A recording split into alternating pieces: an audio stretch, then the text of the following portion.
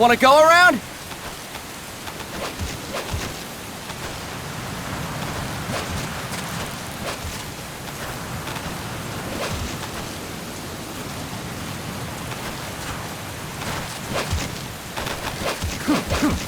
Look alive, ladies! The boss is gonna join us! Show him how it's done, boss! Your first priority in enemy territory is knowing your surroundings. Your life depends on where you are looking and how fast you can identify your targets. Therefore, you must first master moving your line of sight. To move your line of sight, use the right stick. Now when I give you an order, look in that direction. Look up! Good! Look down! Good! You should be familiar with the up and down controls now. Press the action button if you're ready to move on.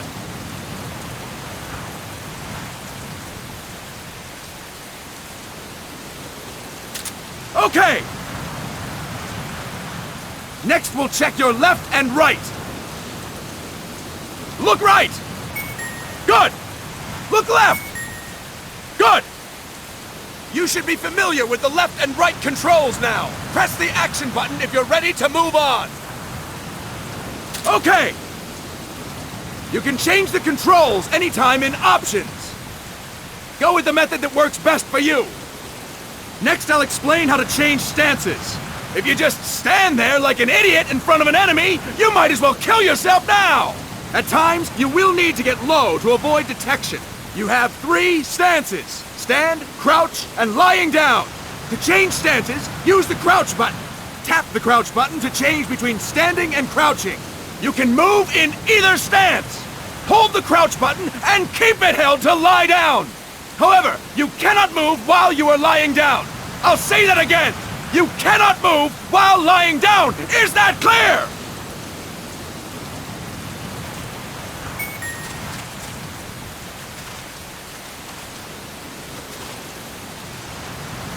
Good!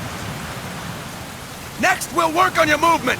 Use the left stick to move around. Tilt it a little to walk slowly, tilt farther to run. Decide which to use based on your situation. Remember that your footsteps are louder when running, making you easier to discover. Be careful!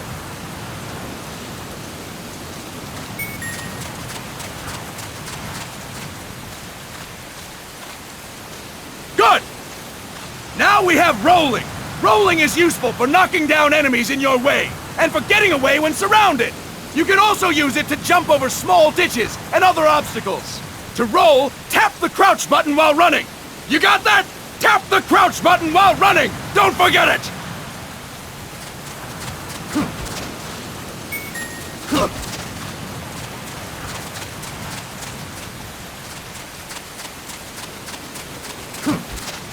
That's it! Next, I will explain how to attack without gunfire.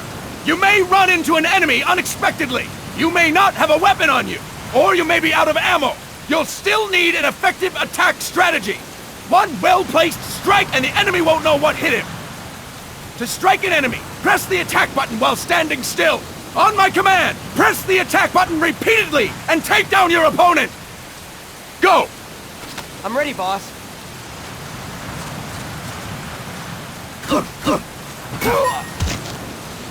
Impressive, boss! Next, we're gonna practice using the stun rod. Hitting someone with the stun rod will shock them with 1.5 million volts. Anyone on the receiving end of that is guaranteed to be out cold. To use the stun rod, press the aim button to ready it, then press the attack button. You'll be glad to know we're using mock stun rods for this training session. When your partner attacks, make him believe it's the real deal. Prepare yourself for stun rod training. Go! I'm ready, boss.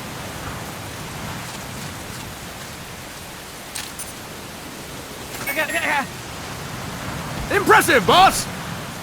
Now, we'll move on to CQC. CQC, or Close Quarters Combat, refers to when engaging an enemy in battle at very close range. It is a quick and efficient way of eliminating a threat. There are various CQC techniques. We will go over each of them. Don't get cocky because you think you know them. This will be different from what you're used to. Pretend you are learning it for the first time. The first technique is throwing your opponent. To do this, Position yourself near your opponent and press the attack button while you tilt the left stick. Be sure to press the attack button when the icon appears. Now, wait for my command and throw your opponent. Go! I'm ready, boss.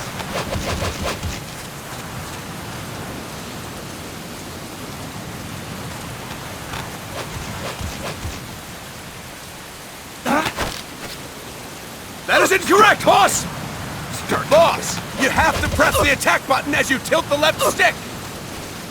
That is incorrect, boss! Fine work, boss! Next, I'm going to teach you how to restrain an opponent close to you. This is a cornerstone of CQC. Grab hold of an enemy, and the bastard's life is in your hands. What you do from there is up to you. Just know that if you restrain him for too long, the average person will most likely pass out. Something to keep in mind. Let's begin. To restrain your opponent, hold down the attack button while near them. Restrain your opponent on my command. Go! I'm ready, boss.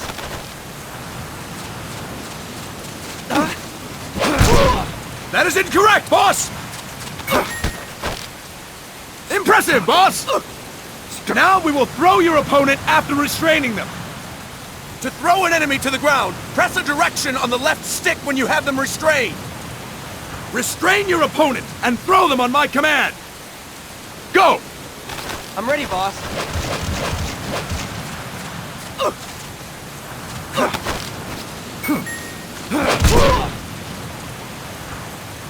Fine work, boss!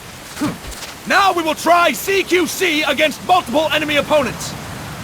You can also take out a group of enemies by throwing an opponent you have restrained.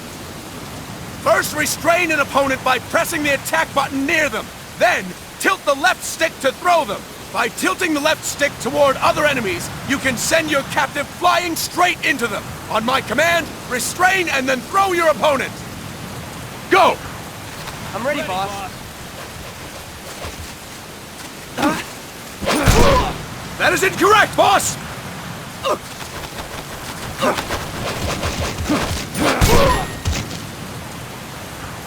Fantastic! Again! Go! I'm ready, boss.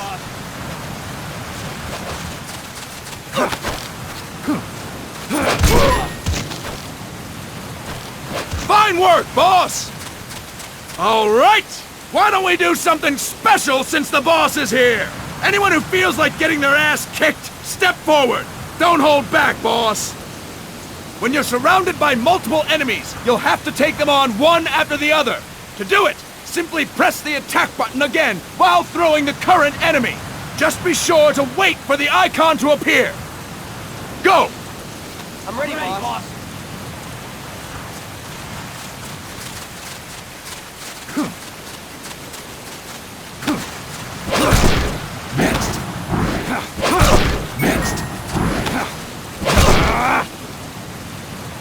Fine work, boss! Again!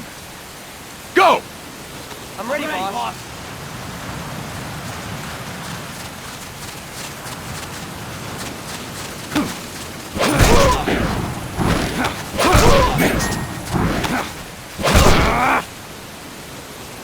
Fantastic! And stop! That's it for today! Thank you, boss!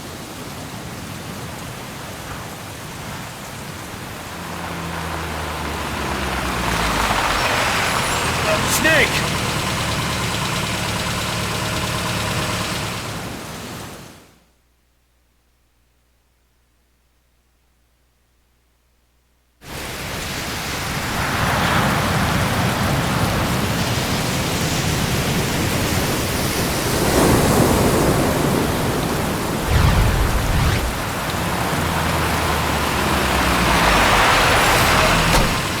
What's going on, Kaz?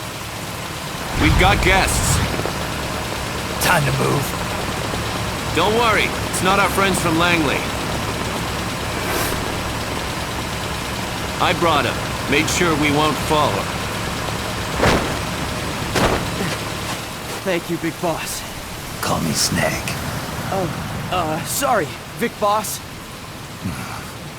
Listen up. For us, there is no victory. But in revolution, doesn't one triumph or die? We don't do either.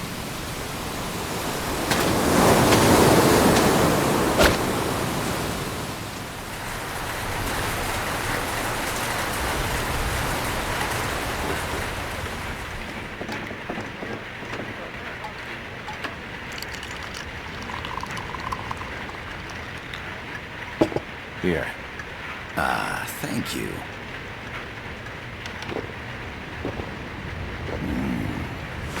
I feel like a new man. There's no coffee like Costa Rican coffee. So, what brings a distinguished scholar from the Costa Rican government to Colombia? Professor Galvez comes from Costa Rica's University for Peace. You see, over the past year, there have been sightings of an armed group in Costa Rica. They're not ours, of course. Costa Rica doesn't have an army. Correct. Article 12 of our Constitution states that the Army as a permanent institution is abolished. The Peace Constitution. You think it's rebels who fled Nicaragua? No, they don't appear to be guerrillas. They're far too organized. What's your government's take? The authorities in San Jose claim it's a multinational security firm, hired by the Development Corporation of Costa Rica. Lies, obviously. They're bringing in state-of-the-art weaponry and equipment by the shipload. Where'd they get that kind of cash? I fear La CIA may be involved. The CIA. As you both know, the United States views Central America as its backyard. Even after Cuba, we've managed to maintain a delicate balance with the US. And your government can't just give them the boot? We are not allowed to bear arms. Japan's constitution has something similar. Article 9. It says Japan renounces war and can't maintain an army. I understand that you and your men have neither state nor ideology. That you will fight any foe. Please, you must drive them out of our defenseless country. We come to you, the Militaires Sans Frontières. So, you want to hire us? Yes, as our deterrent. We can't afford to pay much, it's true. But we can offer you this. A forward operating base.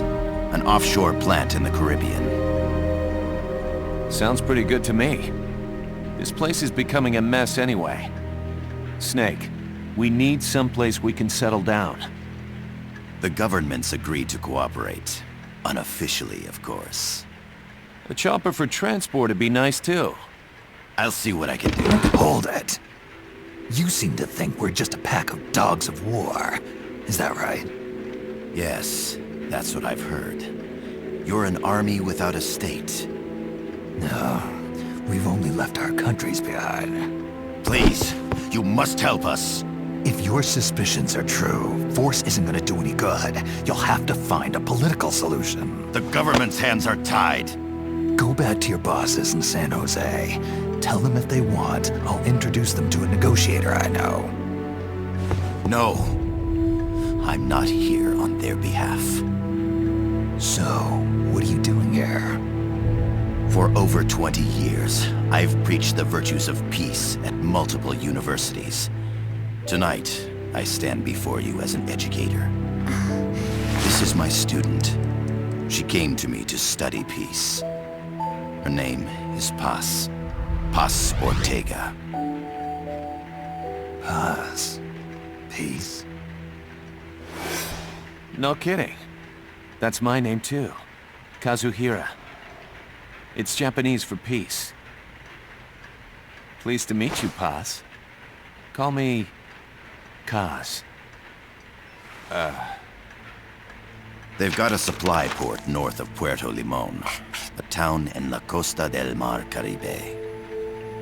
A few days ago, Paz stumbled upon that facility while searching for a lost friend.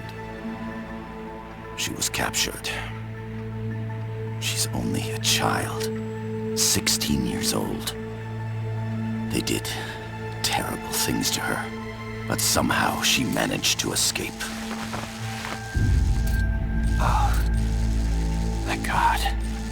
She's huérfana. Her mother died when she was small, and she lost her grandparents in the Civil War. She hates war with a passion like no other. My name is Paz, and I will do anything to protect my namesake. It is my one and only purpose. Please, get them out of my country. Make them leave Costa Rica. Sorry, kid. We know who you are, Big Boss. That is why we've come to you.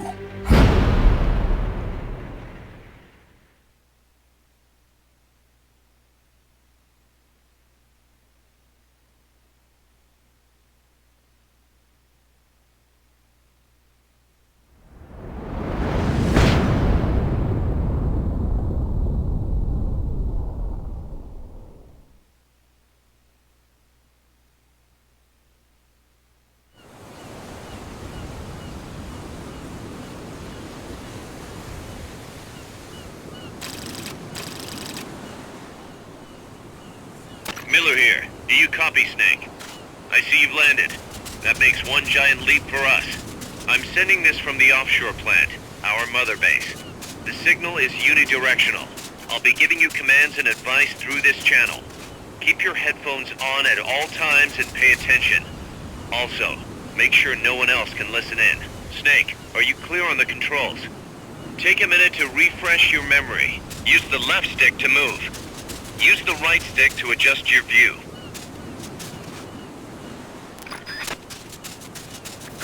To change your settings, use the Start button to open the menu. There's no one around. Why not try some shooting practice? Select a target and squeeze off a round or two. Press the directional buttons while holding the R2 button to switch weapons. Ready your weapon with the L1 button. Then press the R1 button to fire. How about a little shooting practice? Try hitting a coconut. Select equipment by pressing the square or circle button while holding the L2 button. To your map, press the Start button to open the menu. The M16 is a standard assault rifle, capable of rapid fire.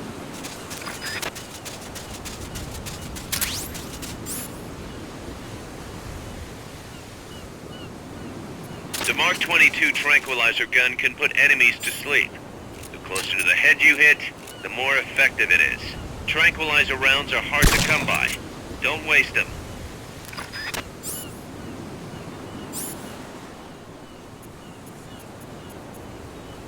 To use the stun rod, first unequip any other weapons, then ready it with the L1 button and strike with the R1 button.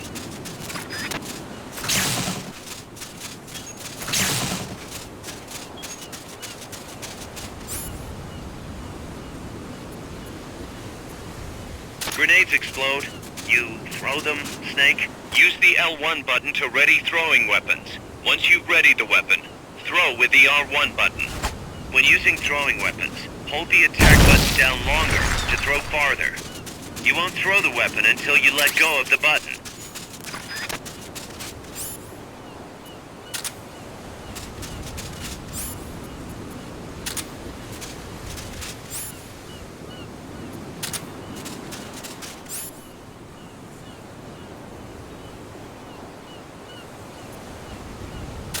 Your binoculars enable you to gather recon from a distance.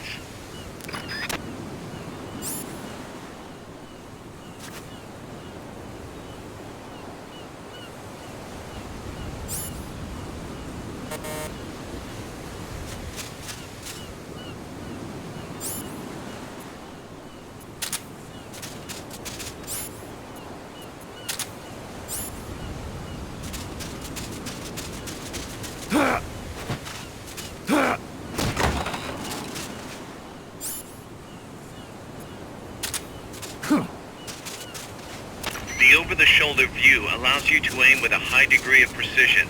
Body part targeting correction will automatically shift your aim to hit nearby body parts. If you want to change the aim settings, take a look under Options. Hitting an enemy's vital points can bring them down with a single shot. You can also intentionally avoid lethal shots. Say if you just want to slow the target down.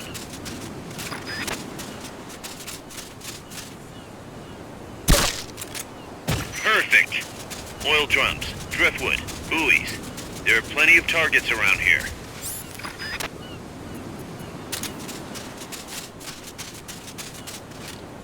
Perfect.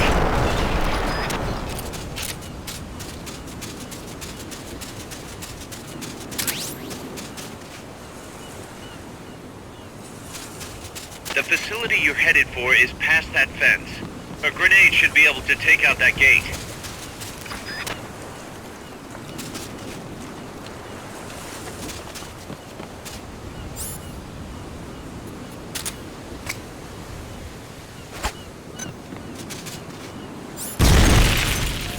Good. You'll reach the objective when you clear the jungle. Head east.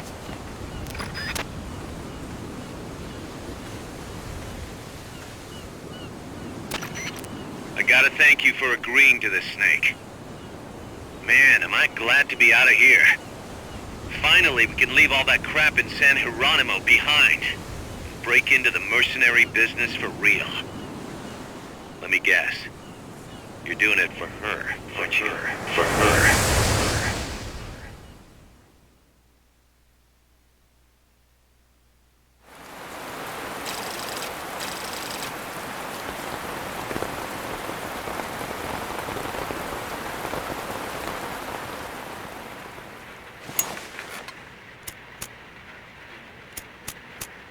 Are they still here? Come on, Snake. This could be good for us. They're willing to give us an offshore plant. A place we can finally put down some roots. This is our chance to expand MSF. We don't need a place to stay, guys. We're nomads. We always will be. What? You'd rather keep wandering from conflict to conflict? Tools in the hands of whoever's fighting at the time? The second we settle down, who's to say we won't become the warmongers? Listen to me, Snake. We're not mercenaries. We're not a foreign legion. MSF's a business. A new kind of business. Look, it's not like we're trying to start a war here. All we need to do is find out who this security company really is. Come on, Kaz. It's pretty obvious that they're backed by the CIA. Wait a sec. That would mean... Our friend, the Professor, is likely KGB. I see. We'd be making an enemy of our homeland. And there'd be no turning back. Ah, this damn thing won't light. Huh? Put on some coffee, Kaz. It's time for a little chat with the Professor.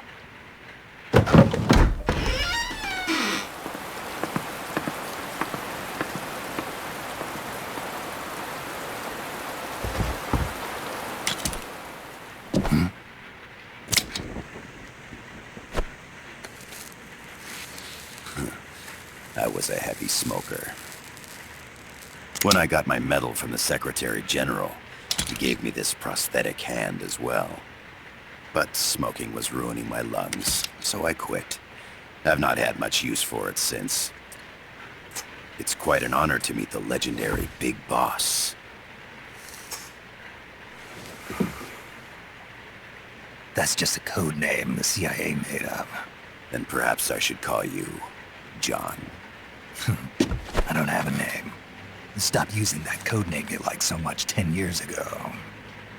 What about you, comrade? What do they call you back at Center? Well then, allow me to get straight to the point.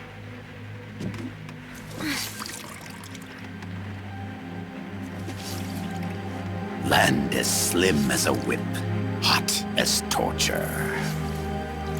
That's the Chilean poet, Neruda. Central America is the navel of the American continents, bridging north and south. We want this land. We'll build a socialist stronghold, then use it to split the Americas in two. America would lose its backyard. And with it, its economic production, shipping lanes, and strategic value. We, on the other hand, would gain a base from which all of Latin America would be well within our reach. He who controls Central America will win this Cold War. First comes Nicaragua, toppling the pro-American Somoza regime. In preparation, we've begun instigating anti-Somoza sentiment and providing aid to the Sandinista National Liberation Front. You're manipulating Sandinista into overthrowing Somoza for you. After the revolution, Nicaragua will become a socialist state. You think America's just gonna let that happen? Certainly not. After all, the CIA is already here. And that's the armed group inside Costa Rica. Precisely. It's clear that they've been sent in to disrupt our efforts across the border in Nicaragua. Simply put, the army now stationed in Costa Rica is CIA capital. But it's more complex than that. The CIA's got something else planned as well. What? That is the million-dollar question. Big Boss, we want you and your unit to find the answer. Infiltrate and investigate the facility in La Costa where Paz was imprisoned.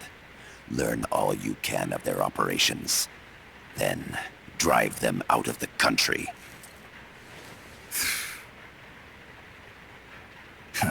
You're asking us to settle a turf war between the KGB and the CIA? What about her? That was all just an act? You mean her words about peace? She was captured, that much is true. But I've kept my KGB affiliation from her. And you thought we'd fall for a sob story? No. I had good reason to bring her along.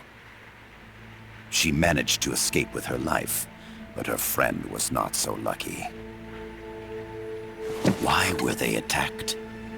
I believe this will help explain. Perhaps they saw something they weren't supposed to. Perhaps they heard something they shouldn't have. A cassette tape? Paz took this during her escape. She says her friend happened to record it by accident. What is that? A portable stereo cassette player. The first of its kind. Ah. I heard they were working on something like that in Japan. Didn't know you guys were too. I believe what you're about to hear will help you understand.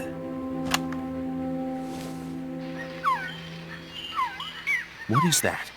A Quetzal? The phoenix bird. Paz's friend was researching birds. She went out into the jungle to record bird calls and stumbled upon this.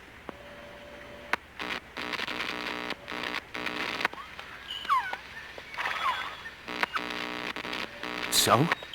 So what?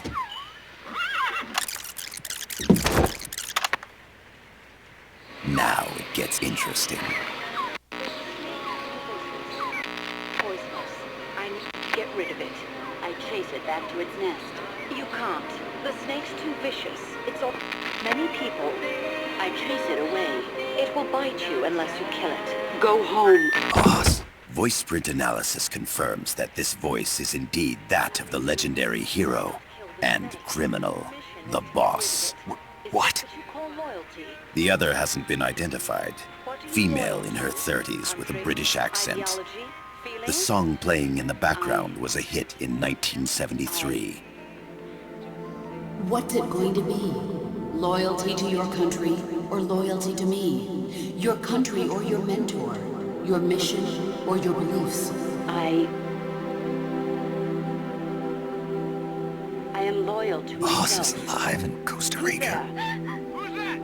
As I understand it, she was your commander, fought by your side. And that you killed her under orders from the CIA, thus surpassing her to become the hero known as Big Boss.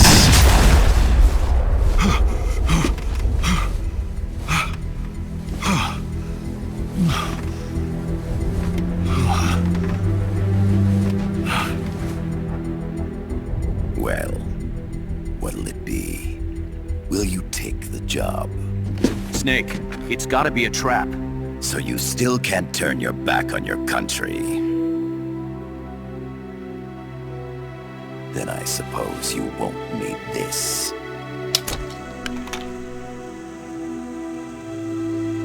Wait!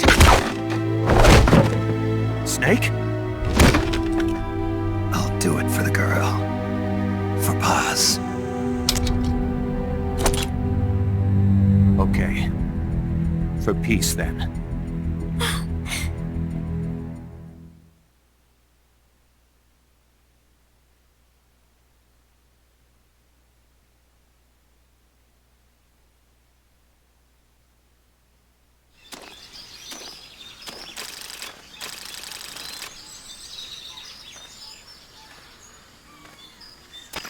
There they are. CIA mercs. Snake, you've got to get past them undetected. Avoid combat whenever possible.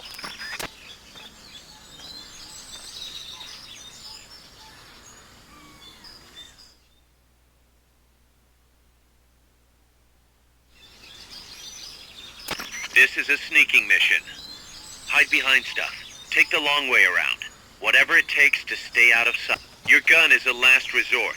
It could just as easily kill you as save you.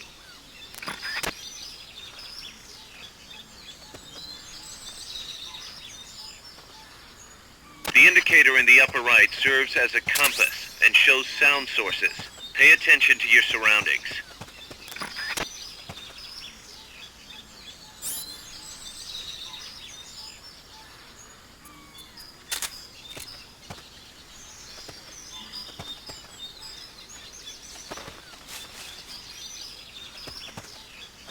Keep your eye on what's left of your life gauge on the left of the screen. To the right of that, you'll see your sight gauge. Exhausting it will inhibit your actions. Your life gauge will recover with time. They heard you. They're gonna come take a look. You'll recover faster crouching than standing up. Lying flat works even better.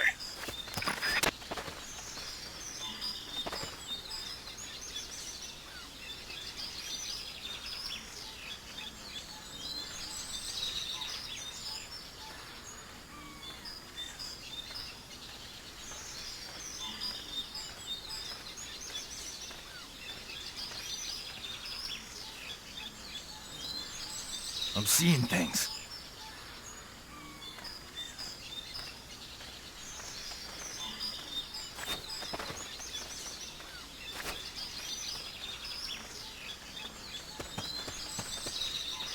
The percentage in the upper right is your camo index. The lower the number, the more easily you'll be spotted. Conspicuous movements and loud noises will compromise your camo index. Your fatigues will act as camouflage.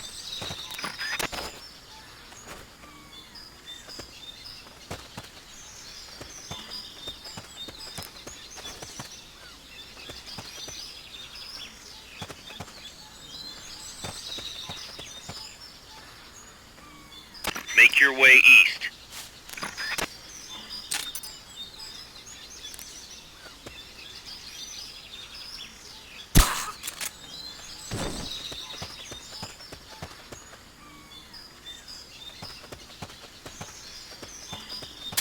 Not enough room, huh? We'll keep it here at the base.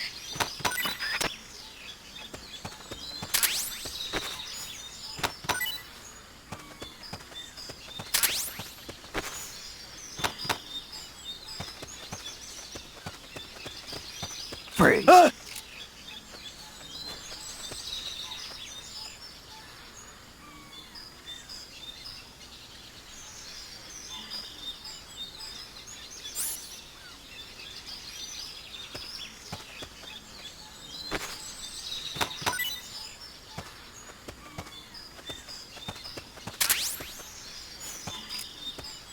When you clear the jungle, you'll be there. Head east.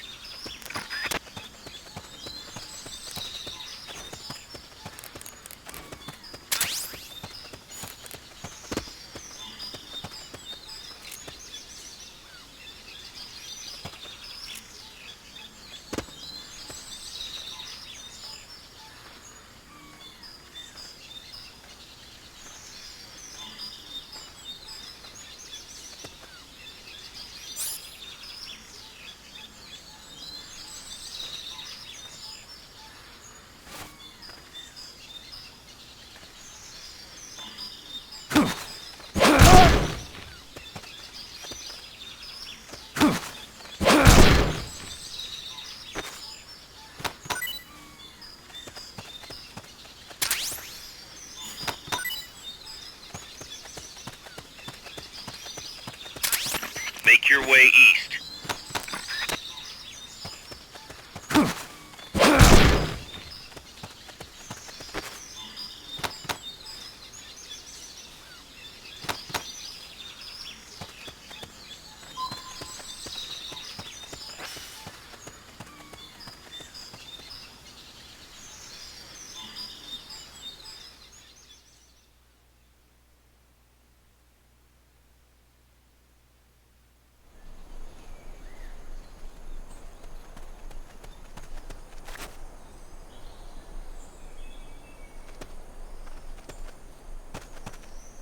Looks like you're inside the comp. Security is tight. Stay sharp.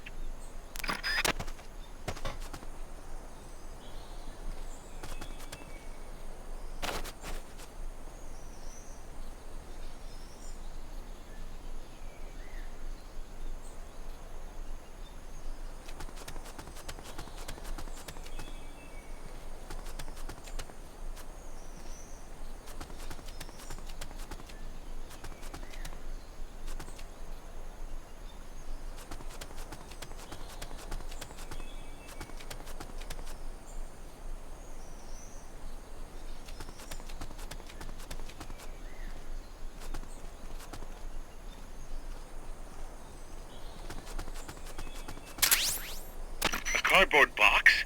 What are you gonna use that for?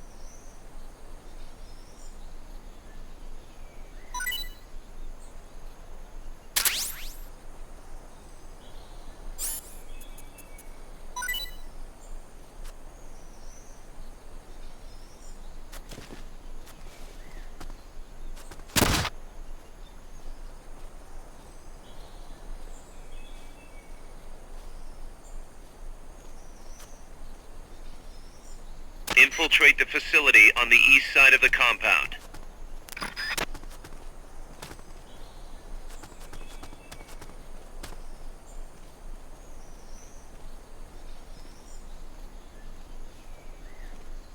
Hey!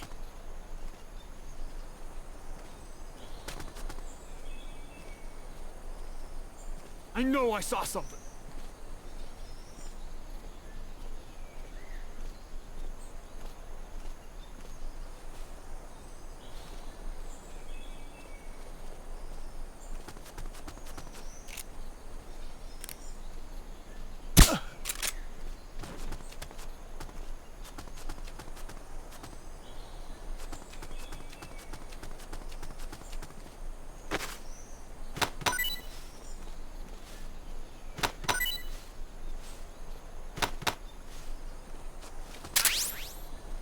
Your objective is the building to the east.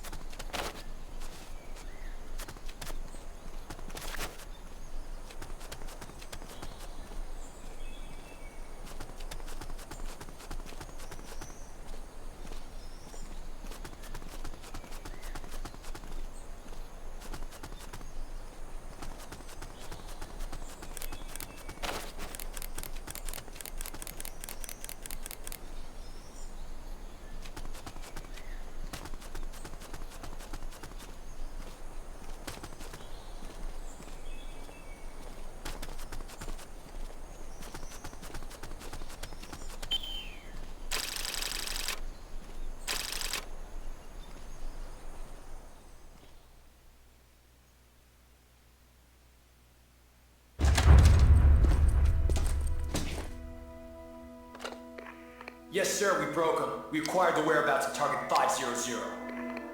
Acknowledged. Spears are loaded. The barge has cleared Point Bravo. Acknowledged. Out.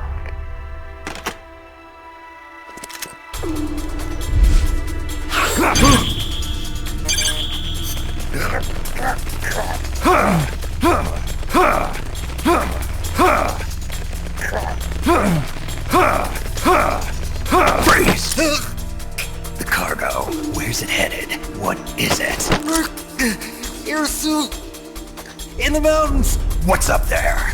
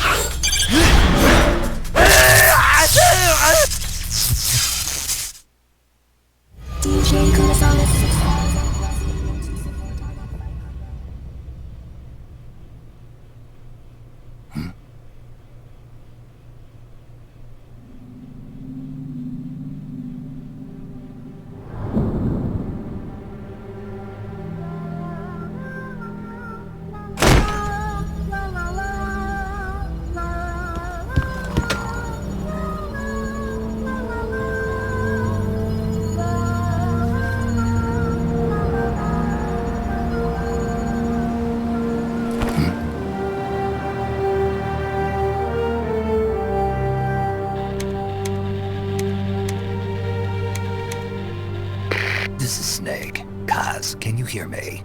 Loud and clear. You found a radio. It's got a circuit that reverses the audio phase.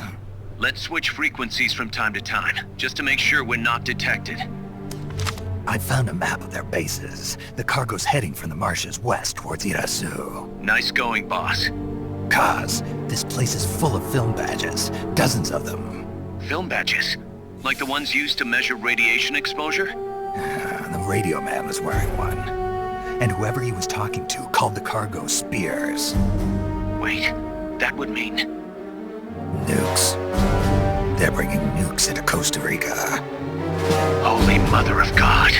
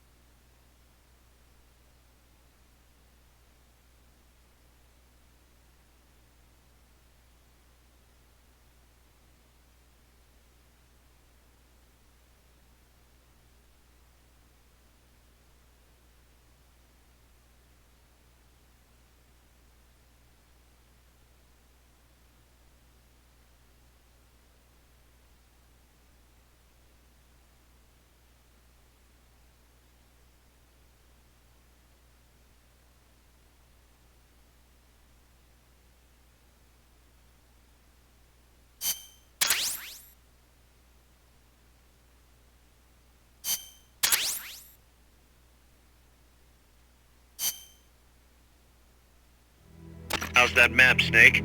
Think you can use it? It tells me where their bases are, but it's just a bunch of points. No routes. I need better intel on the lay of the land. Snake, the professor said he's got the Sandinistas on his side. Said you should get in touch with the FSL and Commandante.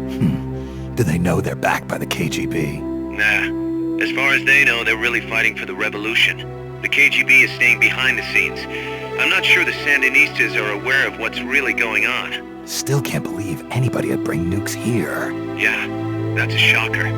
Costa Rica's party to the Tlatelolco Treaty, which declares Latin America a nuke-free zone. Based on Japan's 3 non-nuclear principles, it bans the testing, use, import, or deployment of nuclear weapons. If word of this gets out, Opinol will be forced to act. It'll cause an international uproar. The treaty was signed to prevent another Cuban Missile Crisis. If the U.S. itself is gonna scrap it... Latin America's too close to spawning another Cuba or two already. The entire continent would become one big powder keg. Well, if they did bring nukes, we can't let them get away with it. Are they planning a test? Showing off? Or is it all to keep the anti-American movement in check? Good question. Why bring them here? I can't figure it out. Whatever the CIA's up to in Costa Rica, the professor wants it stopped. We need to find out what that something is. We need to get ready first, Kaz. Repairs? Working as fast as we can, boss. This place is pretty beat. Looks like hell. But as long as you're with us, we'll make it heaven. No one can bother us here. No state telling us what to do. This is the MSF's haven, our mother base. And with this foothold, we'll back you up even better than before. We're gonna turn this pile of junk into something big.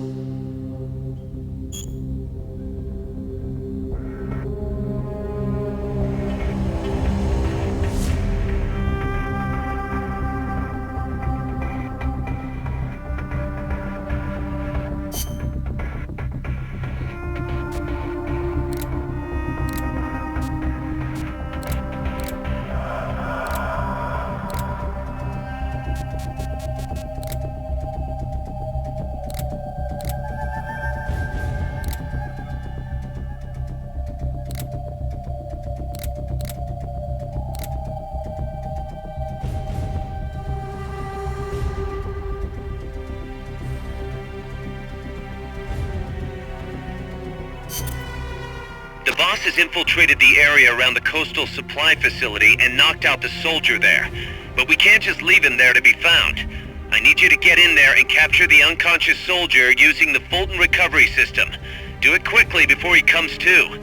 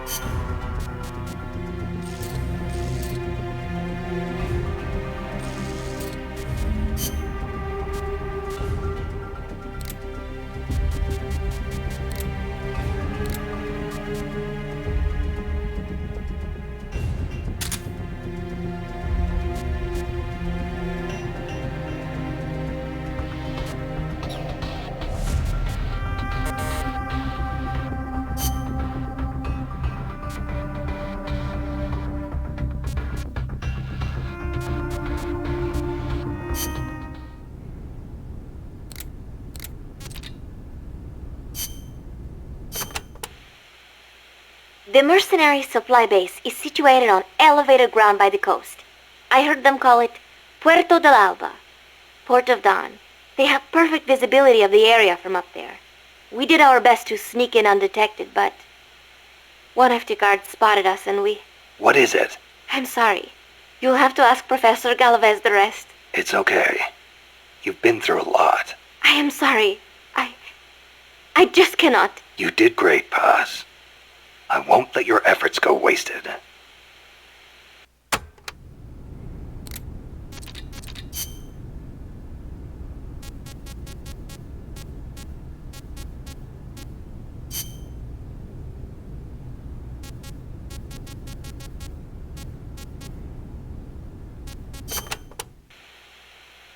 Kaz, what kind of shape is that plant the professor gave us in? First time I laid eyes on it, I thought it was some kind of joke. It was a giant birdhouse, seagulls everywhere.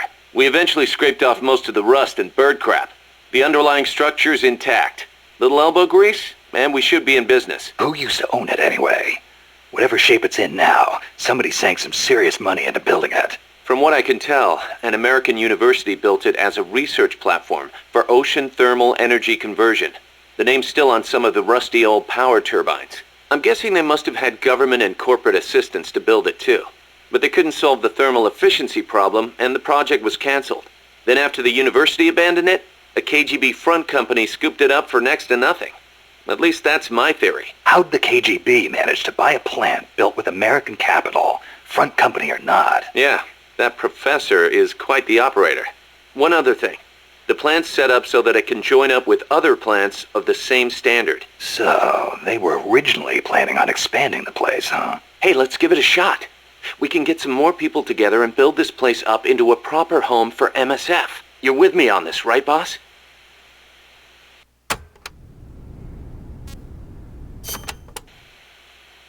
Snake, you can use the Fulton surface-to-air recovery system to send prisoners and unconscious mercenaries you encounter back to Mother Base. I know you've used the Fulton before, but just to make sure I'm not missing anything, let's review the steps. Okay. First, attach a balloon to the unconscious enemy or captured prisoner. Right. I hook a wire to their waist, and on the other end of the wire, there's a helium balloon. Right. Then we'll send over a chopper to catch the floating balloon with its recovery hook and reel it up into its cargo hold. And that's it? And that's it. We finished installing the recovery hook on the Huey. Wait, Kaz. Something doesn't make sense about this whole process. This again. Well, normally, Fulton recovery is for when you're using fixed-wing aircraft. With a helicopter, isn't it simpler to land and pick up directly? Listen, Snake. You're going to be calling for recoveries repeatedly throughout your mission. We want to keep the risk of taking enemy fire to a minimum. The best way to get that done is to do the recovery in a high-speed flyby. That's what the Fulton surface-to-air recovery system is for. Uh-huh. What's the real reason? Helicopters are cheaper, and the repair bills will start adding up once the bullets start flying. I thought so. Kaz, I know we need to keep costs down, but... Boss, you really need to get rid of this whole army mentality. We're not the Pentagon. We don't have billions of taxpayer dollars to play with. And besides... Fine. Just pick a reason that makes sense. Helicopters have quicker response time. Sounds strange, yeah, but it works great. I promise. You'll get used to it before long. Yeah, I hope so.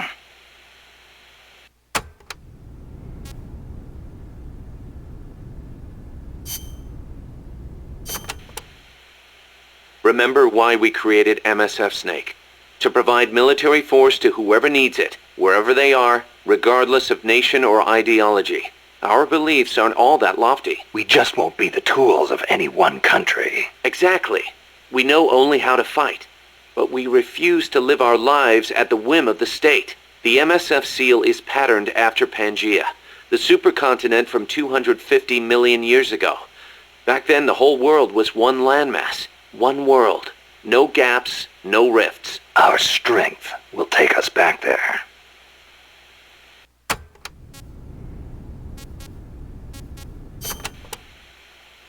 What about you, Kaz? Any interest in expanding MSF? You'd better believe it. I want to make us into an organization that doesn't take orders from any country. Just like you were saying, we have to be strong. Strong enough to defend ourselves. We need money, too. Money to train soldiers to fight. The way I see it, we make MSF into something along the lines of a new kind of business. A contractor providing the full range of military services. Not just combat, but logistics, training, weapons, outfitting, and R&D. Combining the small footprint and exceptional performance of special forces with the raw military might of a full regular army. Only with that kind of power can we break free of nation-states. What I need from you, boss, is to go out and find guys we can bring back here using Fulton recovery. Then tell us what assignment to use them for. I'll take care of the rest.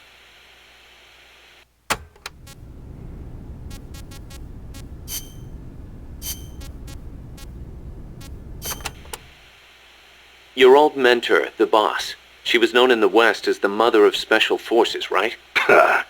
Nothing but propaganda. Actually, it's not all that far from the truth. I heard the KGB just set up a counter-sabotage cell. Alpha Group, I think they call it. There's even a rumor that West Germany created a counter-terrorist unit within its border police after the debacle at the Munich Olympics. Back home in the States, they've got the illustrious Green Berets, the SEALs, and your personal creation, Foxhound. The seeds sown by the boss are beginning to sprout. Same goes for MSF, right? In creating it, you were carrying on the will of the boss. Yeah. She taught me how to fight the hard way. She beat it into me. And now, thanks to her, we can take on missions other than just conventional combat. After all, we've got the same mother as the Army's Special Forces.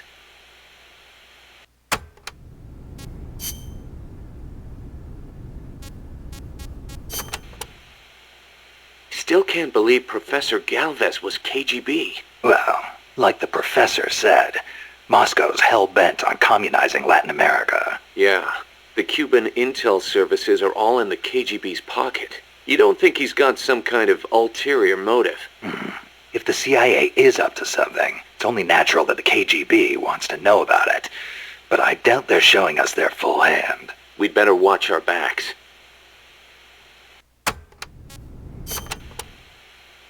What do you think, Kaz? Why did Paz come all the way to Colombia herself? It's a long trip to make just to be Exhibit A in Galvez's sales pitch. She's only 16. Still a kid. Maybe we should take her wish for peace at face value.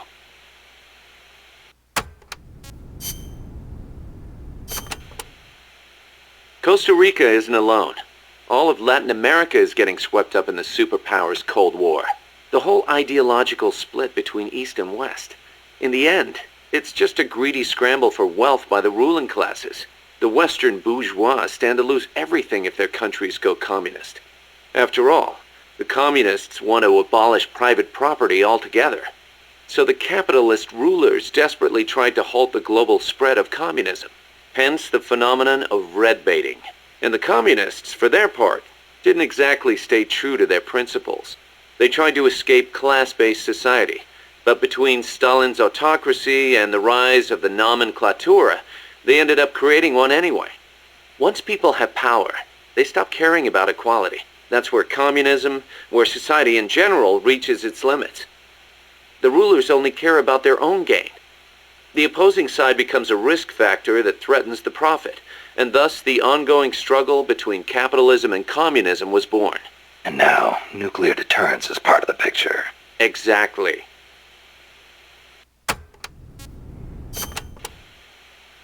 They say nuclear weapons are the reason we haven't seen conflict on a global scale since World War II. The thought that your opponent might launch nukes against you sort of makes it tough to start an armed conflict, especially now that they've got intercontinental ballistic missiles. Nowhere is safe. Of course, all that has caused military expenditures to skyrocket. Well, the only way to ward off a preemptive strike is to flaunt your own nuclear stockpile, and that's caused their numbers to increase exponentially, not just with regards to destructive power, but in terms of targeting technology too. Now they can hit a target halfway across the world with pinpoint accuracy.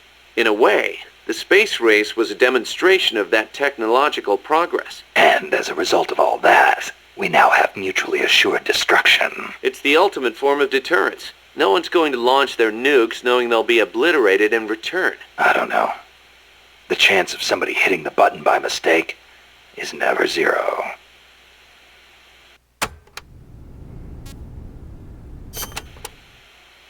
You're right.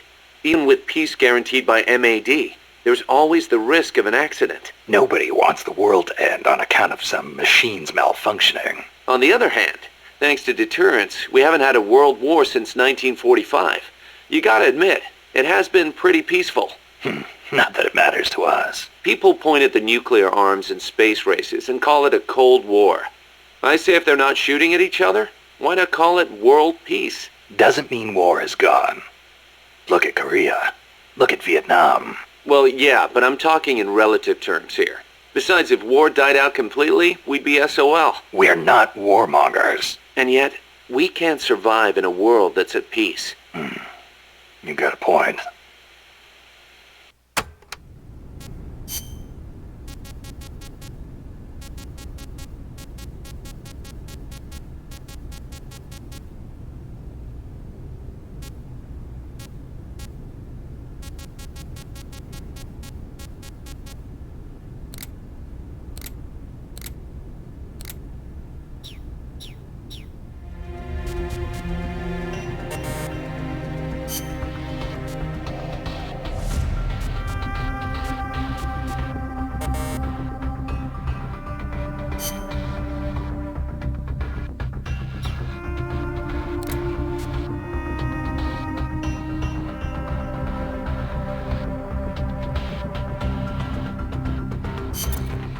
Snake, I rigged that radio so you can contact our young lady friend Paz.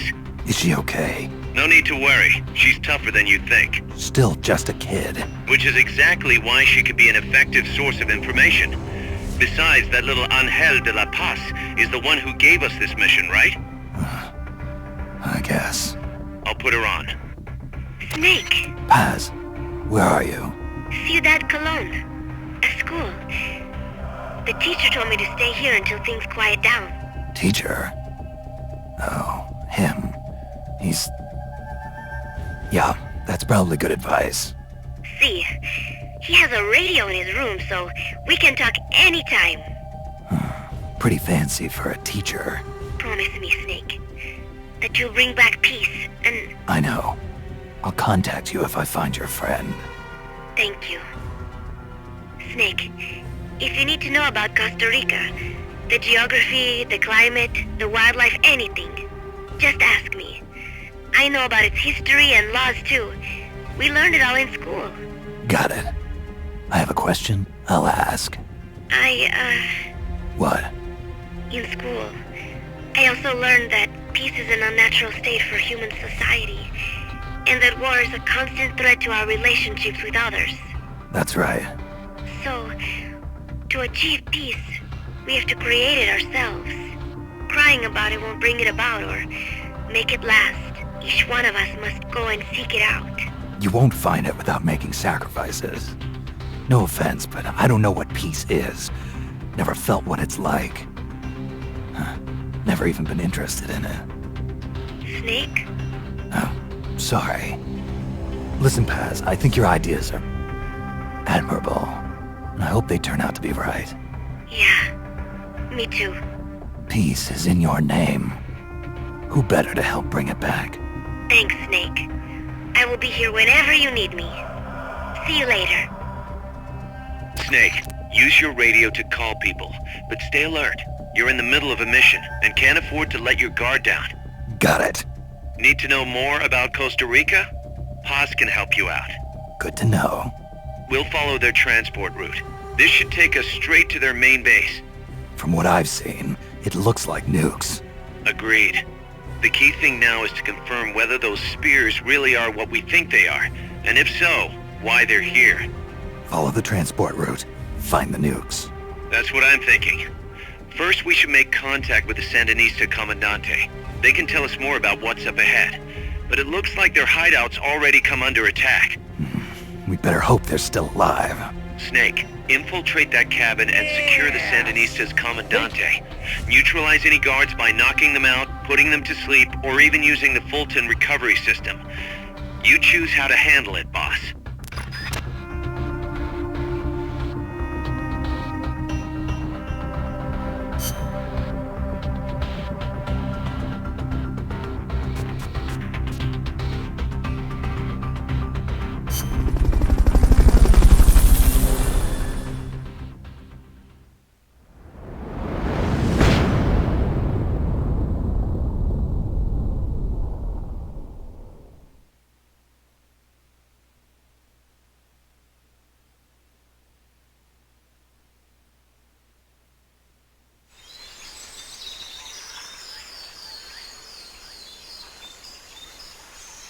Head for the FSLN boathouse. It's northwest of there.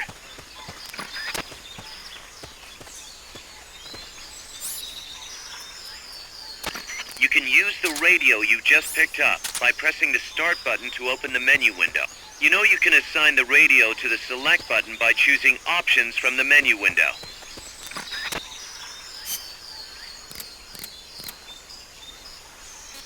This is Miller, hearing you loud and clear. You know you can assign the radio to the select button by choosing options from the menu window.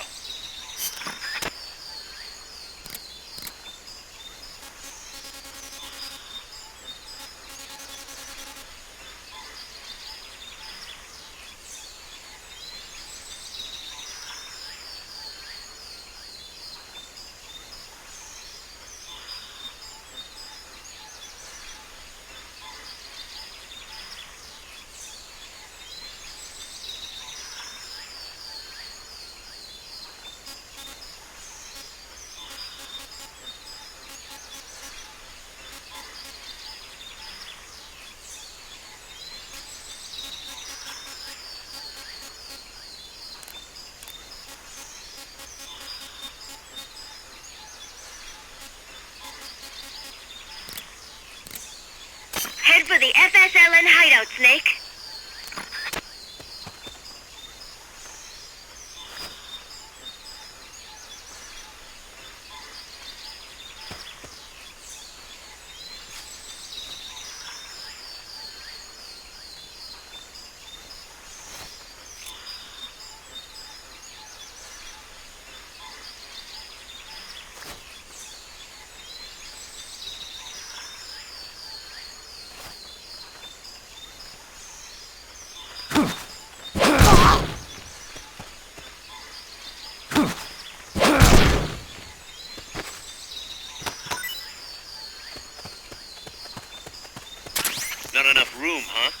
keep it here at the base.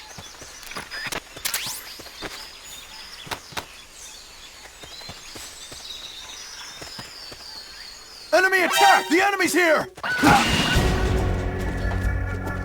They spotted you. Get out of there.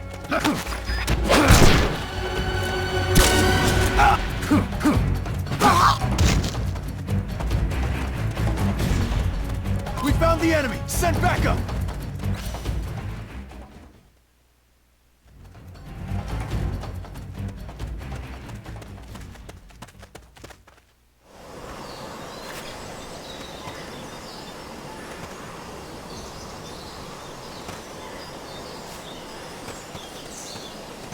That area is not part of the mission.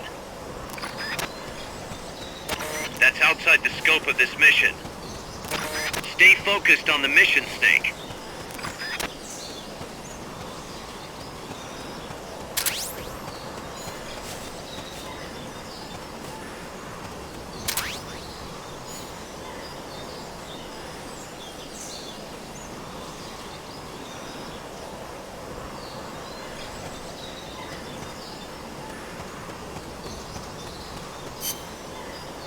That fence seems pretty sturdy. I doubt you could bust through it.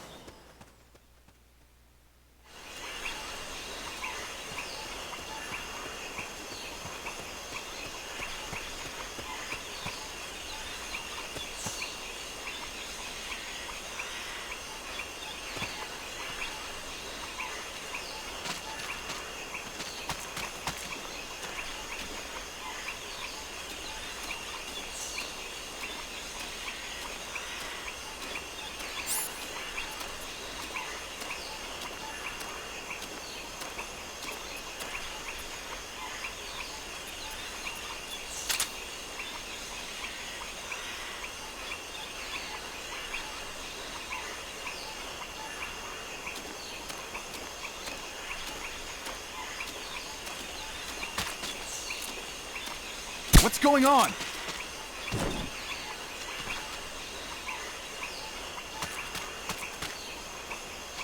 Rise and shine. The enemy's here! Next. You've been spotted. Run for it. It's either that or take out every last enemy soldier.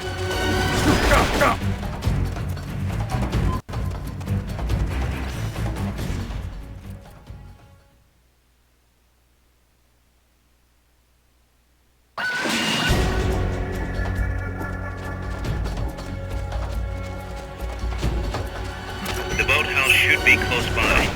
Neutralize the security detail and make contact with the Commandante.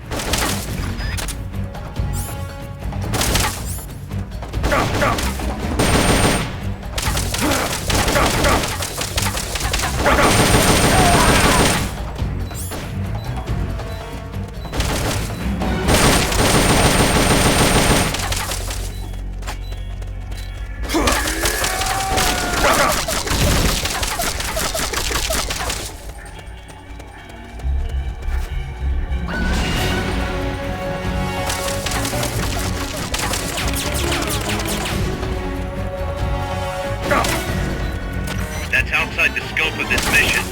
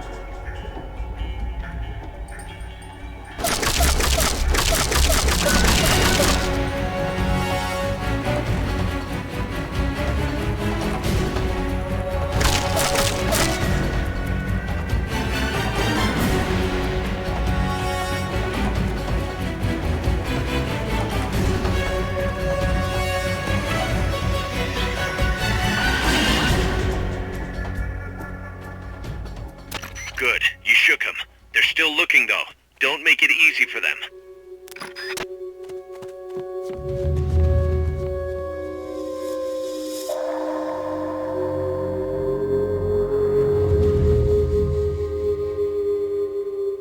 HQ, come in. This is HQ. This is Patrol. Contact lost. Going to alert status. Understood. The enemy should still be nearby. Find him.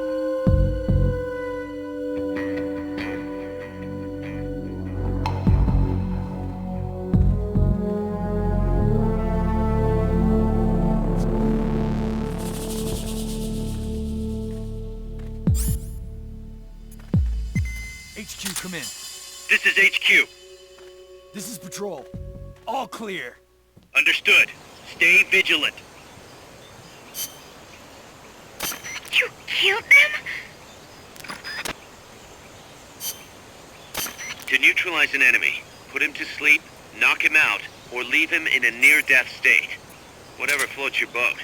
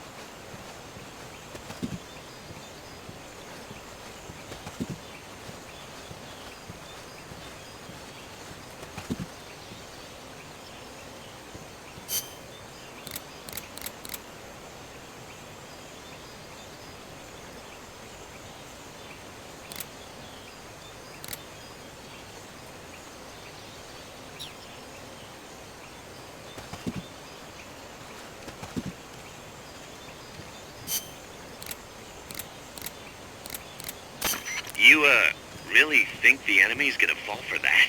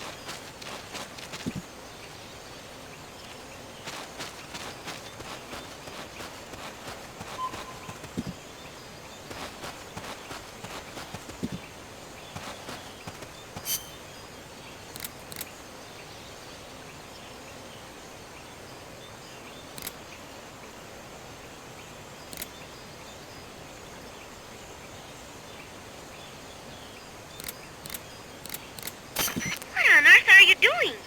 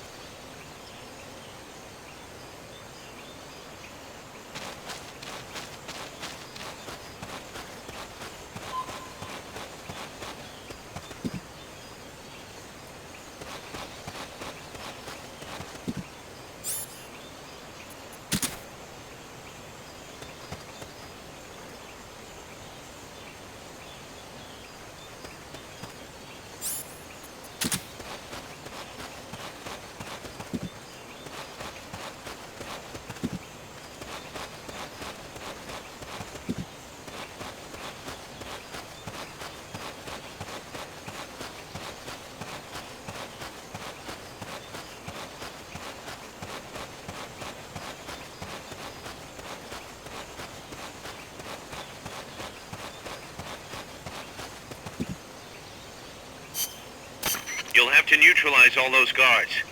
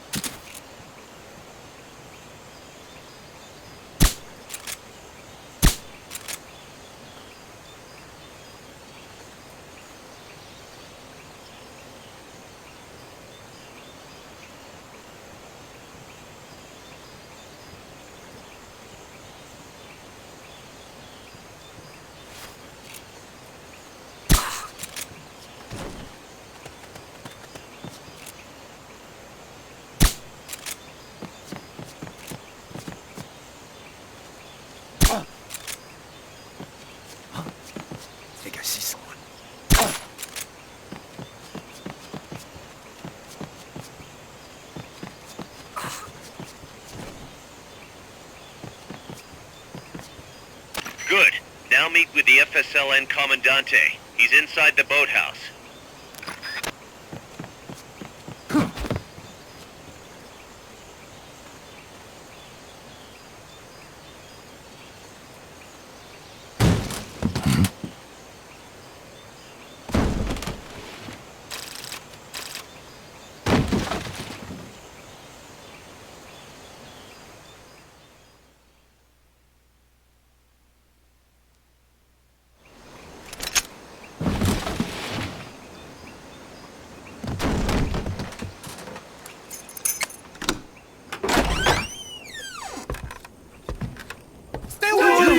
Don't touch me! Get away! ¿Quién es? ¿Eche? No way. What do we do? Sandinista's right. I'm looking for someone. Mi viejo! Shh! He's dead. They killed nuestro viejo. You're his daughter. Then that makes you his delegado, right? Relax, I'm not your enemy. Cuban. A cigar? I'll take whatever you've got. I owe you one. But I prefer cigarettes, you know. How do I look? A little like El Che, no? You Cubano? Colombiano, a photographer. I came to Costa Rica to take pictures of birds. Birds? Yeah, quetzals. You've got no telephoto lens. How do you get your shots? Telephotos for amateurs. It's all in the timing. Oh. Let me smoke Okay, too. we can talk until I finish this. Chico! Tell me what's going on here. This place is crawling with soldiers. They don't look like private security. More like hired guns. They're loaded with the latest gear from all over the world. I heard they're a security force hired by Codesa. Yeah, and I'm Papa Noel. Those guys are UCLA's. UCLA's? La CIA. I saw them, setting up shop in town. They're planning to do here what they did in Chile. If that's the case, what are they after? Whatever it is, it's not us. You don't think they're here to push you back into Nicaragua? Impossible. Too much hardware. Too many bases. Didn't you see? They've got helicopters, tanks. It's like we're in Da Nang. There must be something else. They have a base near here. There's a factory to the north, across the suspension bridge. Factory to the north, across a bridge. Have you seen the big transport boat? Mercenary crew on the Rio Del Jade. You mean the barge? It's upstream from here. Up toward Irasu. Any idea what's on it? I could introduce you to some of our compas up there. But I don't recommend going to the mountains. We've lost a lot of people there. They take us captive, torture us for information about our compas, and then they kill us like pigs. Got it! Alright! This was our last hideout, the final refuge for El Frente, after being pushed out of Nicaragua and into this peaceful paradise of Costa Rica. Then, El Monstruo attacked. A monster. Y mi viejo.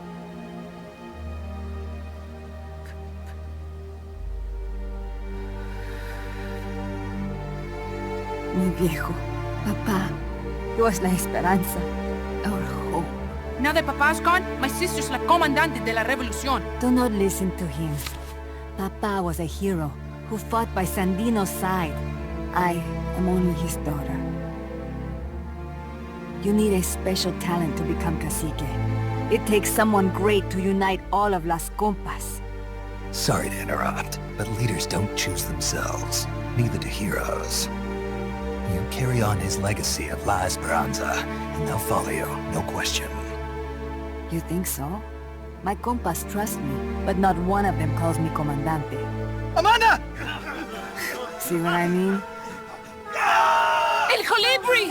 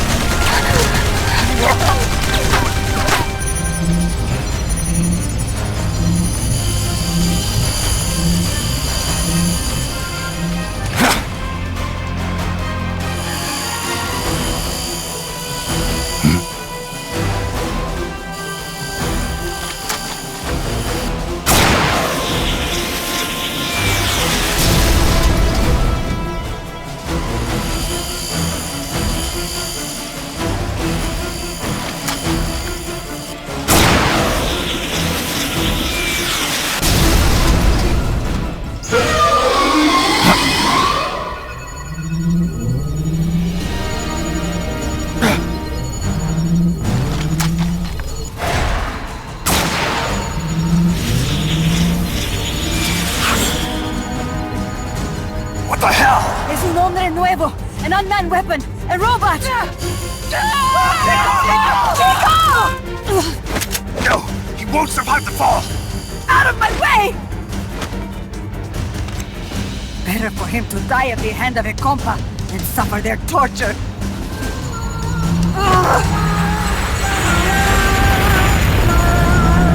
Stay here. As long as I'm still alive, I might as well be king. Over here! Fine, Chico! ¡Venceremos!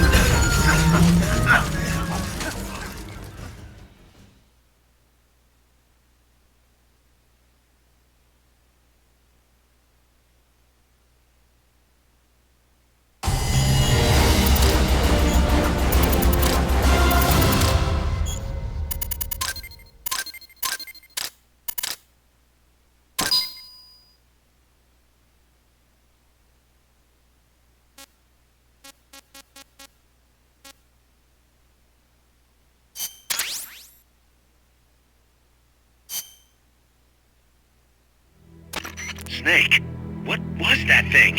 Whatever it was, it looked unmanned. Unmanned? I'd heard rumors, but an operational unit? What the hell is going on here? Not to quote Amanda, but the hardware they've got here isn't just unusual, it's overkill, which means one thing. It's nukes.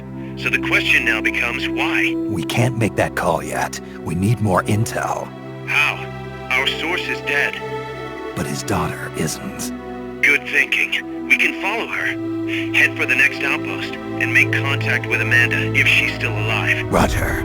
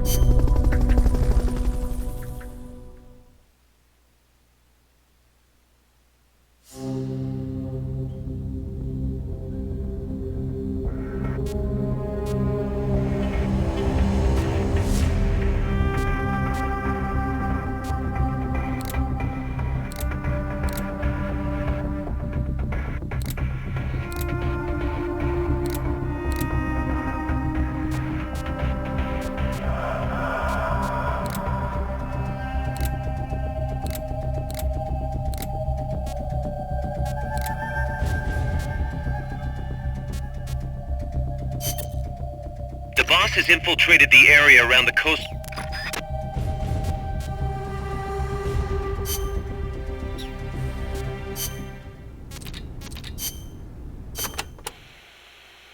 Snake, you can use the Fulton Circle.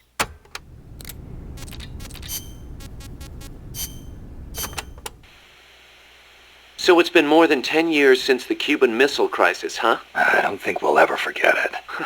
No kidding. Those 13 days starting October 15th, 1962, were probably the closest we ever came to all-out nuclear war. The Russians deployed nuclear missiles to Cuba. America responded with a naval blockade. Then Russia shot down an American spy plane. I was still a teenager back then, but I remember what it felt like to be one step away from nuclear war. The adults were freaking out. If it wasn't for the Cuban Missile Crisis, there might never have been an Operation Snake Eater. And... What's the matter, Snake? It's not like you to get all hypothetical. I guess not. It was the reassessment after the missile crisis that paved the way for the hotline between Moscow and Washington, and also for détente. That's irony for you.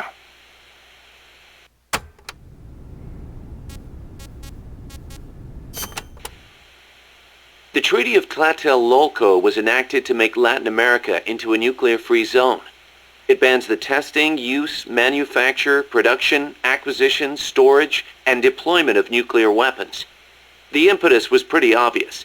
The series of crises triggered by the deployment of nukes in Cuba. Not hard to imagine. Those 13 days had the whole world frozen in fear. Of course, the country that started it all, Cuba, hasn't actually ratified it yet. Still, the treaty's backed by over 20 countries. Anyone flouting it risks becoming an international pariah. True. Opinol would investigate, no doubt. I heard they used Japan's 3 non-nuclear principles as their model when they drew up the treaty. I think the Treaty of Tlatelolco might have been their way of asking nuclear powers not to use nukes against them. That's the biggest difference between the treaty and the 3 principles. I guess you could call it a 4th principle.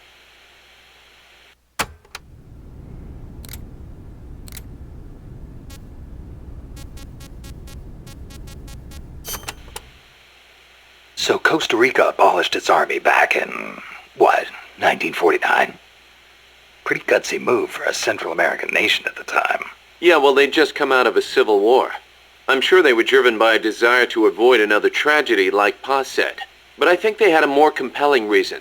Army coup d'etat are a way of life in so many Latin American countries.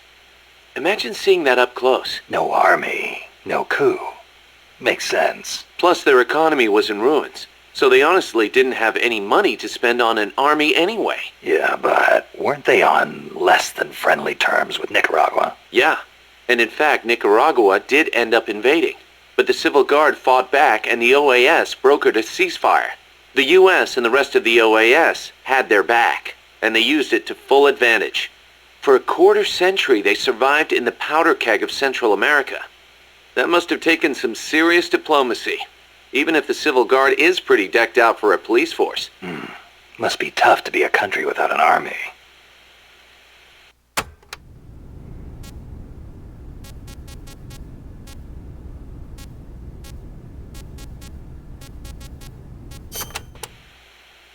Hey, Snake, mind if I ask you something? Since when did you start asking permission? So, you used to be part of a CIA paramilitary unit, right? That's right. Ever do any ops in Central America? No, not personally. But there were other units who did all kinds of stuff. I remember the Bay of Pigs invasion back in '61. The papers had a field day with it. Operation Zapata. That was the CIA code name. The whole thing went south. Then there was Che Guevara, being hunted down in Bolivia. I heard the CIA had a hand in that, too. There were several units similar to mine. MSP, SOG.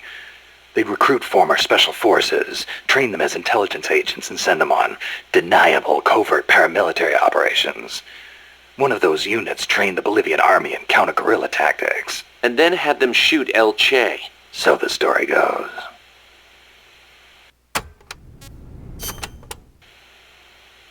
Around here they say La CIA instead of CIA, huh? Nothing strange about it. That's how it's pronounced when you read it in Spanish. It has the feminine noun ending a, so they use the article la. Apparently some people have taken to using the term UCLA. That's a new one to me. What's it mean? It stands for Unilaterally Controlled Latino Assets. Meaning they're local agents? Yeah, that's the idea. Washington uses them like pawns. Nobody knows who they really are or what they're doing.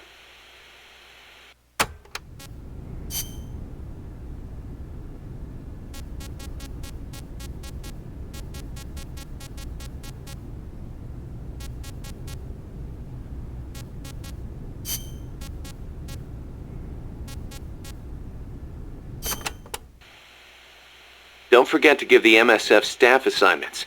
Where you place people will determine how Mother Base grows. Right. That goes for me too. Assign me wherever you think is best. You? I thought you were second in command. Don't worry, I've got that covered. But MSF is still small, and I don't have the leisure of sitting around on my butt all day. I see your point, but... Not to brag or anything, but I kick ass at whatever job you gave me. Put me in the area you want to focus on developing most. I'll take real good care of the staff there. Easy, cuz.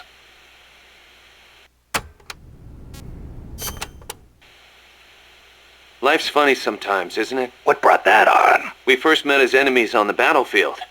And now here we are fighting side by side. You mean Columbia? Yeah. After I quit the JSDF. I made my way there and got myself a position as a drill sergeant for a band of revolutionaries. Despite the fact that I'd never seen a day of combat. I see you had the gift for talking business in Spanish even back then. Oh, come on, stop it. You're making me blush. Unlucky for me, though, you were in the service of the Colombian Army. I remember it like it was yesterday. It all happened in an instant. You guys ambushed us, and half my unit was taken out. My mind went totally blank. I couldn't keep it together. My whole unit was wiped out. And I was left half dead from a bomb blast. Then, as I was leaving, you yelled out at me. I came all the way from Japan to be here.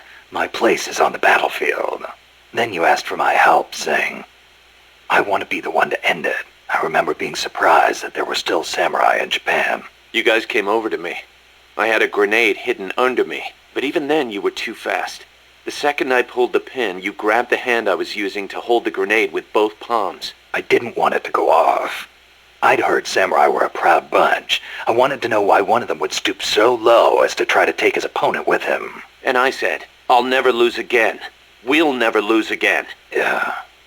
We'll do whatever it takes, but we'll never be beaten again. Then, I passed out from the blood loss. When I woke up, I was in your camp's infirmary, stuck full of tubes. Why'd you save me? Your enemy after I tried to kill you. Because you swallowed your pride and fought with everything you had. I just didn't want to lose. You found a way to fight back, even in the face of death, even when you knew you were going to die. That's the mark of a true warrior. It's not about gain and loss, or victory and defeat. I looked at the way you lived your life and saw the path I needed to take. As a warrior. Wow. I never knew that. And that's why you... I realized then that the battlefield doesn't only divide people into allies and enemies. Sometimes it tells you more than just who's an ally or who's an enemy. Sometimes it helps reveal your true comrades. Like you and me, huh? That's right. And 2 years later, here we are.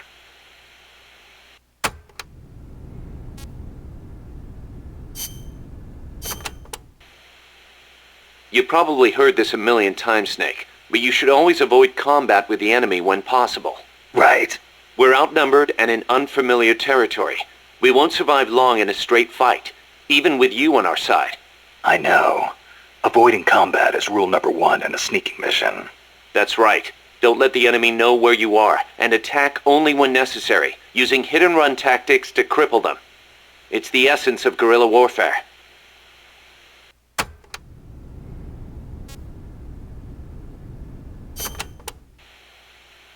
Can I ask you a favor, Snake? If you ask nicely. To make MSF bigger, we need to do some recruiting. Yeah? What's your point? I want you to avoid killing enemy soldiers as much as possible, and send them back using Fulton recovery. Not much we can do with a corpse except give it a funeral. Obviously. Put him to sleep, knock him out, hold him up even. And if you do have to fight, try to leave them near death instead of dead. And then use the Fulton recovery system. Sounds easy enough. You know what'd be really nice, though? If we had a way to Fulton recover anybody at any time.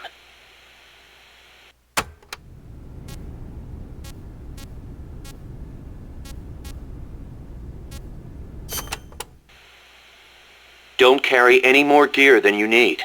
If you try and stuff your entire arsenal into your backpack, it'll be too heavy and your mobility will be impaired. You'll only be hurting yourself. I know. Take only what you need. Every rookie knows that. You can check the weight of your gear before heading out. So make sure you do. Got it.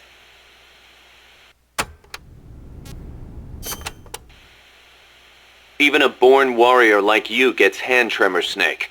It happens even when you're full of stamina, and it only gets worse when you're tired, especially with larger, heavier weapons.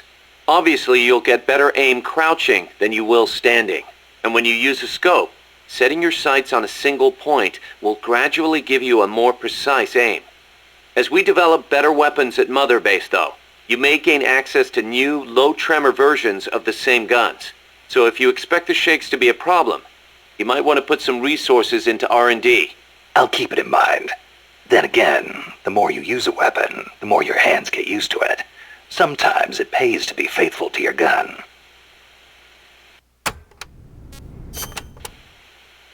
Choosing the right uniform is crucial. Pick one that matches the mission objective and your own combat style.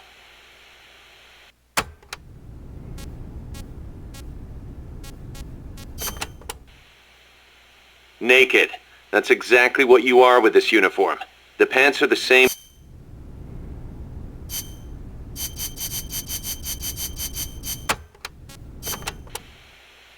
Jungle fatigues are made for jungle combat. They provide decent protection and let you carry a fair number of weapons. Your standard uniform, basically. The distinguishing factor is that your camo index will vary a lot, depending on the area. Wear a pattern that makes you blend in with your surroundings, and your camo index goes up. Wear something that clashes, and you'll stick out like a sore thumb. Pick the right pattern for the occasion. Sigint used to lecture me on it all the time. Naked. That's exactly what you are with this uniform. The pants are the same as the jungle fatigues. Obviously, since you're exposing your bare skin, your defense and camo index are gonna be low. On the plus side, it's so light you can move around quicker. Good for showing off muscles, too. Hey, Snake. I heard they gave you your old code name because you used to run around with your shirt off. Is that true? Don't believe everything you hear. They called me naked because I went in without gear or food. I had to procure everything on site. You mean they sent you into the jungle without even a pair of pants? On a halo jump from 35,000 feet? Sweet Jesus, you are a legend. You're busting my balls, aren't you, Kaz? Little bit, yeah. Hilarious.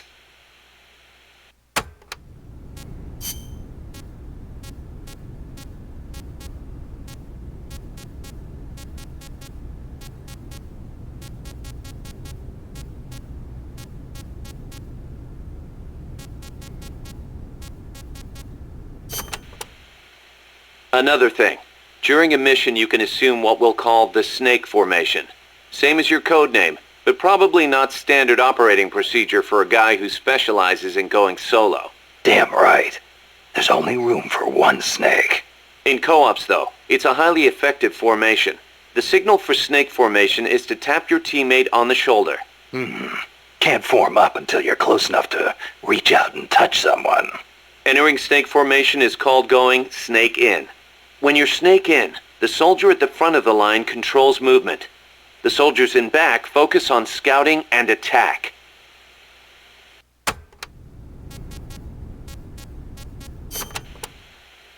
If camaraderie represents how much your teammates trust you, then heroism shows how high your reputation is. Heroism? That's right, heroism. Your reputation affects your ability to recruit new members to MSF. With higher heroism, it won't take as long to convince guys to join our cause and send them back by Fulton recovery. So, how do I get this heroism thing to go up? Lots of ways. Complete tough missions, avoid unnecessary bloodshed, and don't get caught by the enemy like a deer in headlights, or you'll never be heroic. Also, getting out there and attacking the enemy in co-ops will boost your reputation among your teammates. Of course, it'll get the enemy gunning right for you, too. But don't sweat it. Be yourself. Be the boss. From where I'm standing, you're plenty heroic already. Knock it off.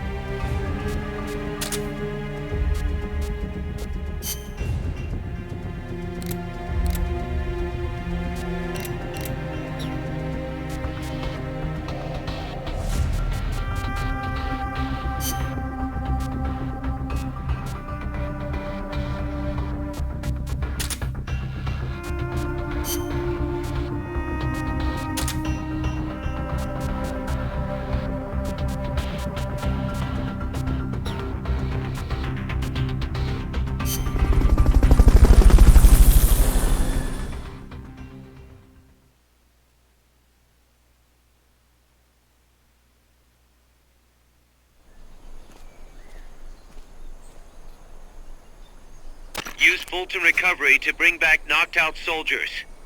To use Fulton Recovery on a soldier, get up next to them so the icon appears, and push the action button.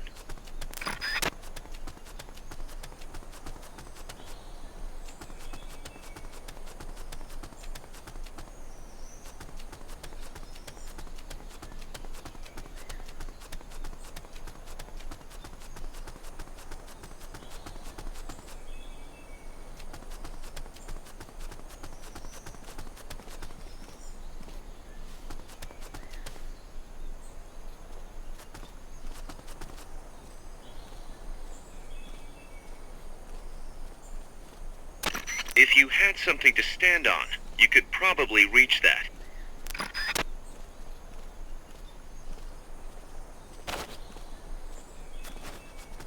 Hurry up and send those knocked out soldiers back here. Don't mess around or they're gonna wake up. Looks like that soldier's out cold. Try using Fulton Recovery on him. Huh. Is somebody there? Not enough room. We'll keep it here at the base. Okay, you're done with that area. Head for the goal. It's the enemy! Send reinforcements! Understood. Stay out of sight till they've called off the alert.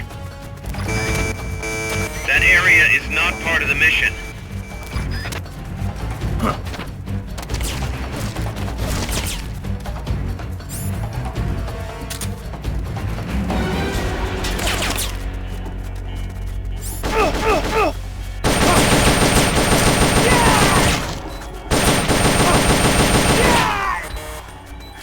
Stay out of sight till they've called off the alert.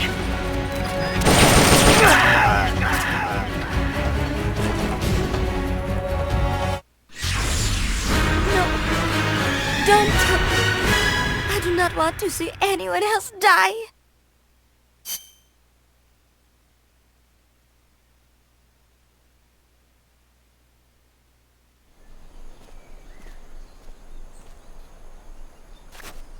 Use Fulton Recovery to bring back knocked out soldiers. To use Fulton Recovery on a soldier, get up next to them so the icon appears, and push the action button.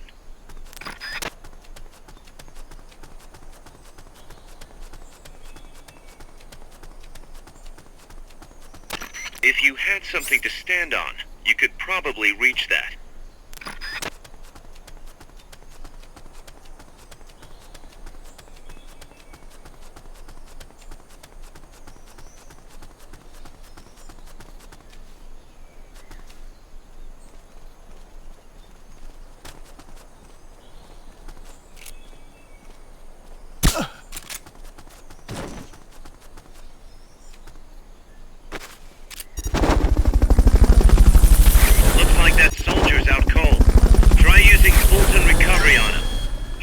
Send those... Okay, you're done with that area. Head for the... Mission complete. The folks back at Mother Base will be thrilled.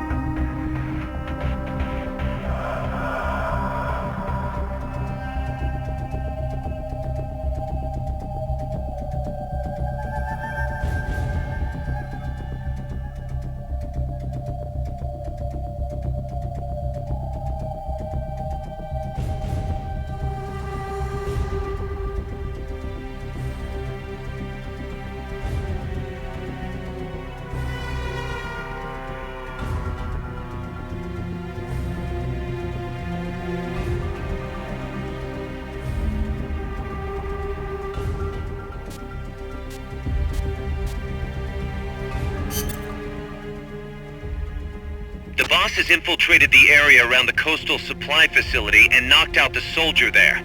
But we can't just leave him there to be found.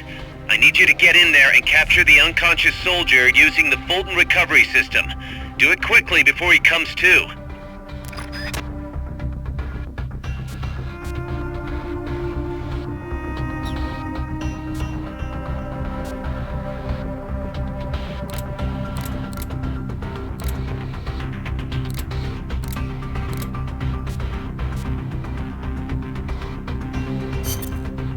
The direction Amanda's Sandinistas were going corresponds to the location of the next outpost, a supply depot. We should be able to make contact with her there.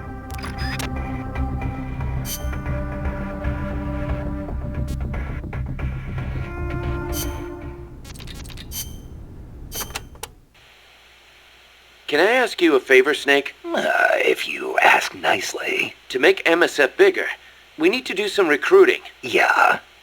What's your point? I want you to avoid killing enemy soldiers as much as possible.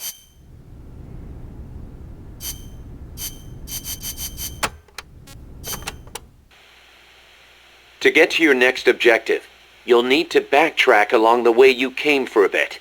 Don't get too comfortable just because you know the terrain.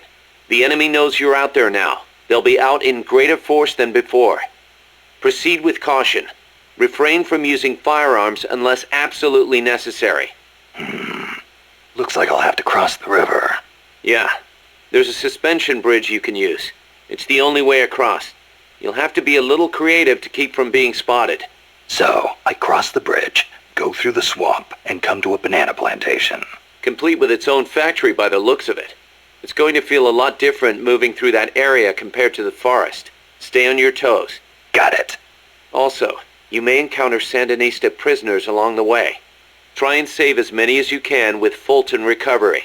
I'll keep an eye out.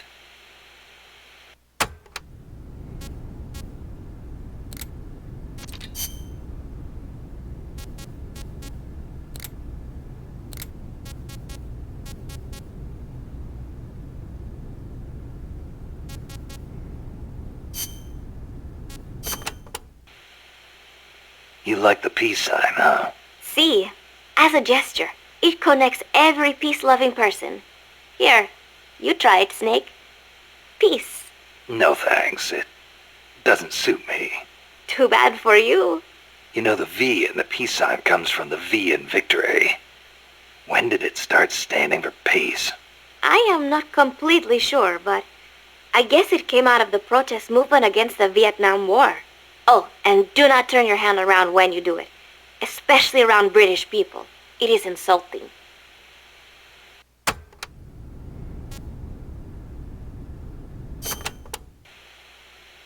So, you live alone now? No, not alone. I've been living in school dormitories since I started junior high. After my mother died, my relatives took me in, but they were not my real family. You didn't fit in there? In a way. My aunts were kind to me and all. But I know how difficult it must have been to suddenly have a child thrust into their lives. When you live with someone, there are no secrets. I could tell my being there was a burden on them. Sounds like a rough childhood. I would not say that. I was lucky just to have people take me in.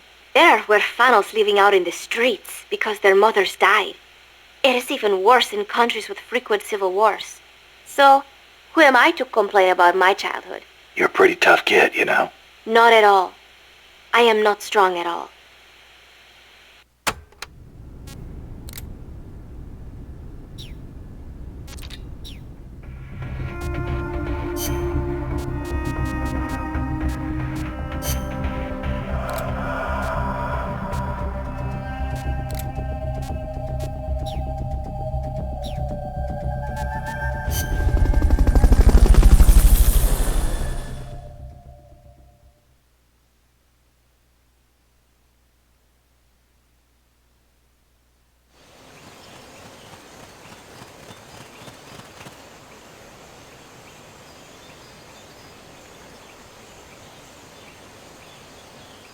Careful.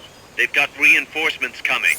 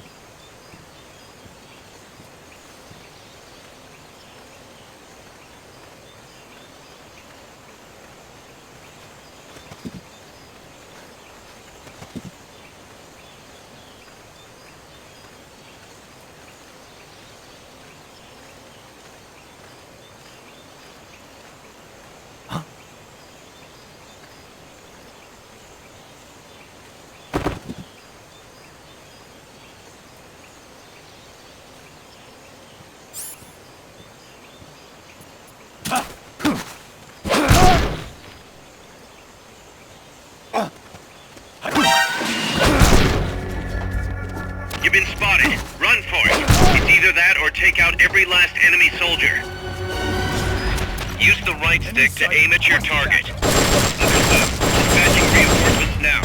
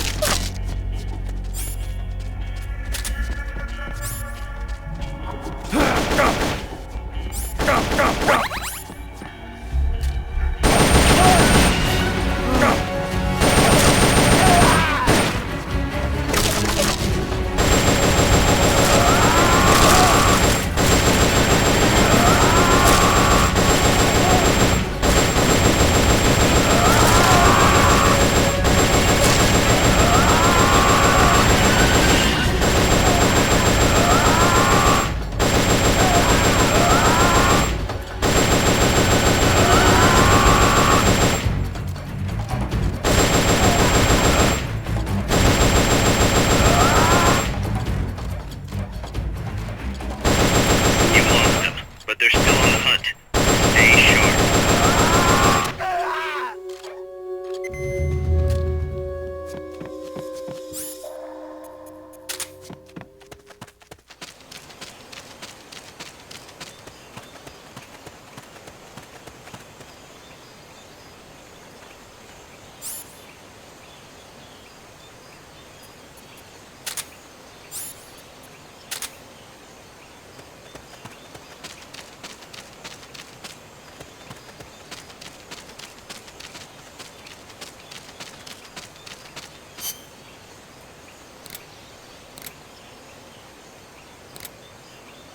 They may be the enemy, but I cannot believe you.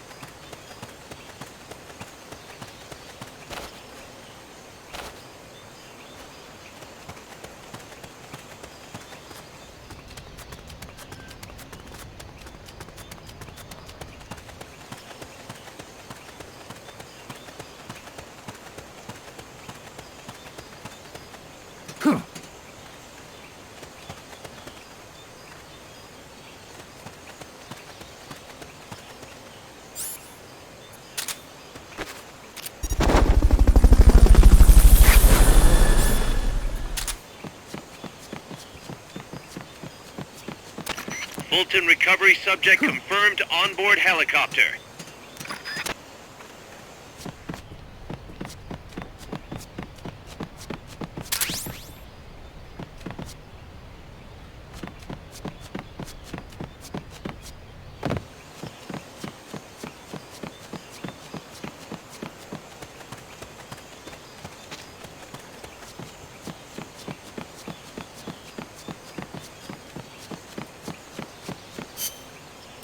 You killed them?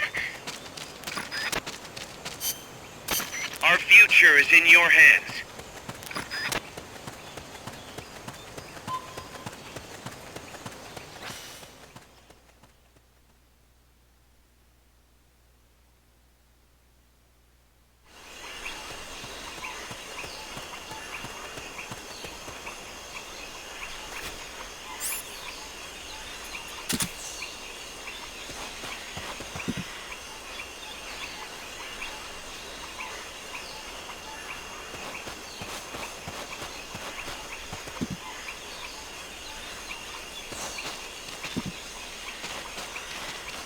Not enough room, huh?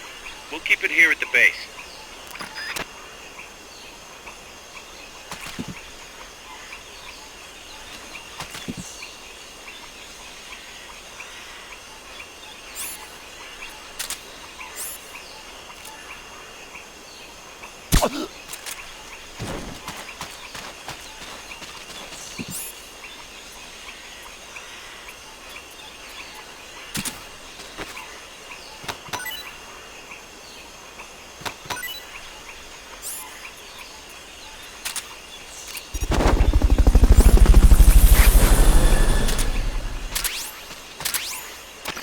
Stay out of the water. That's beyond the scope of this operation.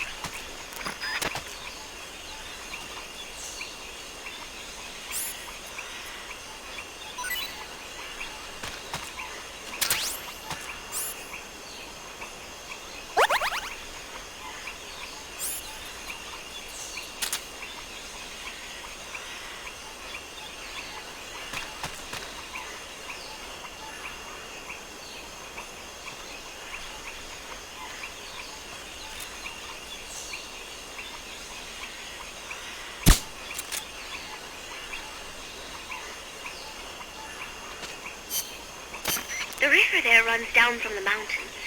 It is pretty deep. Even big ships use it. Stay out of the water. That's beyond the scope of this operation.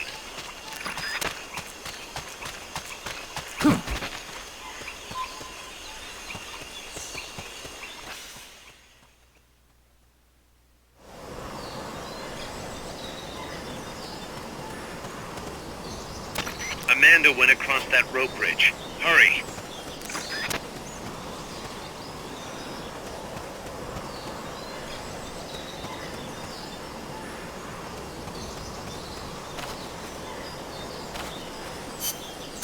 That fence seems pretty sturdy. I doubt you could bust through it.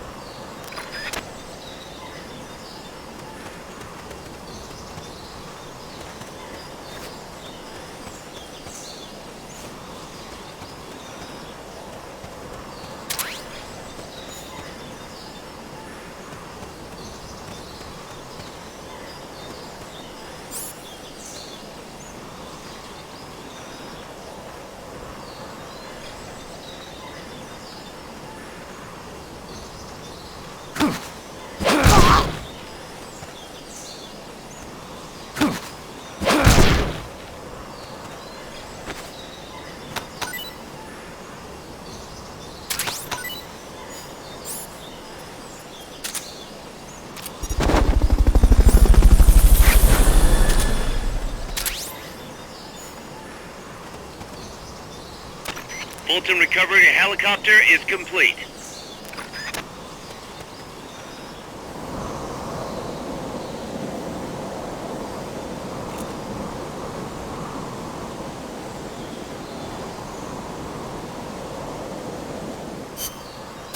You are doing great, Snake. Peace.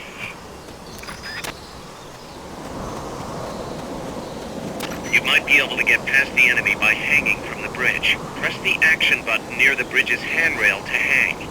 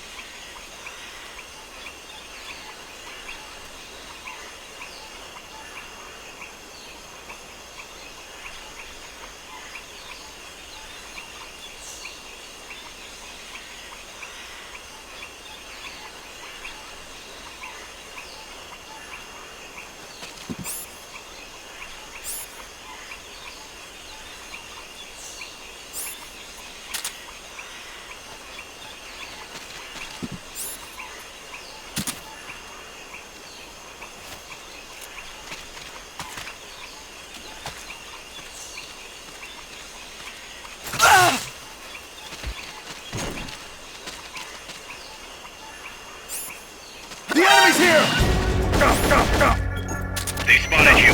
Get out of there.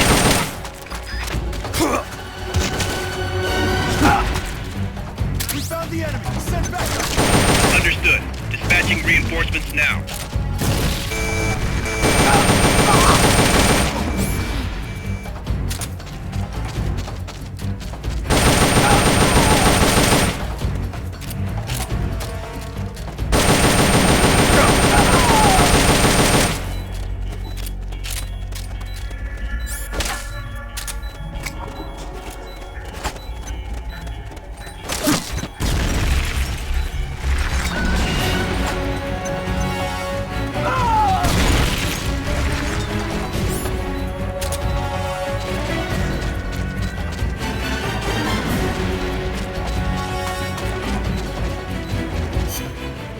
You've been spotted. Run for it.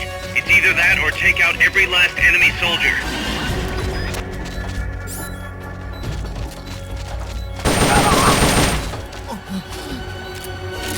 Good. You shook them. They're still looking, though. Don't make it easy for them.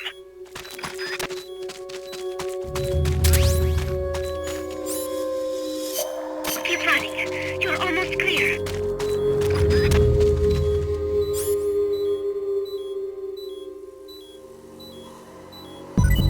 They've called off the search, but security has definitely been tightened. Tread lightly.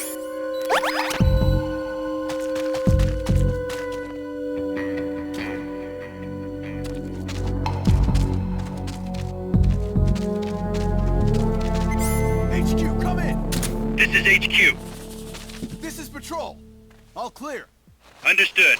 Return to base. Stay out of the water. That's beyond the scope of this operation.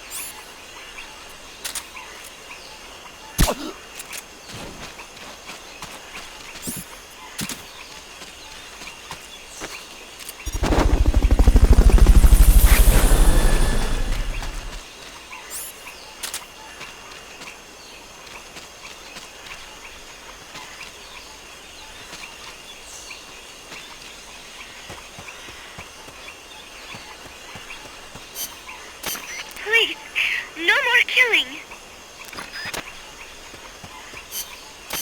Snake, help us reclaim peace. Press the attack button near the enemy to initiate close quarters combat.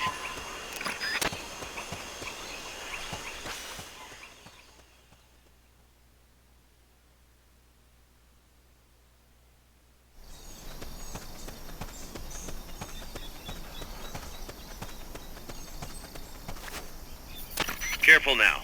They might be holding FSLN soldiers prisoner.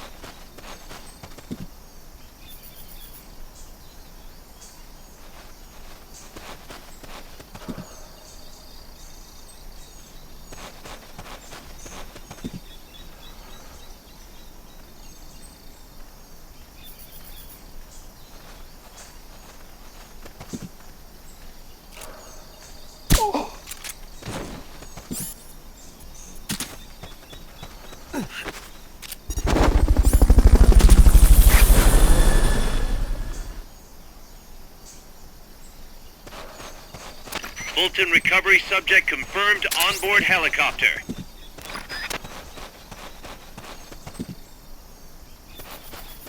To send a prisoner to Mother Base, equip the Fulton recovery system. Select equipment by pressing the square or circle button while holding the L2 button.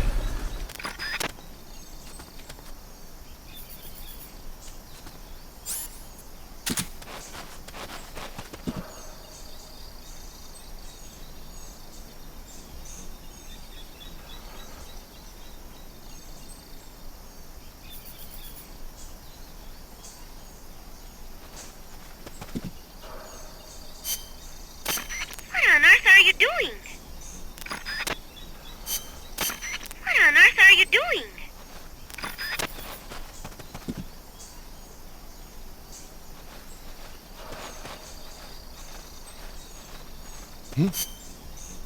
You, Those were footsteps. really think the enemy's gonna fall for that? Guess not.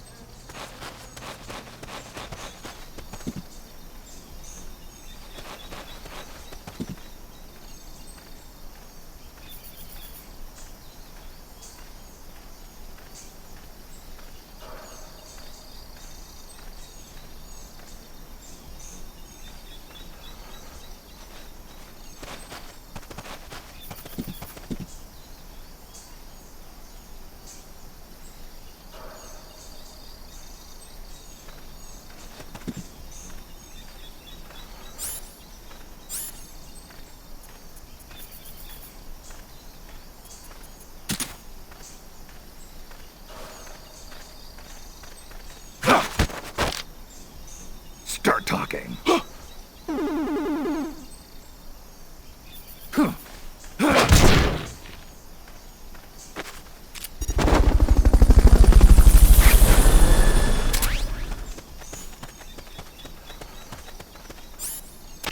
Fulton recovery helicopter is complete.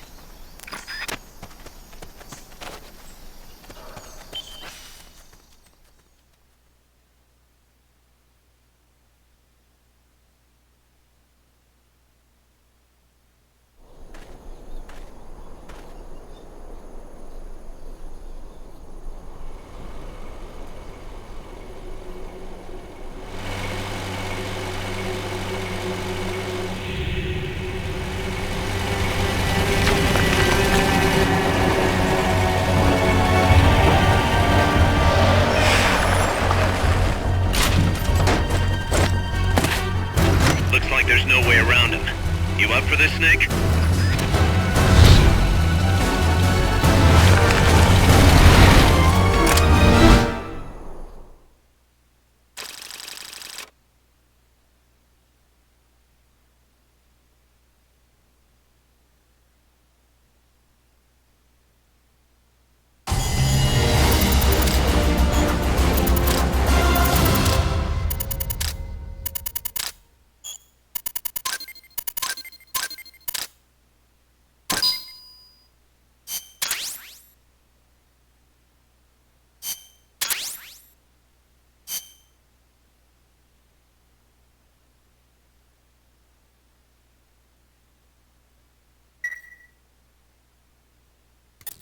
Listen, boss.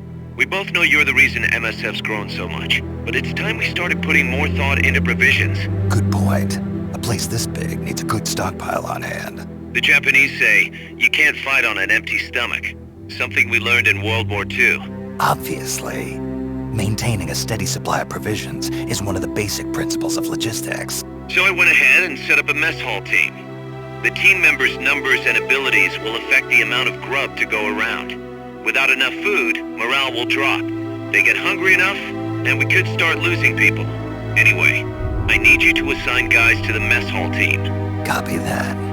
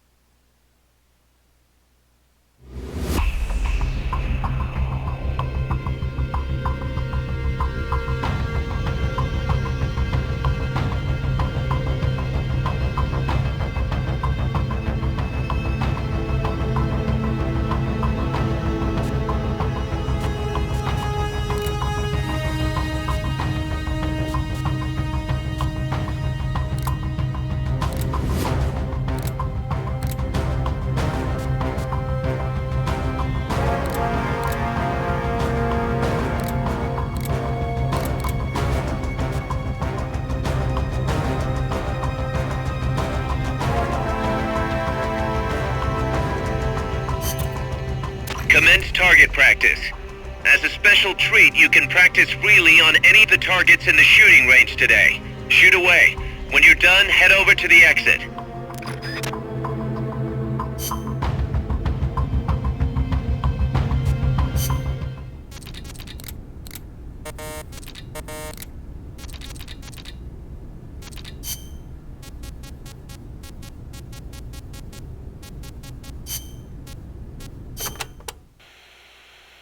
You were saying Japan has a peace constitution too.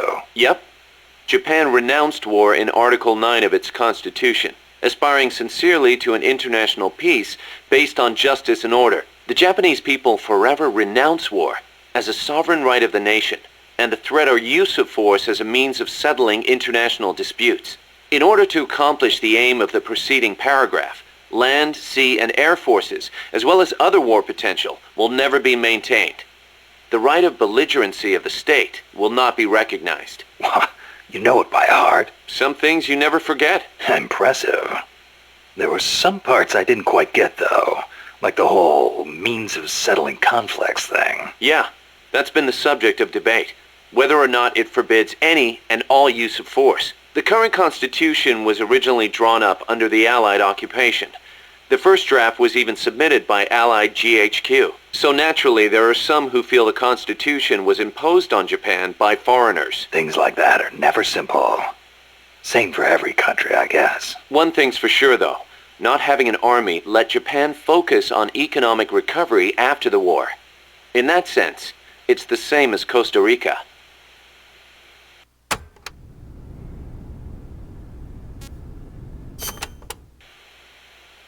Kaz, you were in the Japanese Self-Defense Force, right? I thought that Article 9 you were talking about earlier prevented Japan from having an army. Yeah, and that's another subject of controversy. The Self-Defense Force is an organization for the purpose of defense. Article 9 of the Constitution does not deny Japan's right to self-defense. Therefore, the SDF is constitutional. That's Tokyo's official stance. Sounds complicated. Call it what you will. It's a distinctly Japanese way of interpreting things.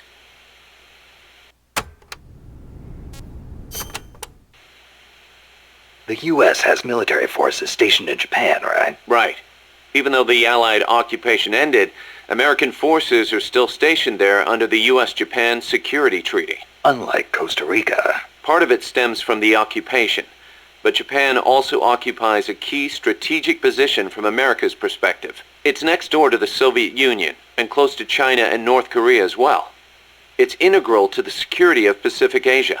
For America, Japan represents a barrier against communism. What about for Japan? As you might expect, there's deep-rooted opposition to the alliance. In 1960 and 1970, when the treaty was up for revision, there were mass protest movements against it, especially in Okinawa. The U.S. only gave it back to Japan 2 years ago, and American bases are still concentrated there. It's a heavy burden for the Okinawans to bear. Then why don't they scrap the treaty? Lots of reasons. There's the imbalance of power with the U.S., of course, and if Japan pulled out, they'd be losing the nuclear umbrella America provides. And as for whether the JSDF could defend the country after the Americans left, I really couldn't say. Costa Rica is in a similar situation. They depend on the Inter-American Treaty of Reciprocal Assistance, the so-called Rio Pact. So, the countries with peace constitutions end up having to rely on other countries' armies. Kind of ironic. On the flip side, not everybody in America is satisfied with it either. Some people argue Japan is freeloading off America's security guarantee. And you know how Japan's industrial exports are making inroads in the States. Yeah, I've got a Japanese camera myself. Best damn camera around. Japan's low defense spending allows it to invest more in economic recovery and expand its share of the American market. That's a bitter pill for Americans to swallow.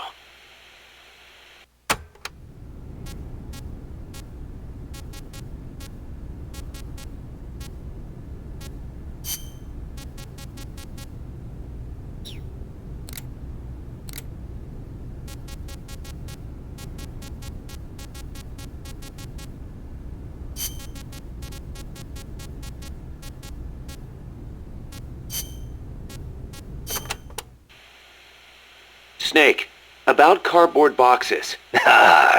It feels kind of weird me explaining this stuff to you, but there have been a few recent developments in cardboard box technology. So just to be safe, here goes. Go on. You can do much more with the box than just hide under it. You can put it someplace and leave it there. Huh? You can get on top of it and use it to reach high places, or hide from the enemy in its shadow. I like what I'm hearing so far. And that's not all. You can even put items in it and send them to Co-op's teammates. Really? I never thought of any of that. Damn. Is there anything a cardboard box can't do? Every soldier should have one. Yeah, well, don't get too excited. This isn't exactly what they were made for. Which reminds me, don't you think the boxes around here are a little on the big side? You're right. I bet 2 people could fit under one box, if they packed in tight enough. They call them love boxes. Love boxes? Of course, you don't need a love box to fit 2 people inside. Any box of similar size will do.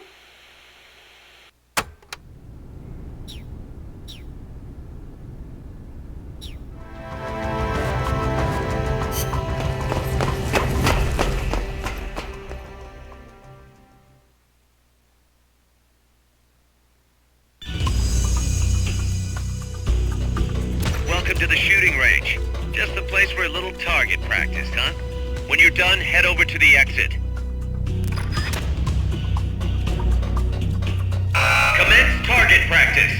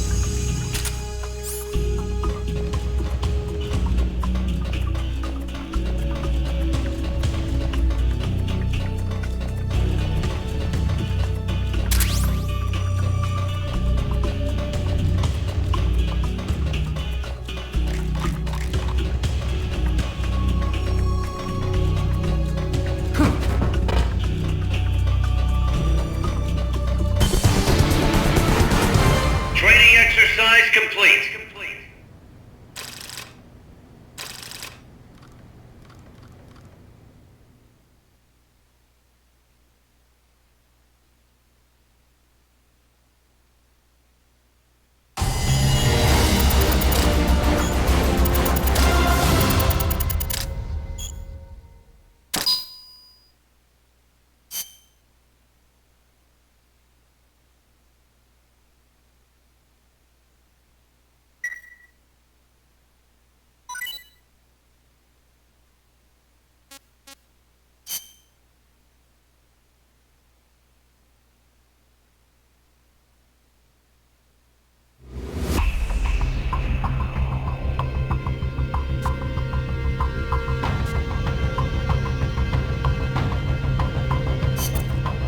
Commencing training mission.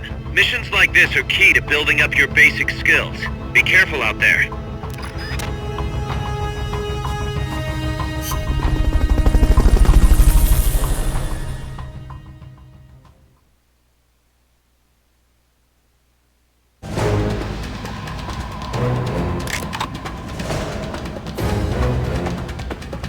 Get the targets as fast and as accurately as you can.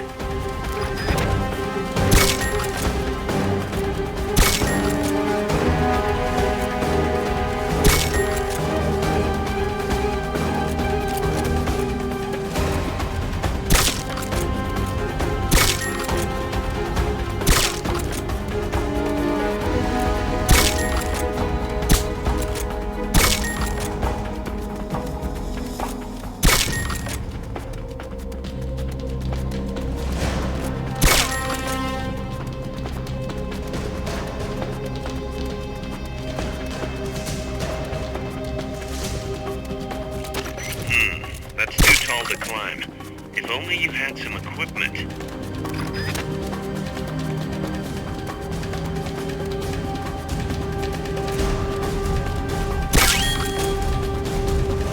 Okay, you're done with that area. Head for the goal.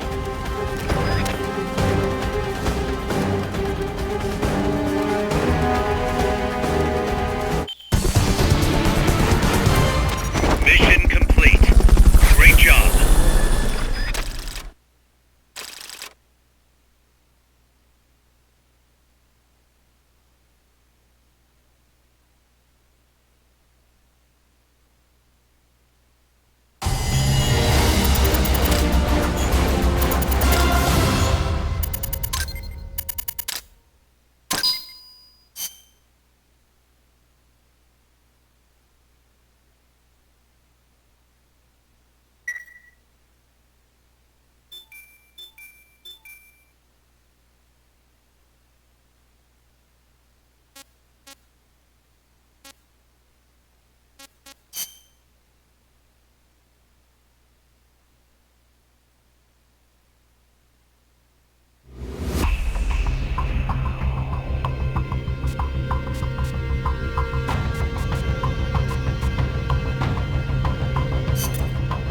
Target practice commencing now.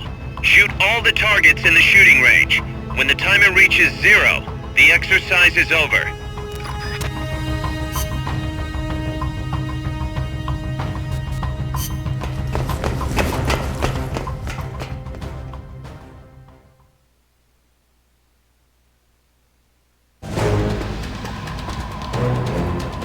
Get as many targets as you can before time runs out.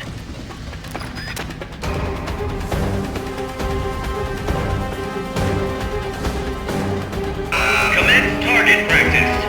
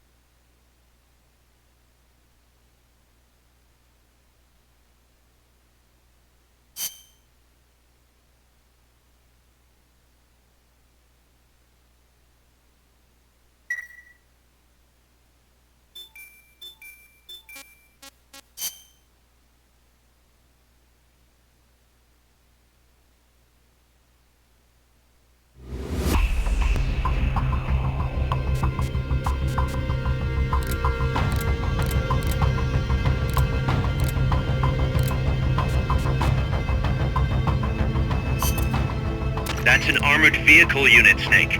Either destroy the vehicle or neutralize the soldiers. Take it out.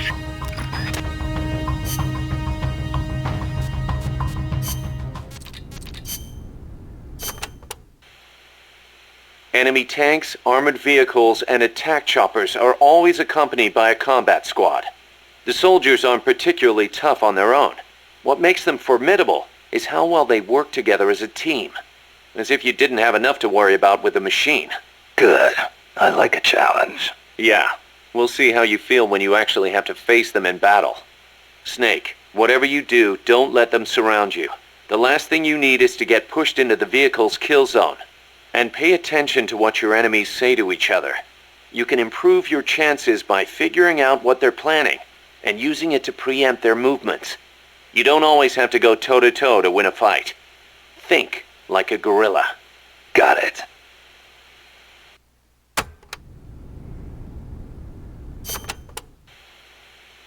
Enemy tanks, armored vehicles...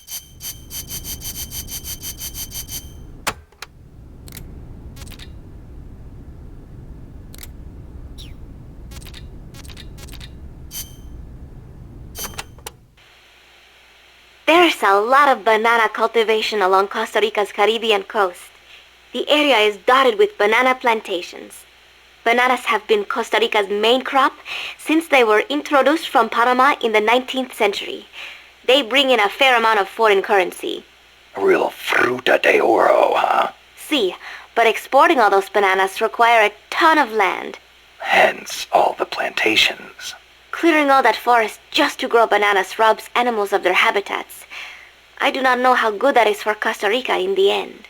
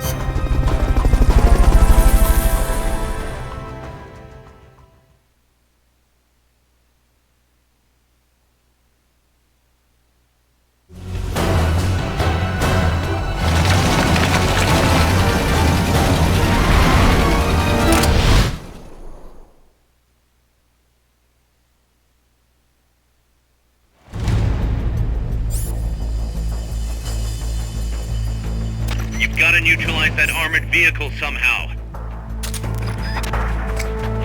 The accompanying soldiers are armed to the teeth. Watch yourself.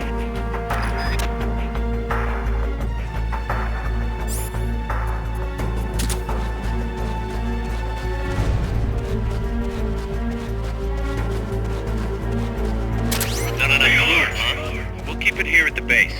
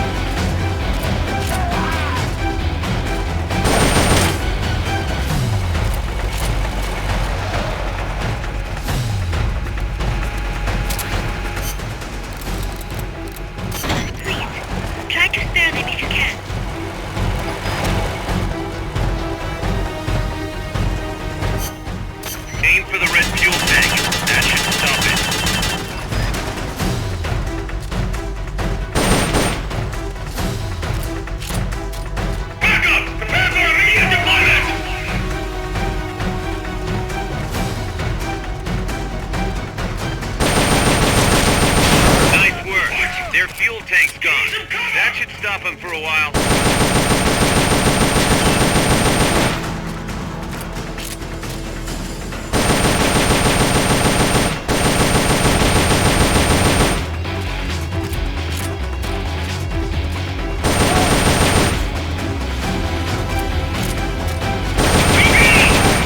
Damn it! Looks like they've got a backup fuel tank.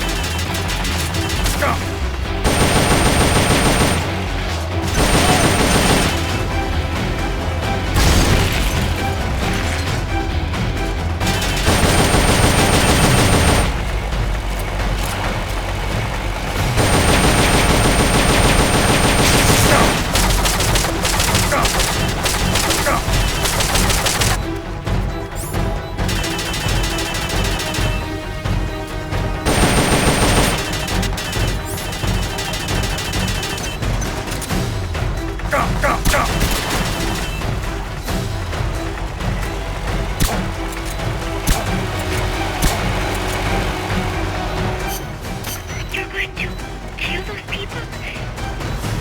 Right.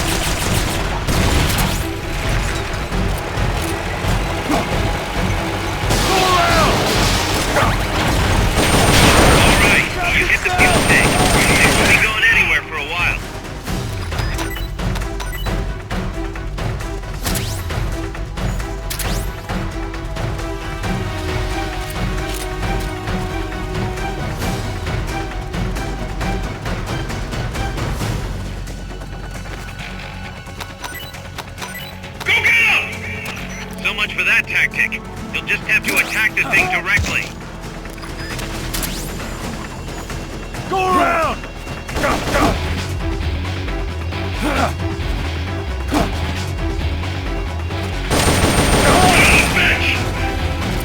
That's gotta be the leader. Can you take him down?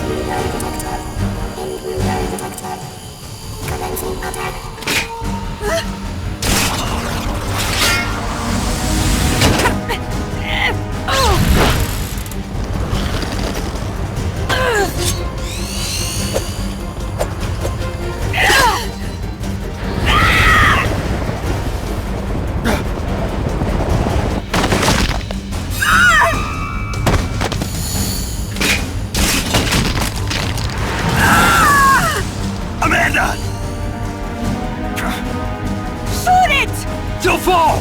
¡Shoot el Chico Libri!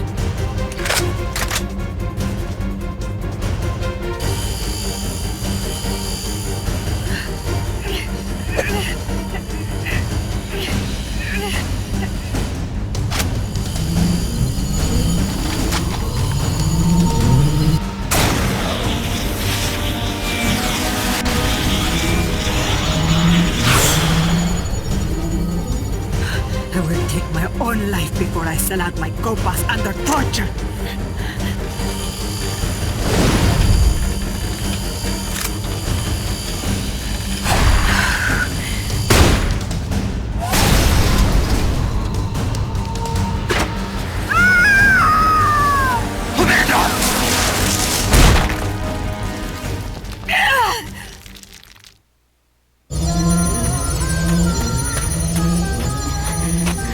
Amanda!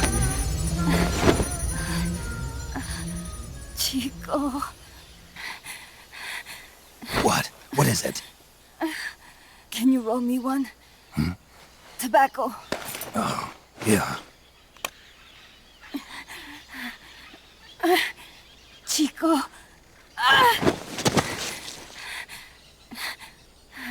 Hold still. I treated him like a kid again. We fought. I didn't want Chico to know. Kept it a secret. Somoza's Guardia chased us out of Nicaragua. Across the Rio San Juan. And we ended up here. The only reason we've been able to keep on fighting. Amanda. The factory. You saw it? The banana factory. A front. It's a drug refining plant. The KGB set it up for us to run. We used the income to buy food and weapons. Mi viejo never said a word, but we all knew. Everyone except Chico. Everything we have. Our weapons, our compass. He brought it all together. We were going to rebuild our country. Rebuild Nika with our own hands. Even if we had to dirty our hands to do it. But it's all over. We lost our cacique. Papa. I could never replace him. Now they've taken the plant from us too. There's no place left to regroup. No way to fight la revolución. Here, I rolled you one.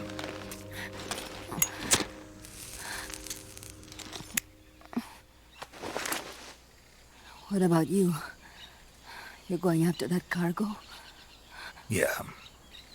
Must be important, Looks that way. It looks like it could be nukes. What? Nukes? Madre de Dios. No time to waste. We must get to Irasu. The transport route leads there. It must be where they're holding Chico and my compas, too. Whenever Chico and I argue, he goes off to be by himself. That's why he knows more than anybody about their bases. Chico... You're pretty worried about your baby brother. This is why I'm not fit to be a leader.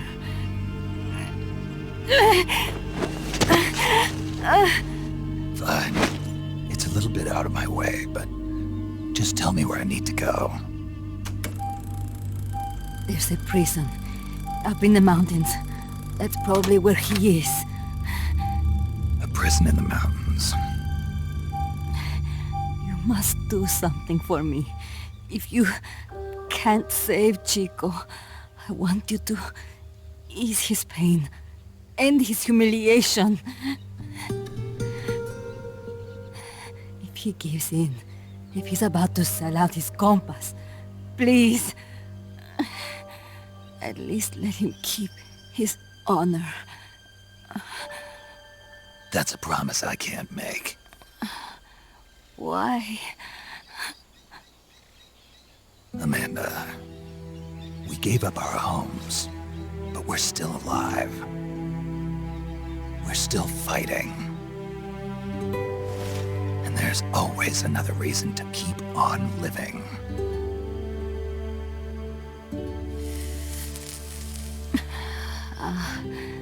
I feel alive again. Amanda, join my unit until you've healed up. Your unit? Yeah, Who are you? Why are you here? I'm Snake. Serviente. Snake?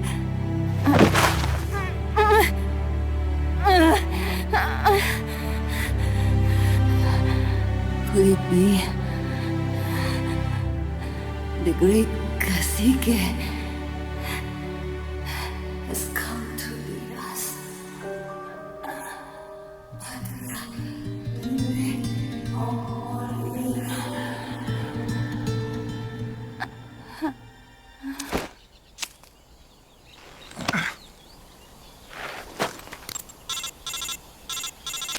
Kaz, can you hear me? MSF here. One for recovery. She's wounded.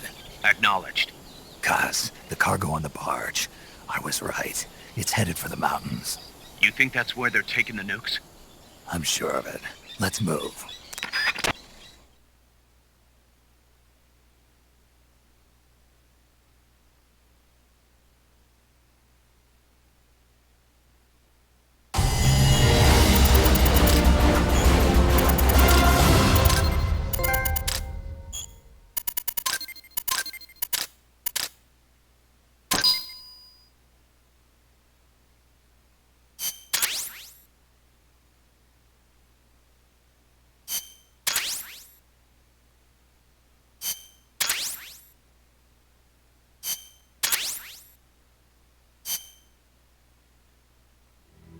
Snake, Amanda's reached the plant.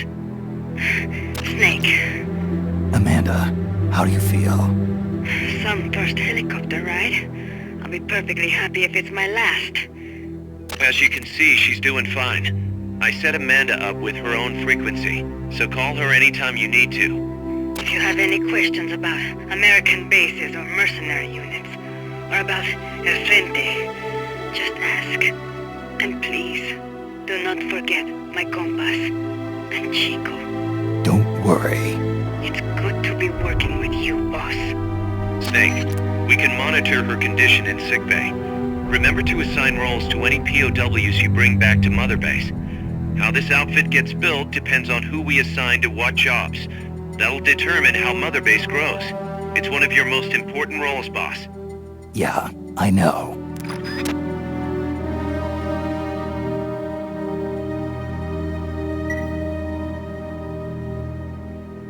Boss, one more thing. Now what? It's about sickbay. Naturally, we can use it for the sick or injured like we did with Amanda. But we can't expect people to get better without the proper treatment. Uh-huh. So I figure we'll need a medical team for that. The number of team members and their abilities will determine how quickly the sick and injured heal. They can also monitor everybody's health. Right. Prevention is the best medicine. You got it. Remember to wash your hands often and gargle twice a day, boss. If only I had the time.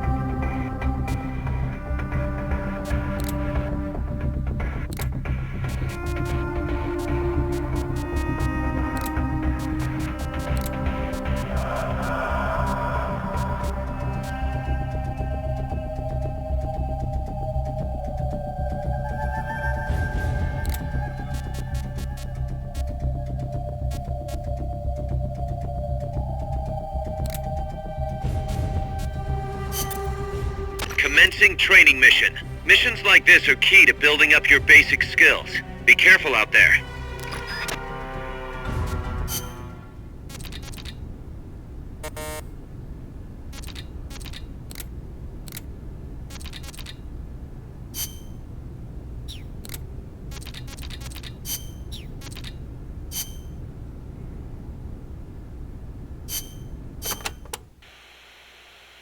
Since it was founded, my country has not once been able to choose its own path.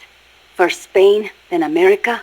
Over 100 years of this. I know. In the 19th century, an American mercenary named William Walker seized power in Nicaragua. I'd heard he exploited rivalries between the political parties. Even after we expelled him, the Americans sent in their Marines under the pretext of quelling political unrest. And the real reason?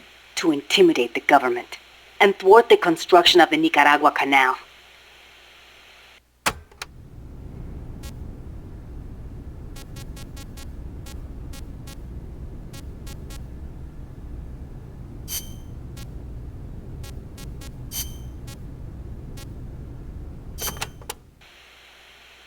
Amanda, when did you join up with the Sandinistas?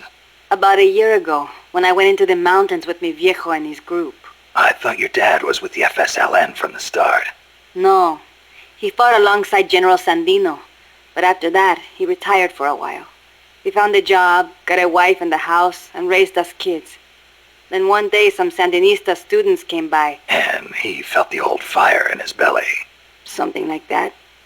All he did was help them escape from La Guardia, though. But then La Guardia showed up. They broke into our house and began pushing him around, shouting questions. I'm guessing he kept his mouth shut. No matter how hard they hit him. Our house was trashed. After that, he was on their list. They harassed him day and night. It was only then that he gave himself over to the Sandinistas. He kept it hidden from us at first, so we would not get hurt. He sounds like a good father. He was. But my mother got fed up with it. She left us. I don't blame her. Why didn't you go with her? It was a hard decision for sure. But like my father, I could not let Somoza get away with his crimes. But most of all... Chico. He is too much like his papa. One way or the other, he was going to stay. And I could not leave him behind. Soon enough, La Guardia drove us out, and we found ourselves in the mountains. It just kind of happened. Well, for an accidental revolutionary, you sure put up a hell of a fight. The mountains make men into warriors. The training is harsh, but it brings us that much closer to being hombres nuevos. Chico couldn't ask for a better sister. I can see why they picked you to be Comandante.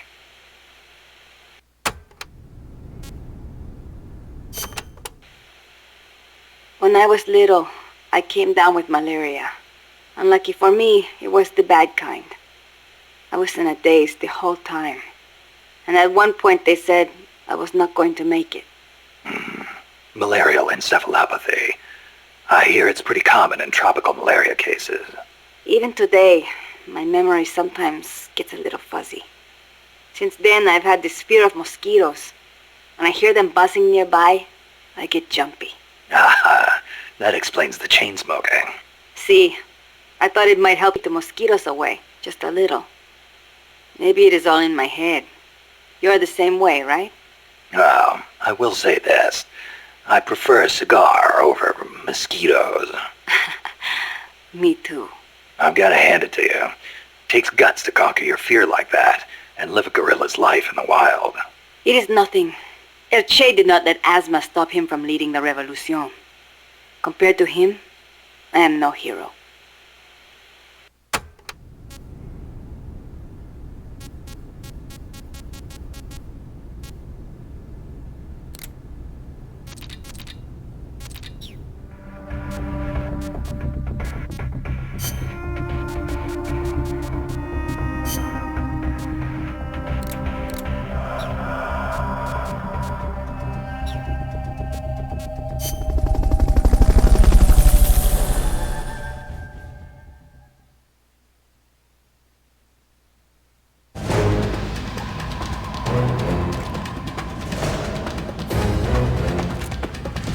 the targets as fast and as accurately as you can.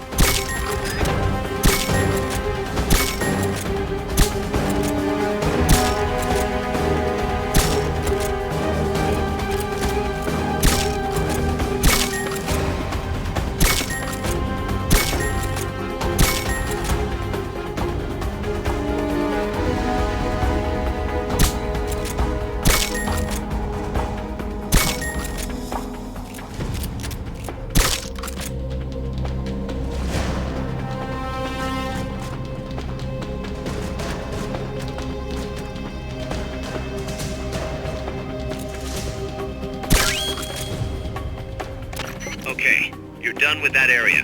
Head for the goal.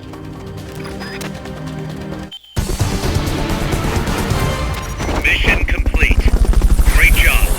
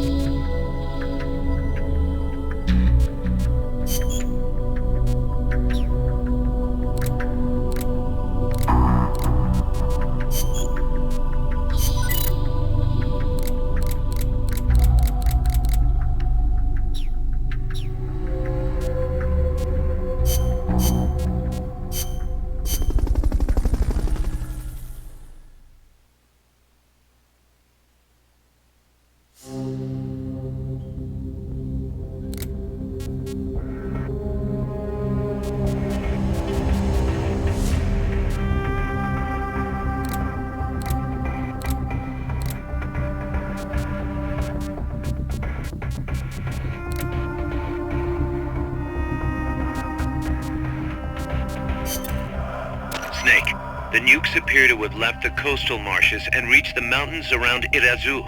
But without a guide, it's gonna be tough tracking those things in the mountains. So we need you to infiltrate one of their bases, a prison facility. I hope nothing's happened to Amanda's brother. I hear ya. There may be other Sandinistas held there too. To bring them back safely to MSF, use the Fulton recovery system. As I'm sure you know from experience, it's completely harmless. After all, you won't have time to sit there and convince every single one of them to join. One other thing, Snake. Amanda. Those CIA bastards confiscated some of the houses in the village. Chico's got to be inside one of them. Houses, huh? How do I tell which ones? When they took over the houses, they installed new front doors for security purposes. The new doors are blue, with peepholes, so you can see what's inside. Blue doors. Got it. You're getting close to the end of the transport route. Good luck, Snake.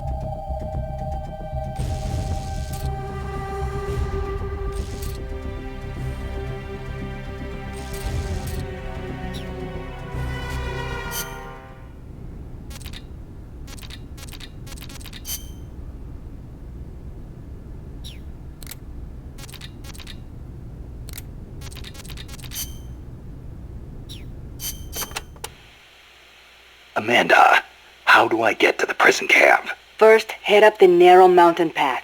The path will gradually open up and you'll come to a fork in the road. Watch yourself up there. You'll be lower than the surrounding terrain, so if you head down the middle, you'll make for an easy target. Yeah, thanks for the heads up. Take the leftward path to reach the prison camp.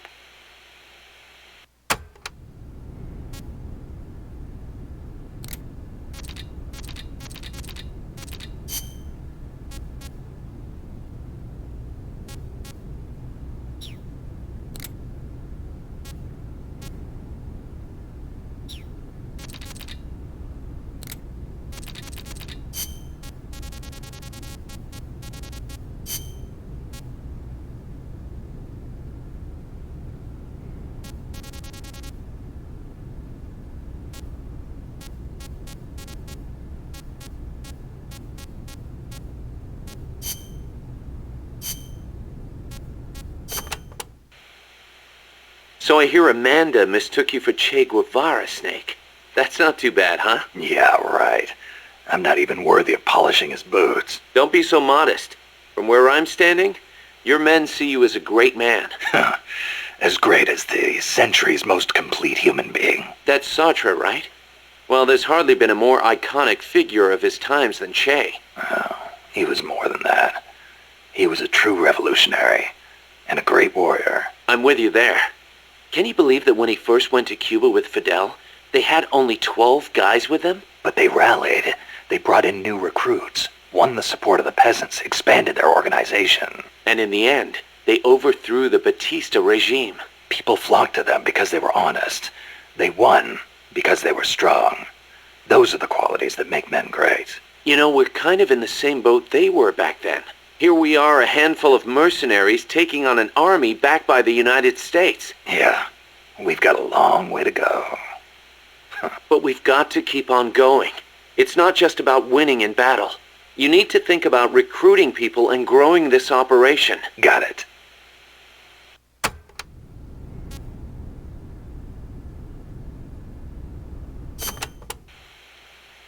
Boss, did you ever read Che Guevara's book, Guerrilla Warfare? I can't remember if I got to that one or not. You should have. That's why I lent it to you. A lot of the guerrilla tactics it covers apply to sneaking missions too. Che was one of the first people to articulate the theory of guerrilla warfare. C.E. Lawrence, Lawrence of Arabia, was another one. And Mao Zedong and his On Protracted War. Theory aside, Nicaragua's General Sandino was one of the first to put guerrilla tactics into practice, which explains why the Sandinistas named themselves after him. If you think about it, guerrilla warfare itself has been around since ancient times. There's only so many ways a small group can upset a large army. There was a samurai in Japan who excelled in guerrilla warfare. No kidding. Tsunoki Masashige. He was a warrior who lived in the medieval era. He used unconventional tactics to help overthrow the Kamakura shogunate. Like what? Trojan horse-style maneuvers and decoys to confuse the enemy. The best one was when the enemy was climbing the castle walls. He dumped boiling water and human excrement on them. Huh, sounds great. Let's put it in the MSF playbook. You're not serious, are you, boss? Why not? We've got plenty of crap to unload. Yeah. I'll think about it.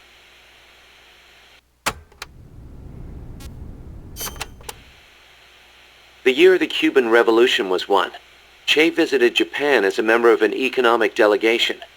While he was there, he visited Hiroshima. Hiroshima? Since he was there to discuss economic issues, Hiroshima wasn't part of the original itinerary.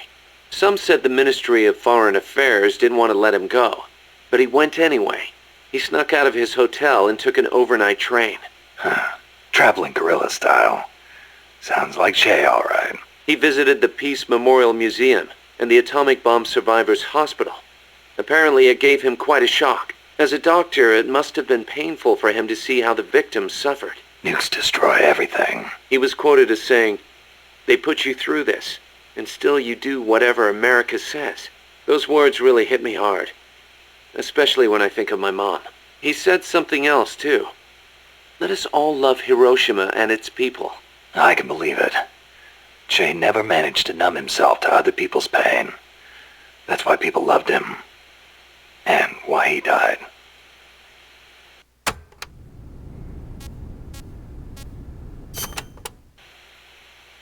That bandana you're always wearing, that thing's a real antique. Ever think about getting a new one? This one's fine. Come on, we can't have our boss wearing a raggedy old thing like that. It was a gift, okay? It wouldn't be right to get rid of it. It was. Okay then.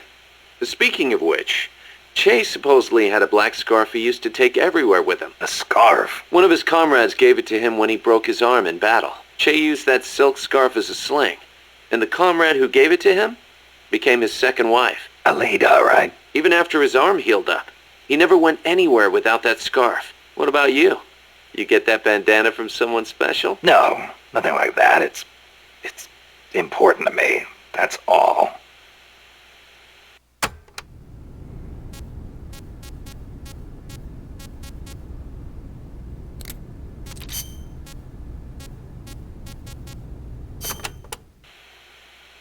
Costa Rica's forests are more diverse than you might expect.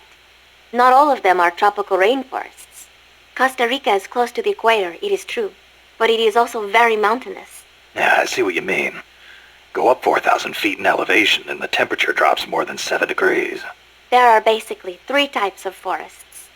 The lowlands are covered in tropical rainforests, the highlands by tropical cloud forests, and areas where there's a dry season have tropical dry forests.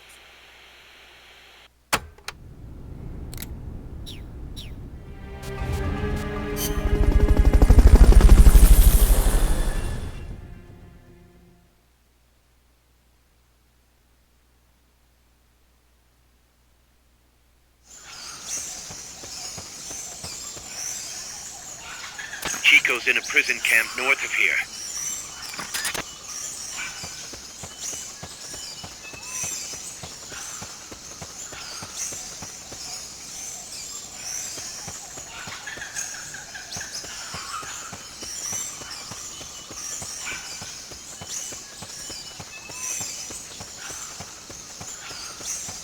Not enough room, huh?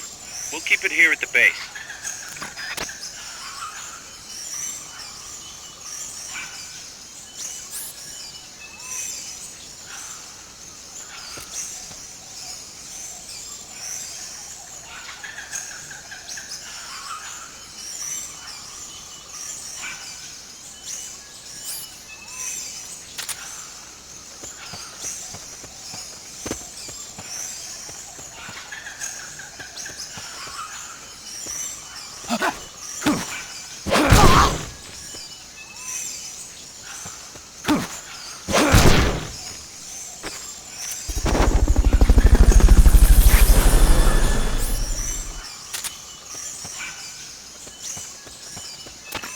Fulton recovery subject confirmed onboard helicopter.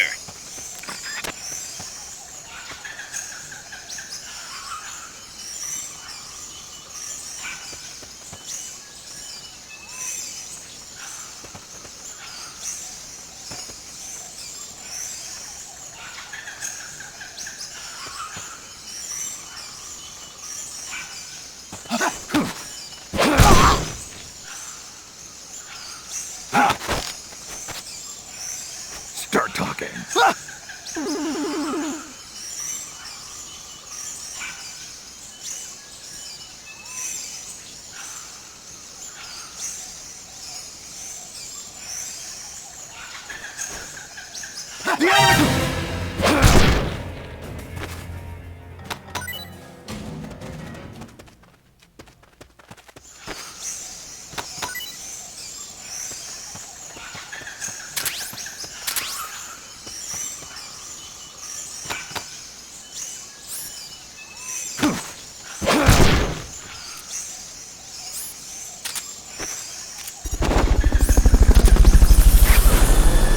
The basin ahead leaves you completely exposed to sniper fire. I have a bad feeling about this.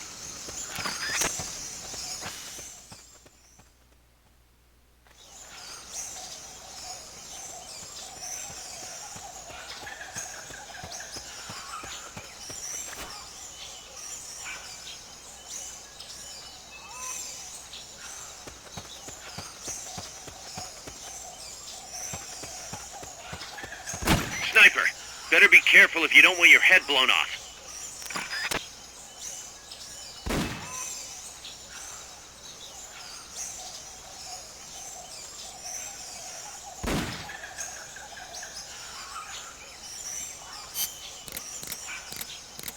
They're using the Scarecrow for sniper training.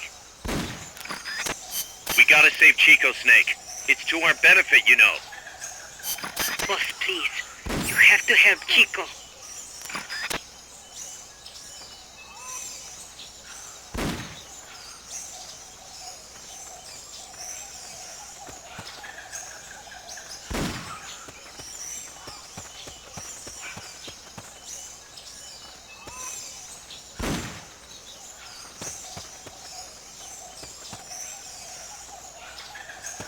Somebody there? Nothing here.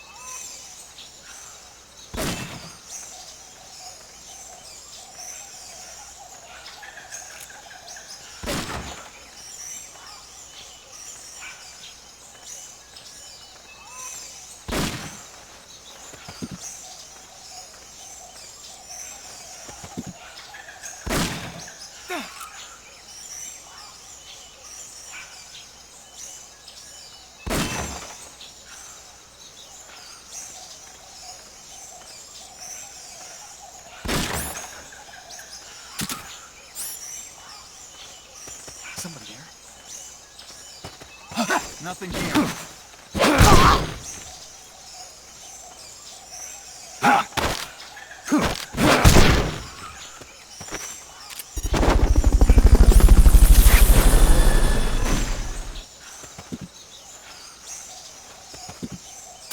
Fulton recovery helicopter is complete.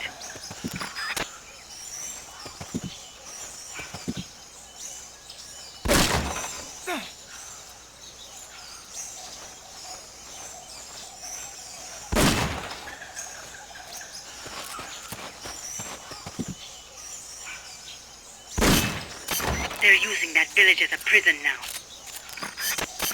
Snipers will get a bead on you from a distance. Just because you can't see them doesn't mean they're not there. What on earth are you doing? Head north if you want to find Chico.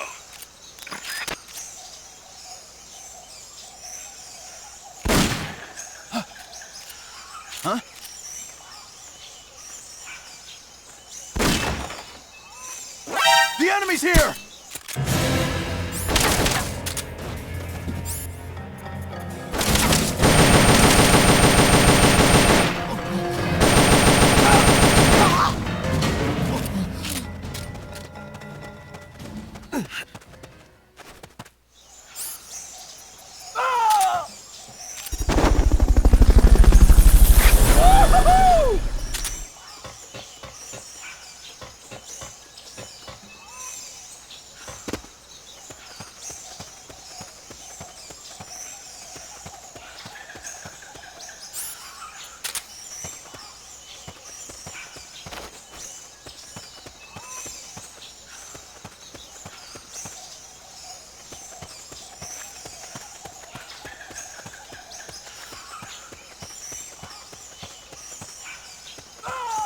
Chico's in a prison camp north of here. That area is not part of the mission. That's too tall to climb. If only you had some equipment.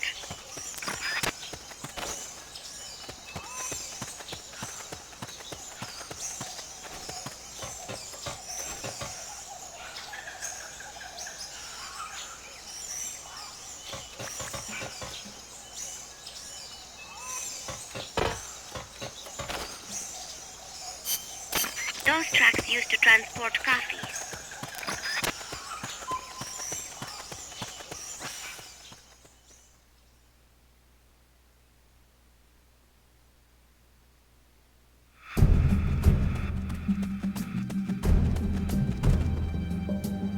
Chico's in one of these houses. You've got to find him, Snake.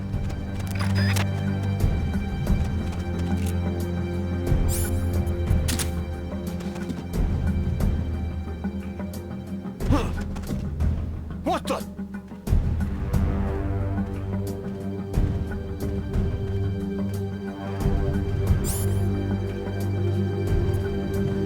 We're under attack!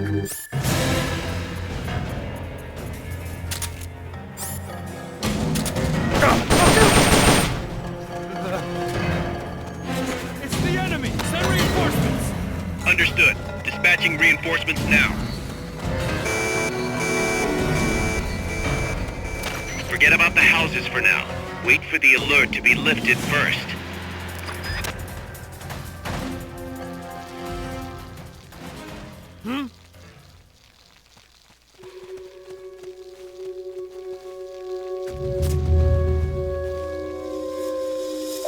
That's better. Thanks.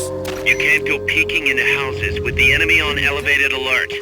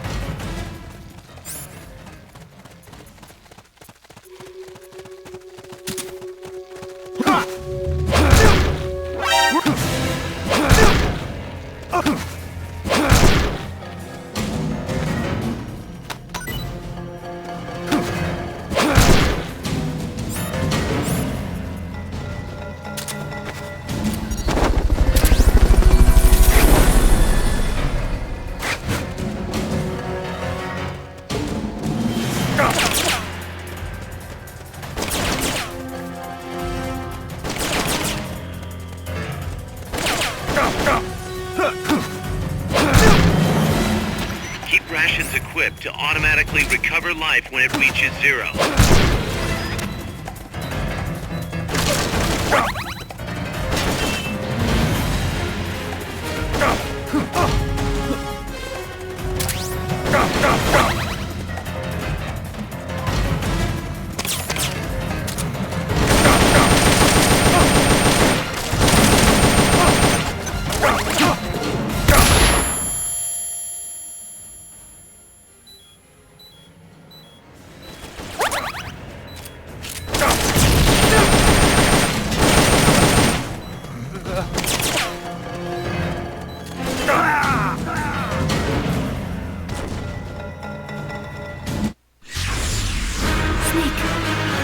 Say something! Snake!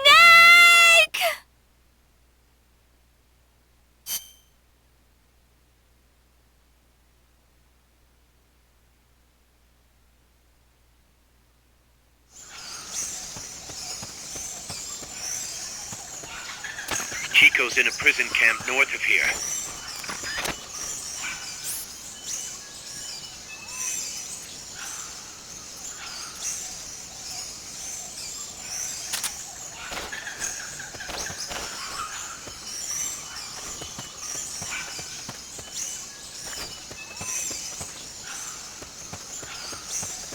Not enough room, huh?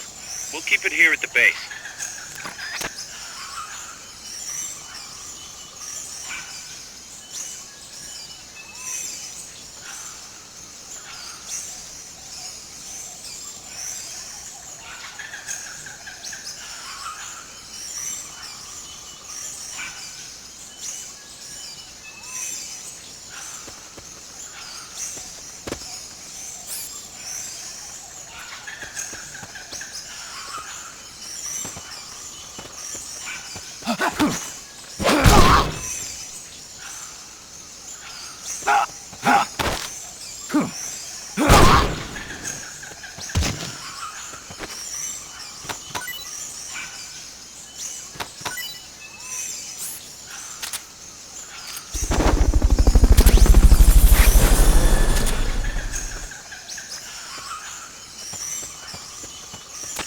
Fulton recovery helicopter is complete.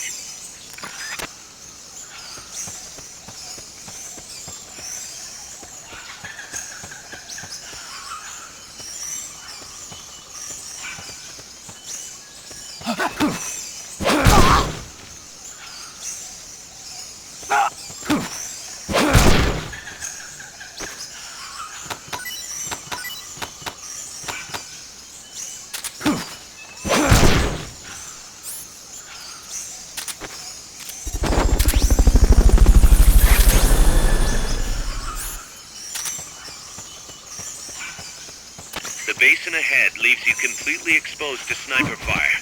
I have a bad feeling.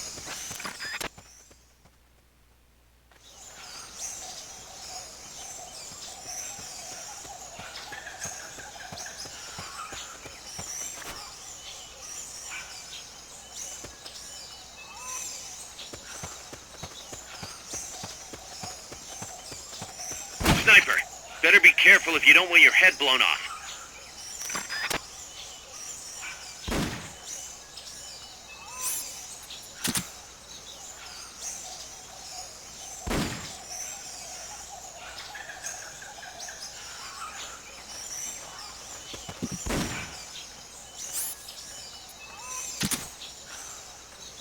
Somebody there?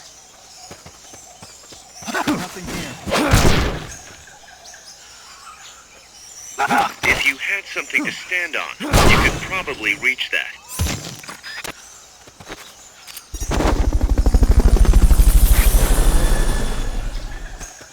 Nothing here.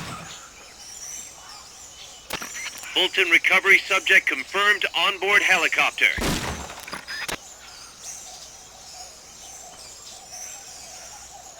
Somebody there? Nothing here.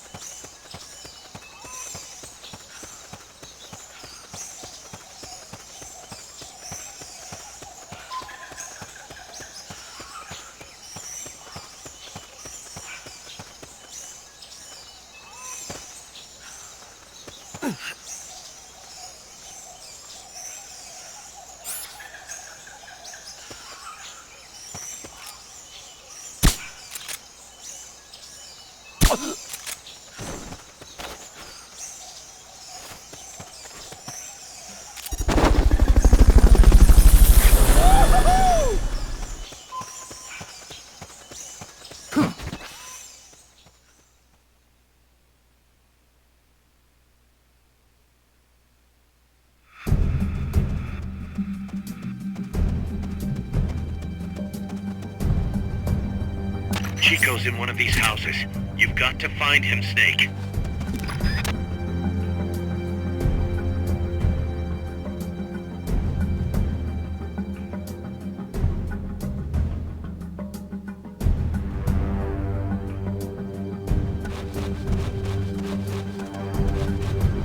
To check inside a house, press the action button in front of the door.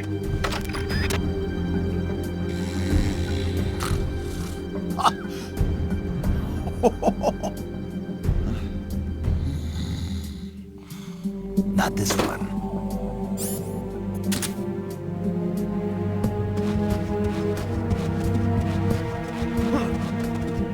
What the?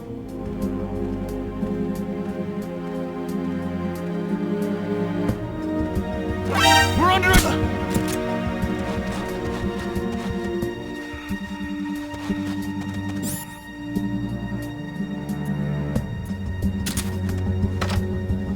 No one here.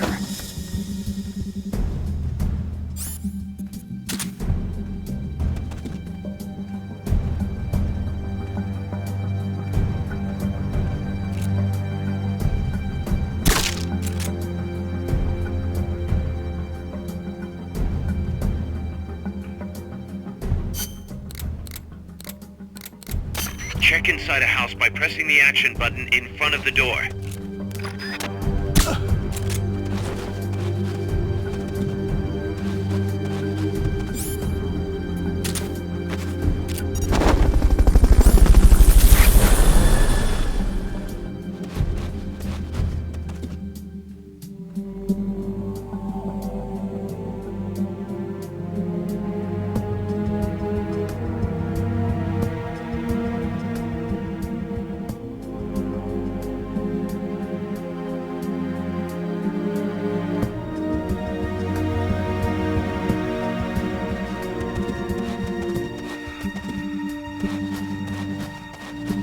Supposedly, the houses being used to hold prisoners have been fitted with blue doors.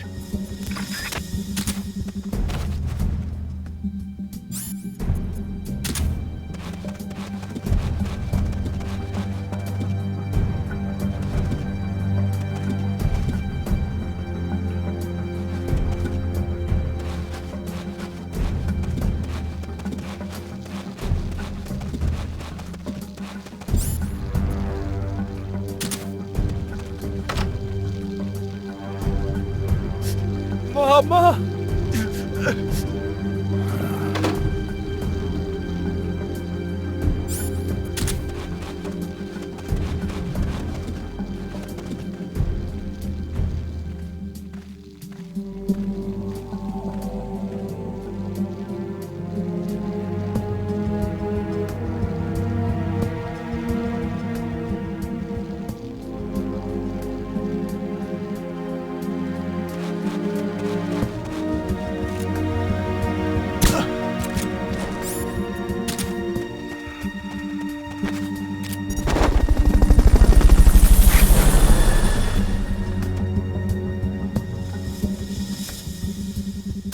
Fulton recovery helicopter is complete.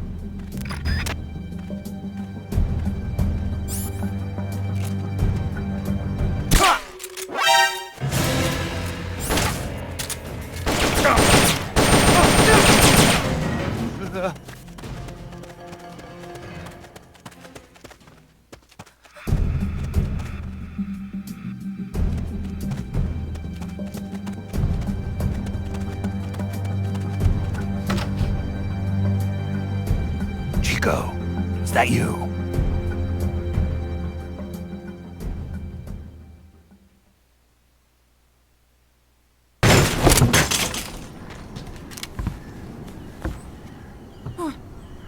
there? Chico, it's me.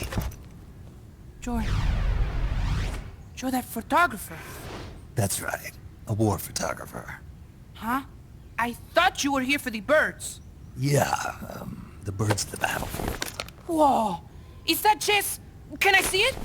Wow, the same kind of chair used! You can't keep it, kid. Here, have these instead. Those photos! Huh. Oh no, Amanda! She's safe. Don't worry. You sure? We're patching her up back at my place.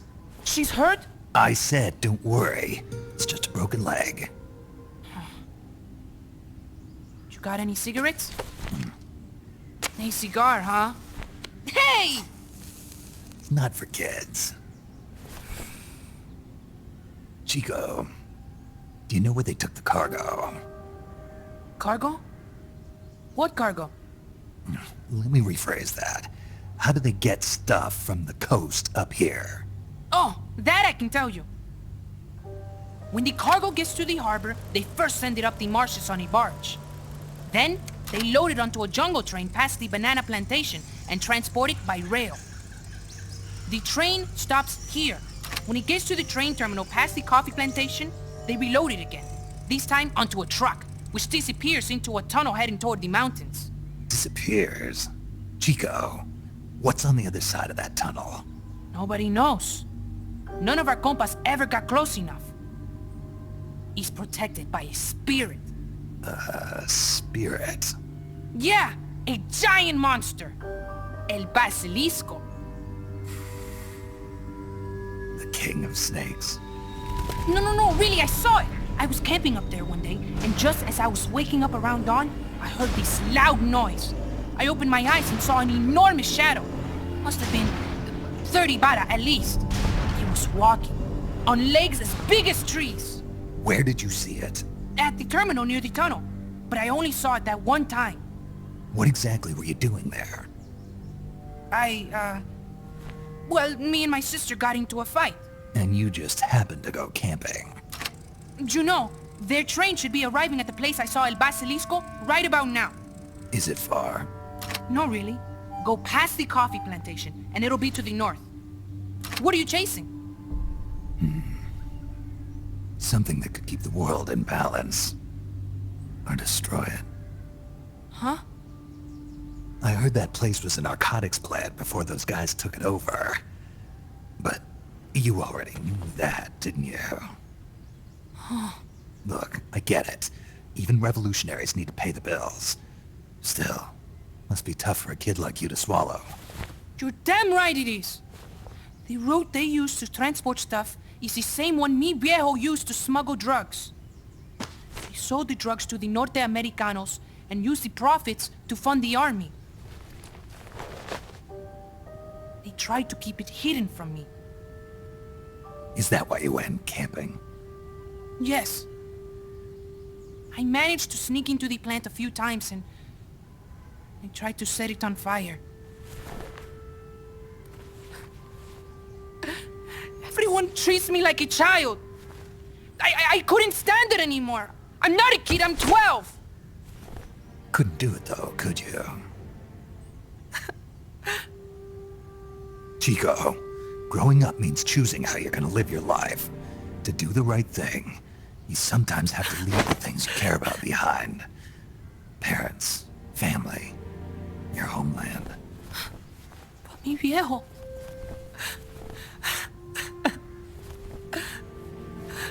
Papa... Chico, look at the photos. Mi viejo... He's gone, but there's one thing you don't ever leave behind. Your memories. Keep them safe. You want to get out of here, Chico? I do, but... Come back with me. Your sister's waiting for you. I can't go back. I can't face everybody. You told them where your compas are. I see. Nothing to be ashamed of. Pain gets the better of us all.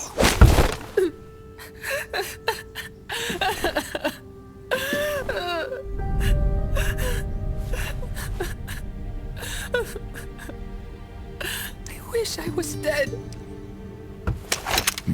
Okay then. I'll put you out of your misery. What? Any last words? Shoot. You are only going to kill a man.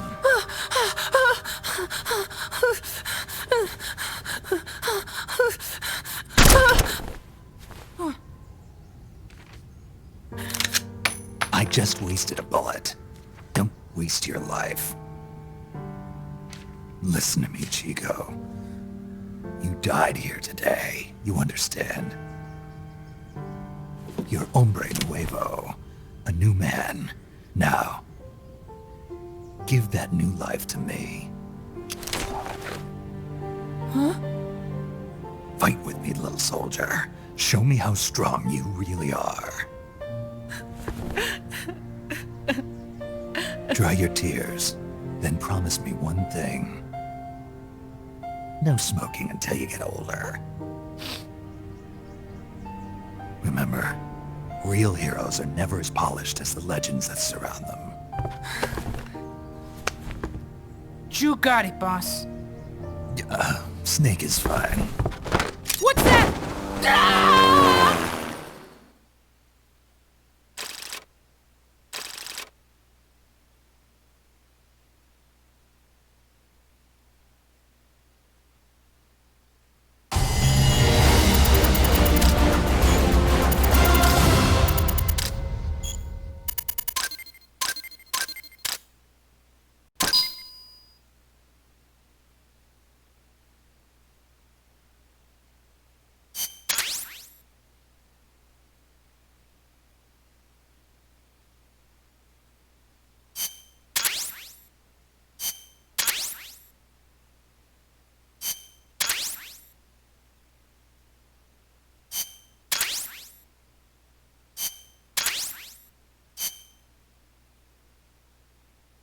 Snake, Chico made it over.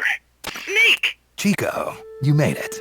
Made it. Don't give me that. You say you're gonna give me a new life, and then you nearly kill me. I take it you didn't enjoy the trip. What's the big idea?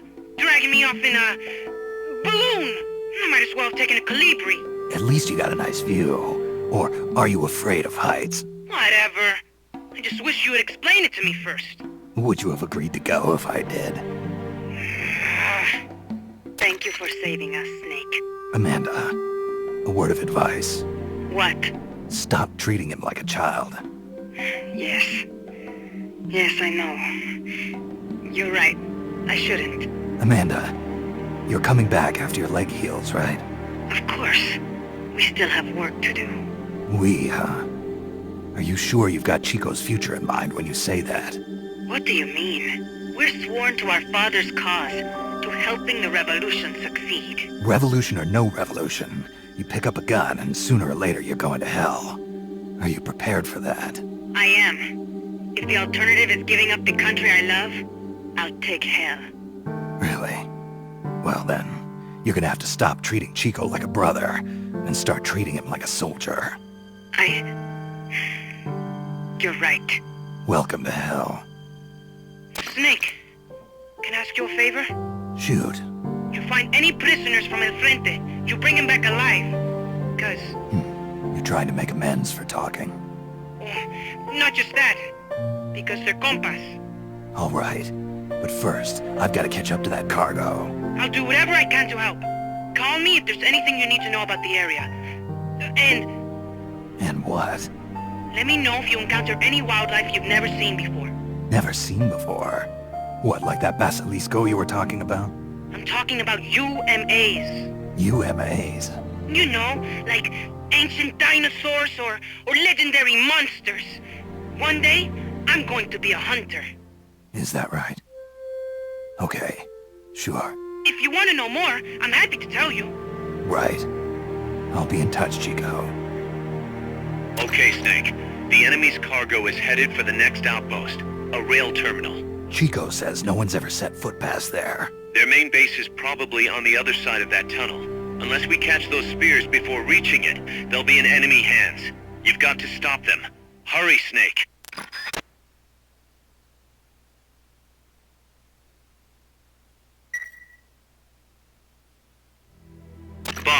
I had an idea. Listen to this. Let me guess. You want to start running ads in the local gossip rags? Please, what do you take me for?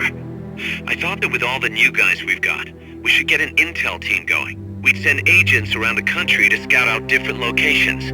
That way we're better prepared, no matter where we end up. That's actually not a bad idea. They could probably develop recon equipment for us too. We could also have them transport goods and direct the mother base support strikes. You can send an item to a co-op teammate from the delivery menu.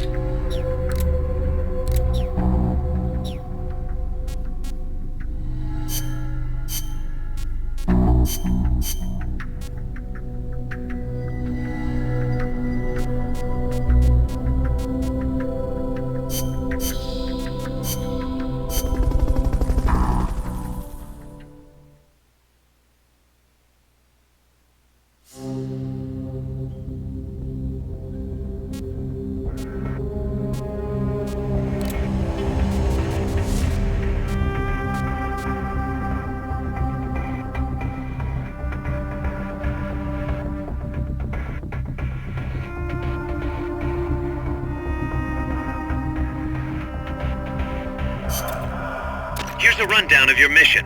This one's perfect for a warm-up. Nice and easy. Don't let yourself get lazy, though. Stick to it and get the job done.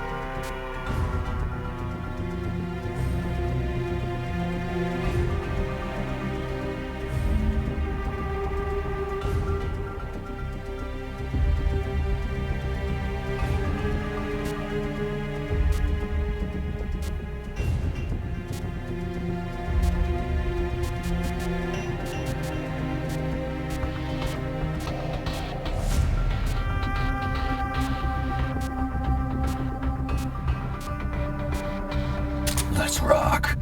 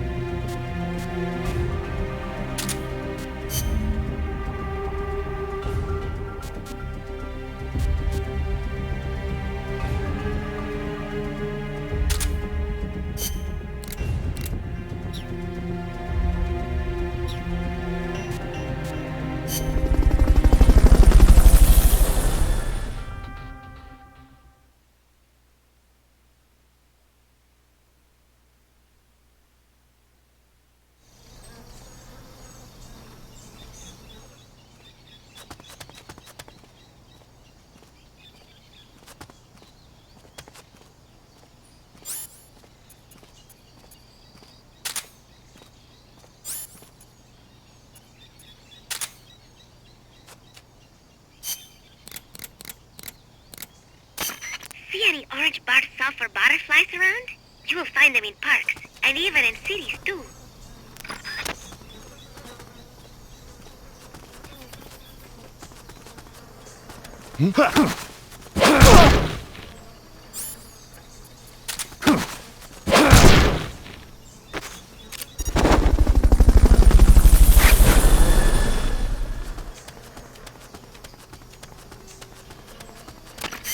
Fulton recovery helicopter is complete.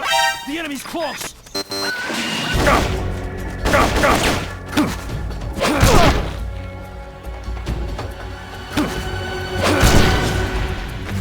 Enemy encounter! Request reinforcements! Understood. Dispatching reinforcements now.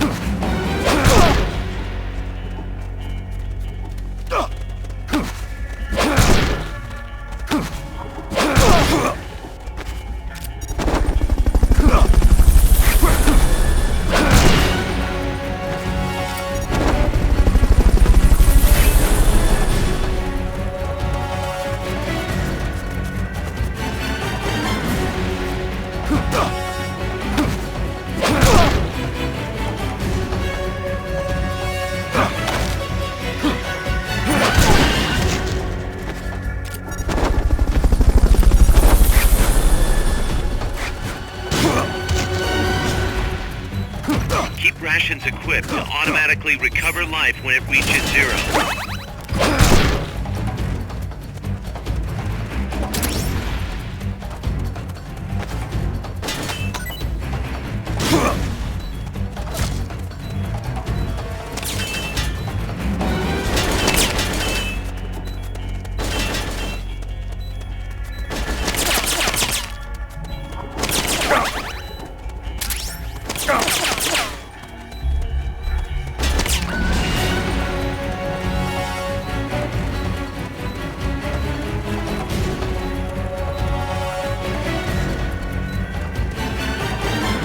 That area is not part of the mission.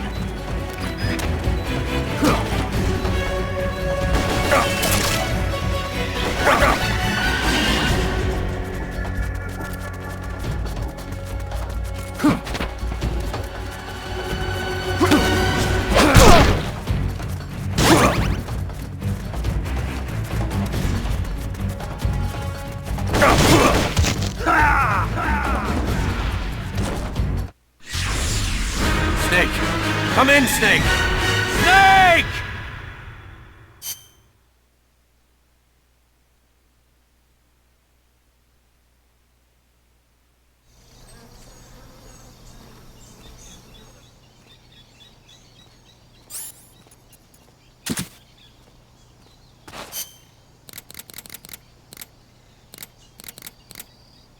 Documents, huh? I wonder where they could be.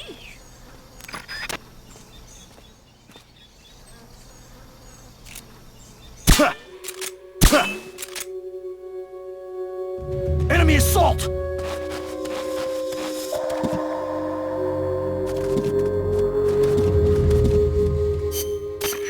cardboard box, huh? Pretty neat trick. Someone's firing at us! Going to alert status! Understood. Dispatching reinforcements. Proceed with extra caution. What?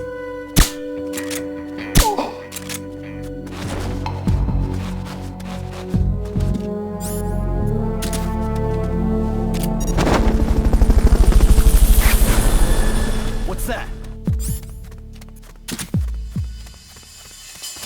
Fulton recovery helicopter is complete. Guess not.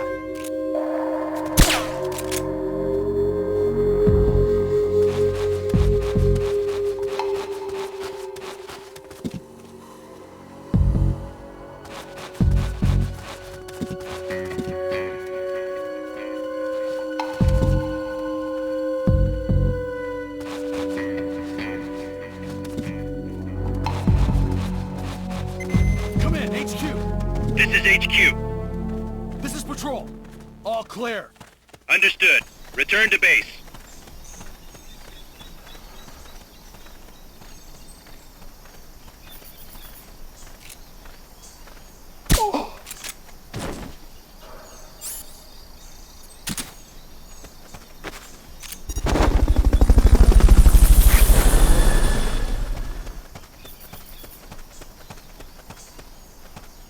Fulton recovery subject confirmed onboard helicopter.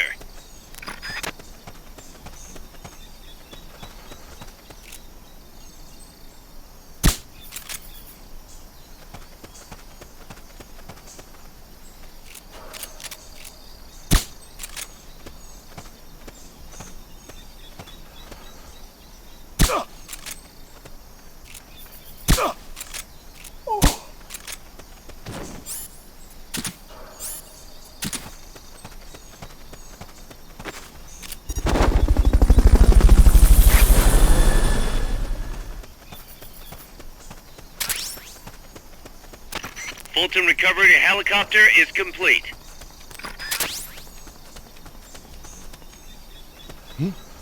Is someone there?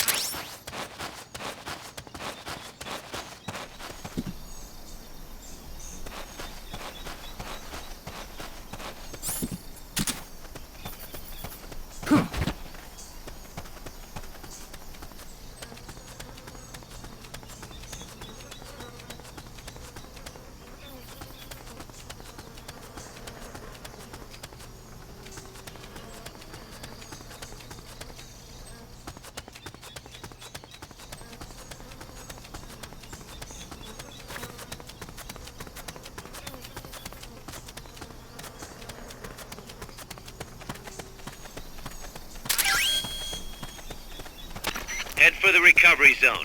We'll pick you up there.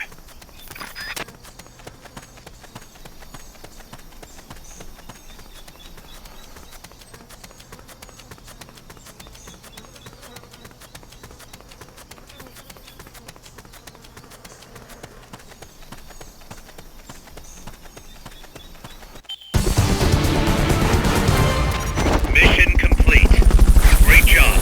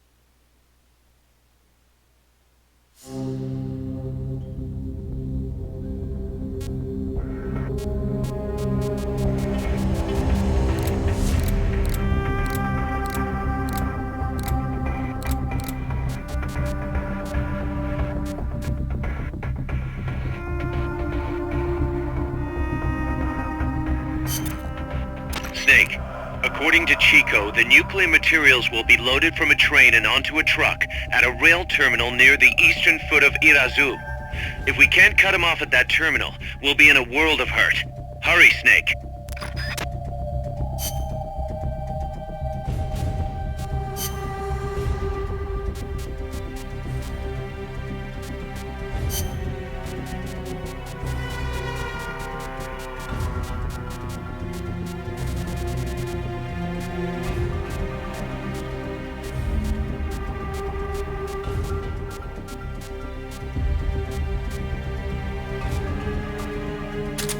arrival.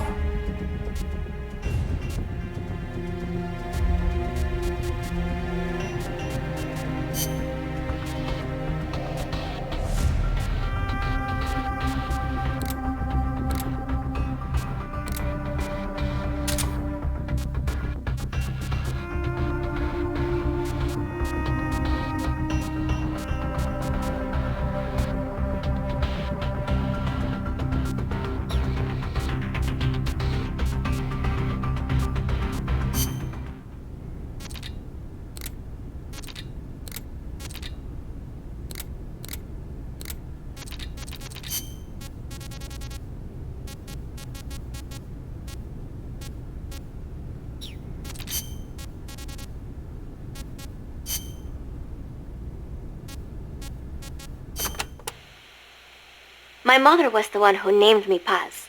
She said it was an expression of her wish that the country stay at peace. It is a pretty common name in Central America. My mother always used to tell me, never make war. Always help keep the peace. I remember. Your grandparents. Yes. They died in the Civil War. I think that is why my mother hated war so much. That's another thing you've got in common with Kaz. His mother named him Peace, too. See, because Japan also suffered through war. I think I know how Mr. Miller's mother felt.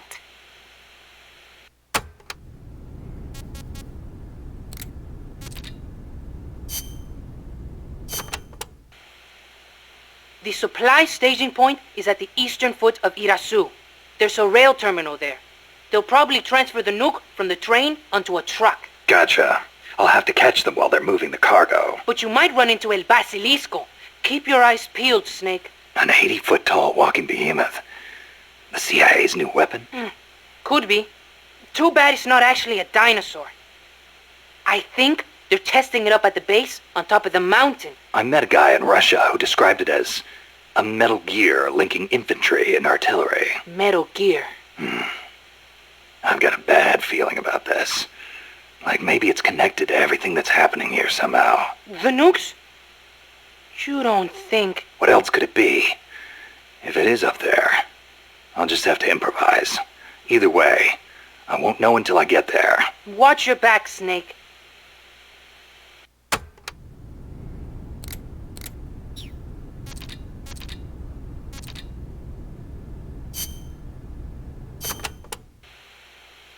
Amanda, do you know the way to the rail terminal? Remember the locomotive by the fork in the road before the village? Yeah, back in the jungle. Follow the train tracks from there, and you'll come to the terminal. But there's a plant along the way. Disguised as a coffee factory? Yes. It is their drug refining plant. La CIA controls it now.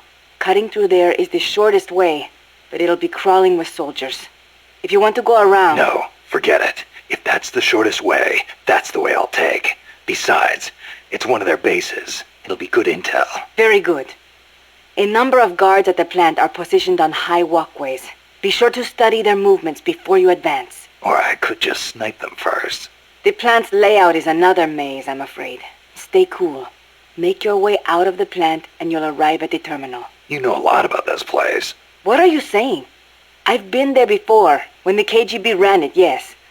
But it is not as if I enjoyed it. No, I just meant you know a lot about how the enemy works. I hope so. Anyway, did you talk to Chico about the terminal? He said it's where they transfer the cargo onto trucks. Meaning the facility is of considerable importance to them. Don't get careless. I won't. By the way, I've heard of a shortcut that cuts straight to the coffee factory, to the east of the village. But I've never used it myself. Check it out if you're interested. Thanks for the tip.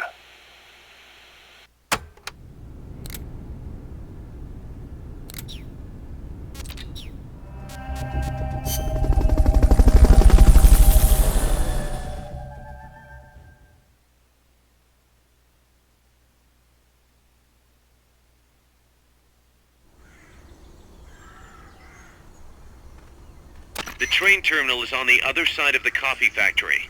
Head for the factory first. To get to the coffee factory, you'll need to backtrack to the fork in the road. Start talking.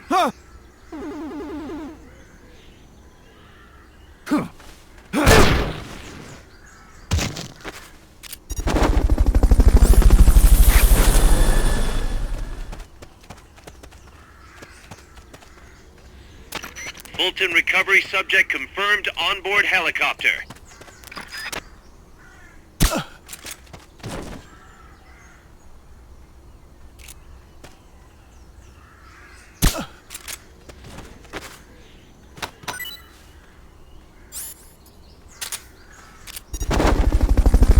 Not enough room, huh? We'll keep it here at the base. Fulton recovery helicopter is complete. Fulton recovery subject confirmed onboard helicopter.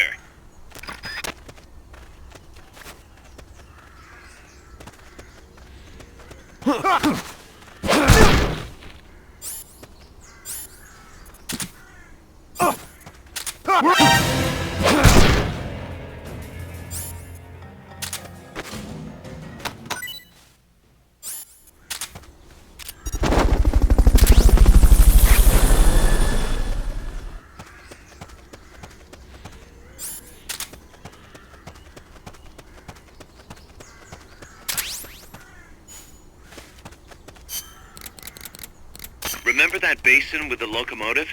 Go through there, then head toward the coffee factory.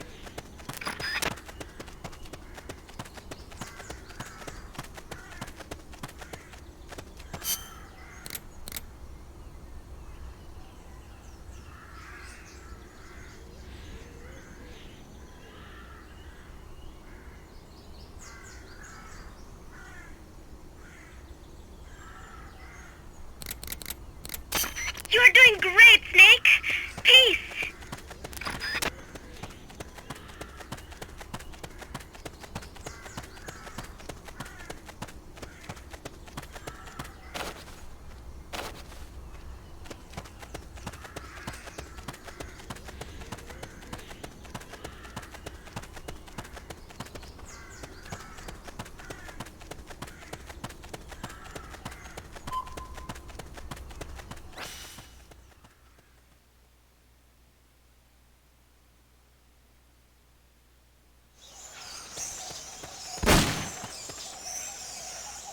There's a coffee factory to the northeast. Beyond that is a train terminal.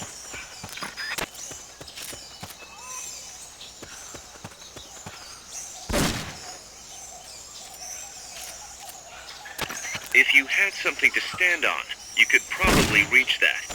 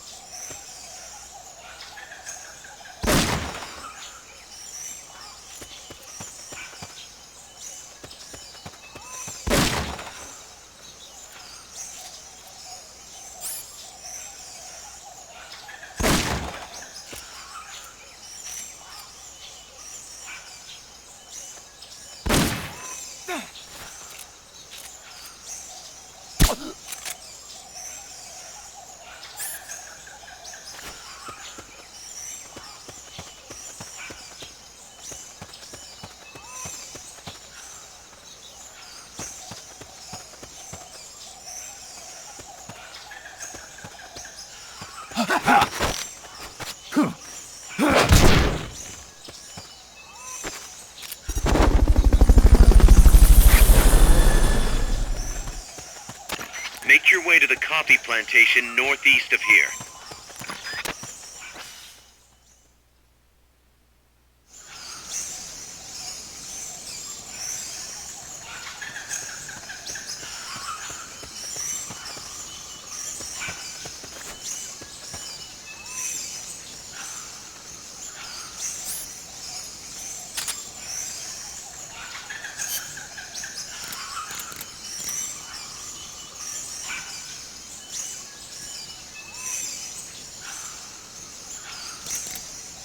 The rail terminal should be in El Cadalso.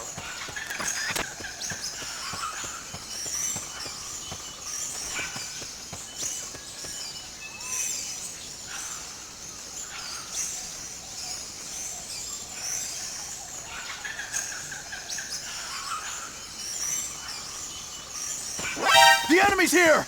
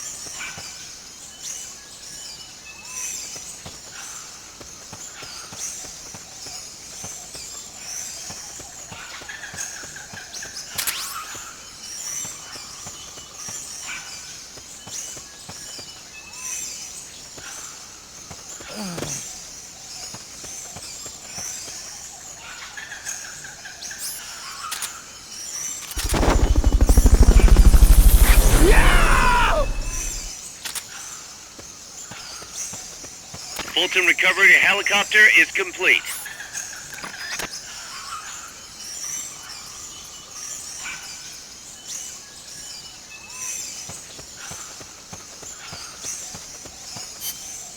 There's a coffee factory to the northeast. Beyond that is a train terminal.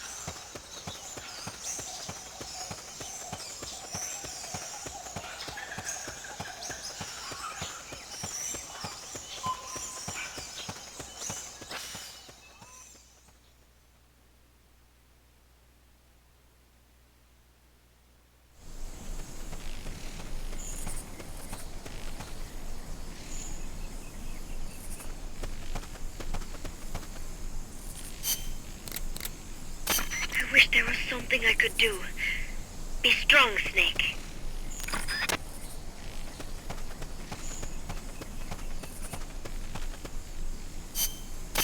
That cargo's bound for the rail terminal in El Caldalso. It has to be. The train terminal is beyond the coffee plantation.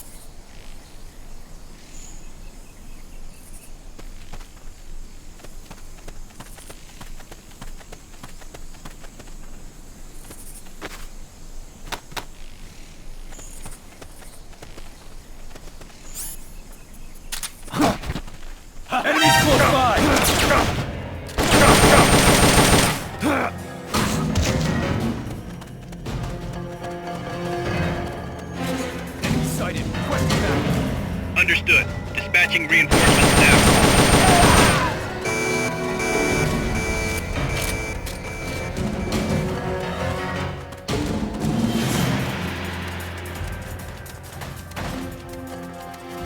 What was that? Enemies close by!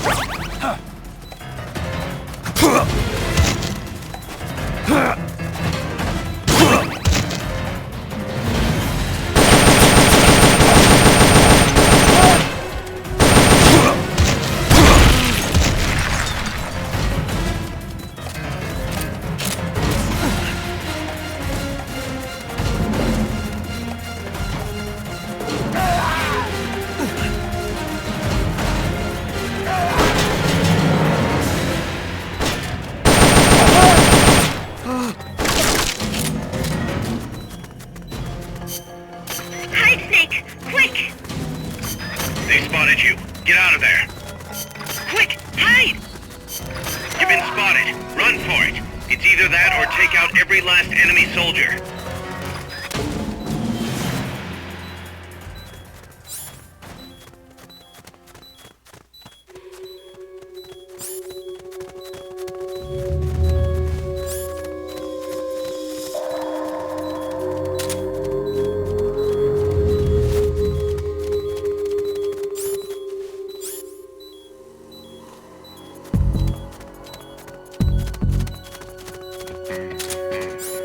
Keep rations equipped to automatically recover life when it reaches zero.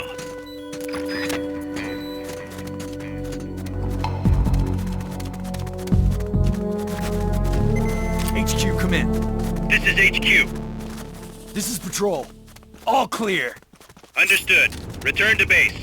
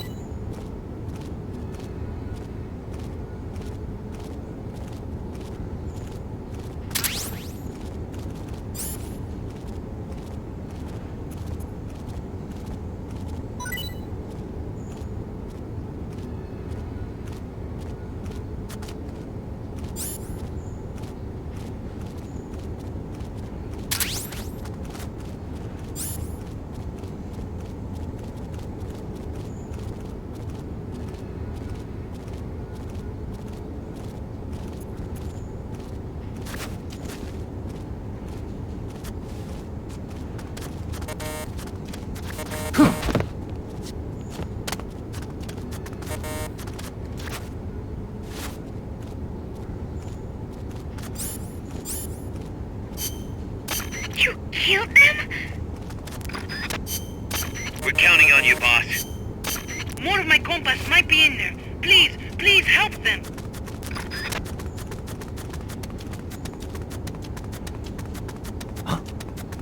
Pass through the coffee factory to reach the train terminal.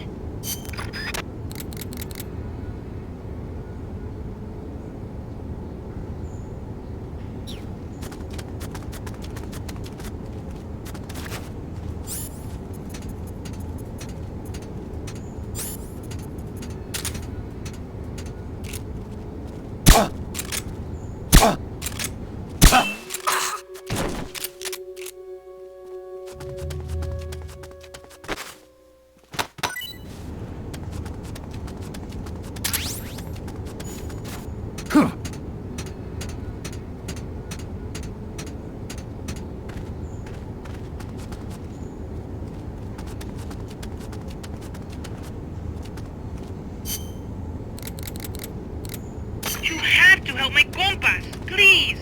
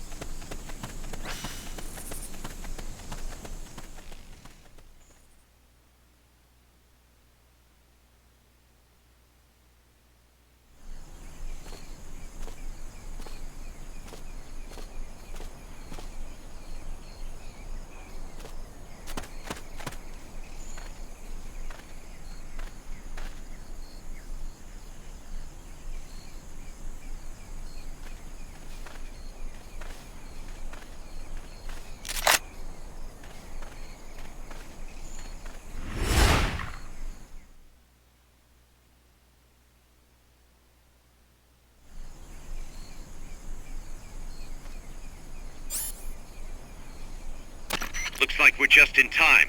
Neutralize all enemies and secure the train.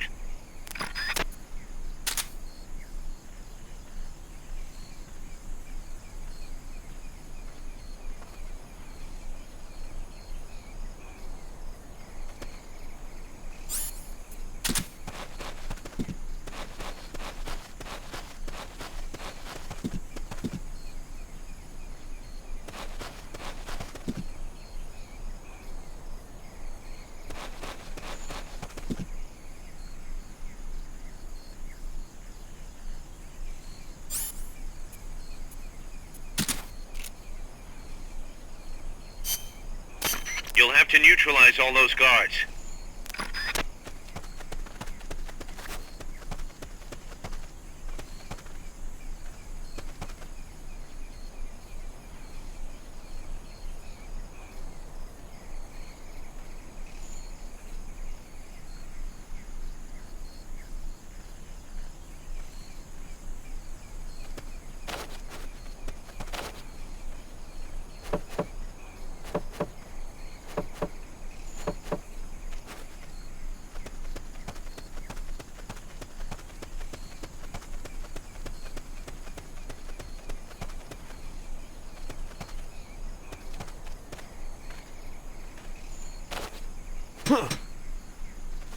What was that?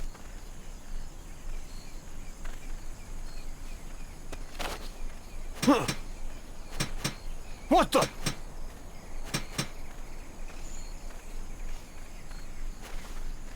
I know I saw something.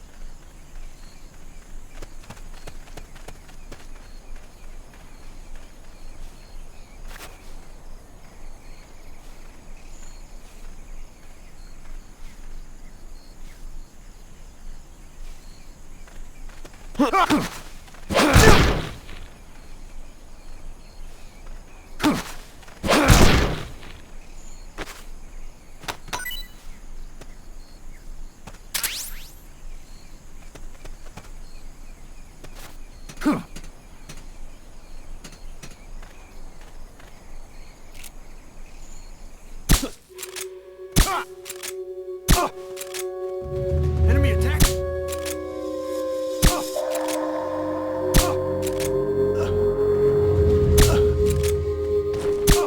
We're being shot at! Going to alert status! Understood. Maintain heightened alert.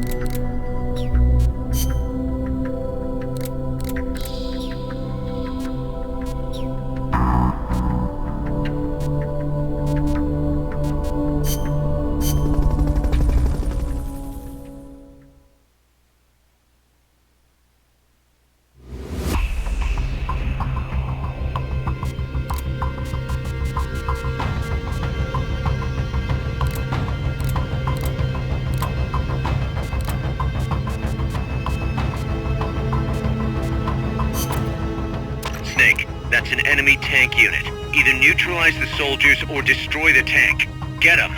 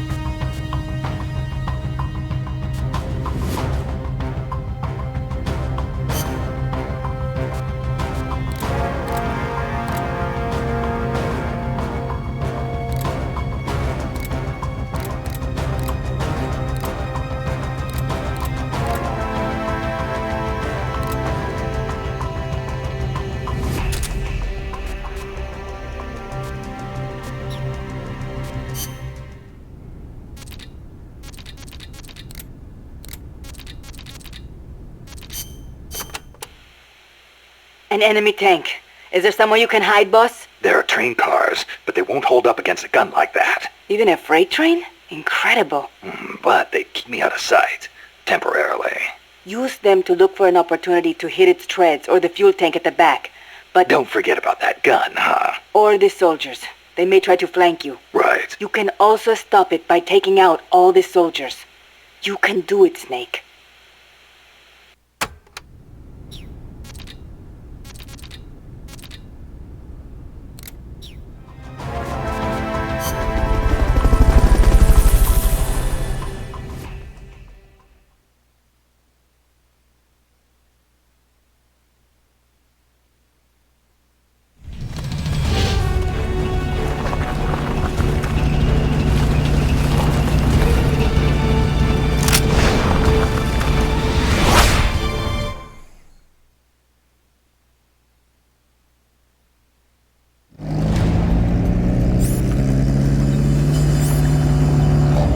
Neutralize the enemy troops.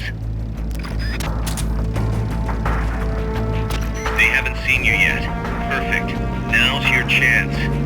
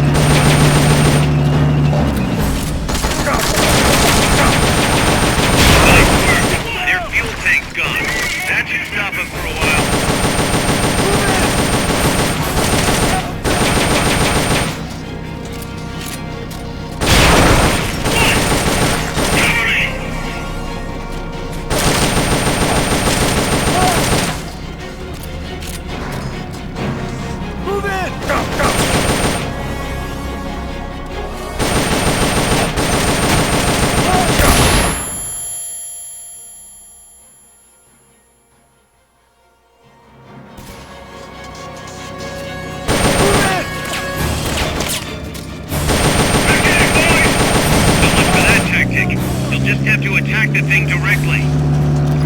Right.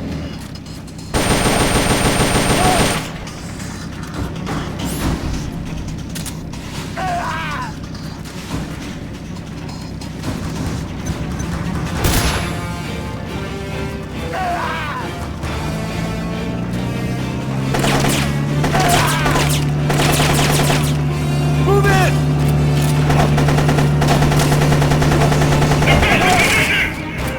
Armed and ready! This one takes a punch! Take base!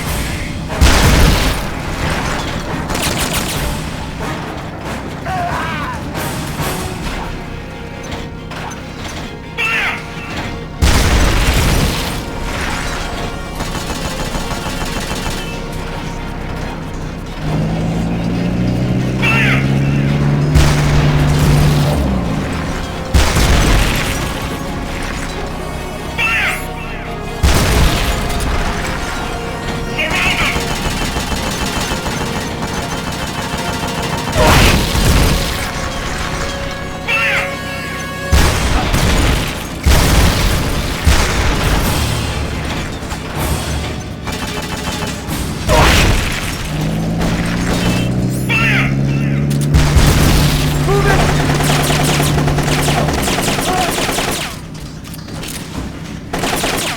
Armed and ready! This one takes a punch! Take base!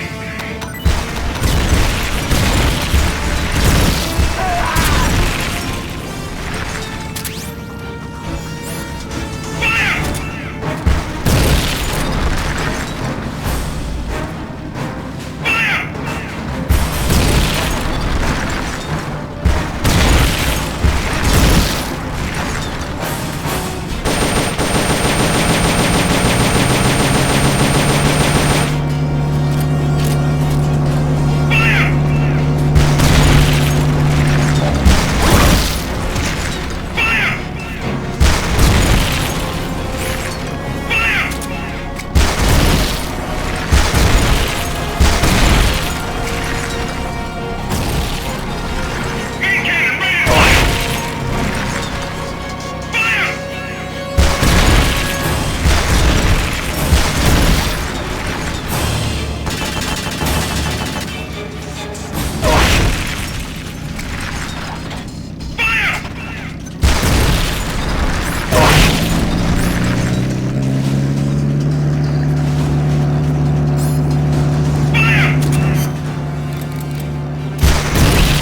Try to spare them if you can. We're counting on you, boss. Neutralize the enemy troops. Fire!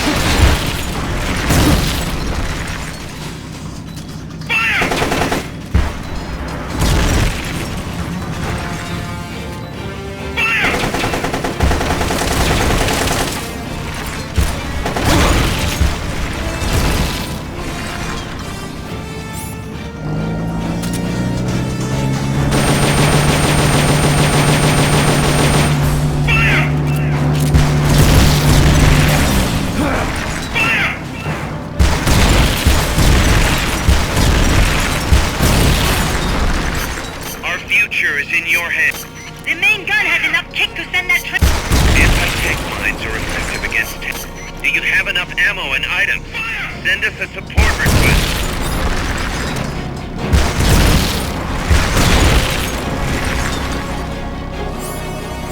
Armed and ready!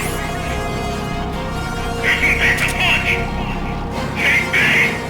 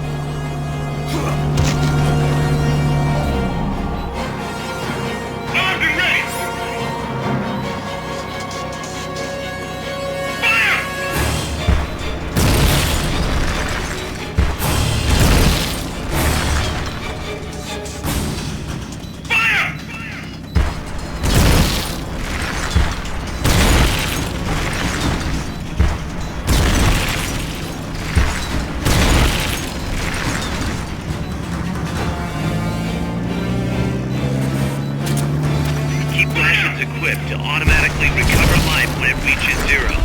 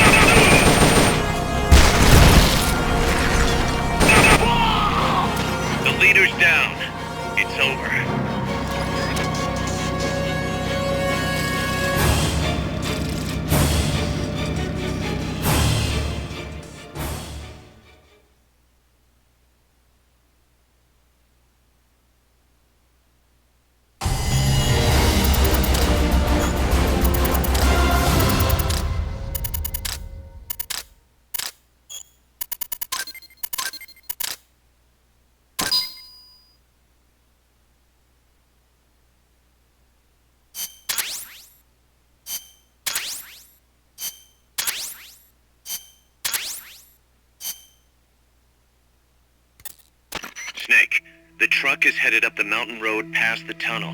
So it was nukes after all. What now? Their main base is up ahead. I better hurry after them then. But... Kaz, if I don't get moving, it'll be too late. All right. I guess you never did let dangerous assignments or risk aversion get in your way. How do I get inside the mountain? I can forget about the tunnel. Yeah, the tank took care of that. Any other routes? Why don't I let a local expert take over?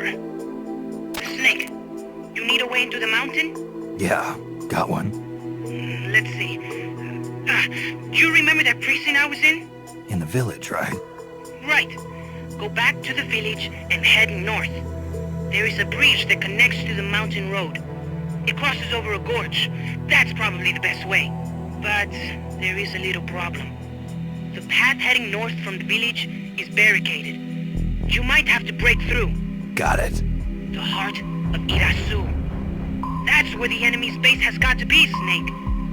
And maybe... Let me guess. The Basilisco. You don't believe me, do you? No, I mean... We'll have to see. Snake, Irazu features a number of crater lakes. The Odeberg government had planned to use those lakes to construct hydroelectric plants as one of its big state development projects. The project was scrapped, but there's still a small opening at the bottom of the lake. Meaning? I checked the satellite imagery, but didn't see anything man-made, which means they probably built a base inside the mountain. Could just be a storage igloo for explosives, or maybe some kind of research facility. What do they hope to accomplish by bringing the nukes there? First things first, get past that barricade north of the village. Looks like the only way through is the noisy way. You'll have to blow it up.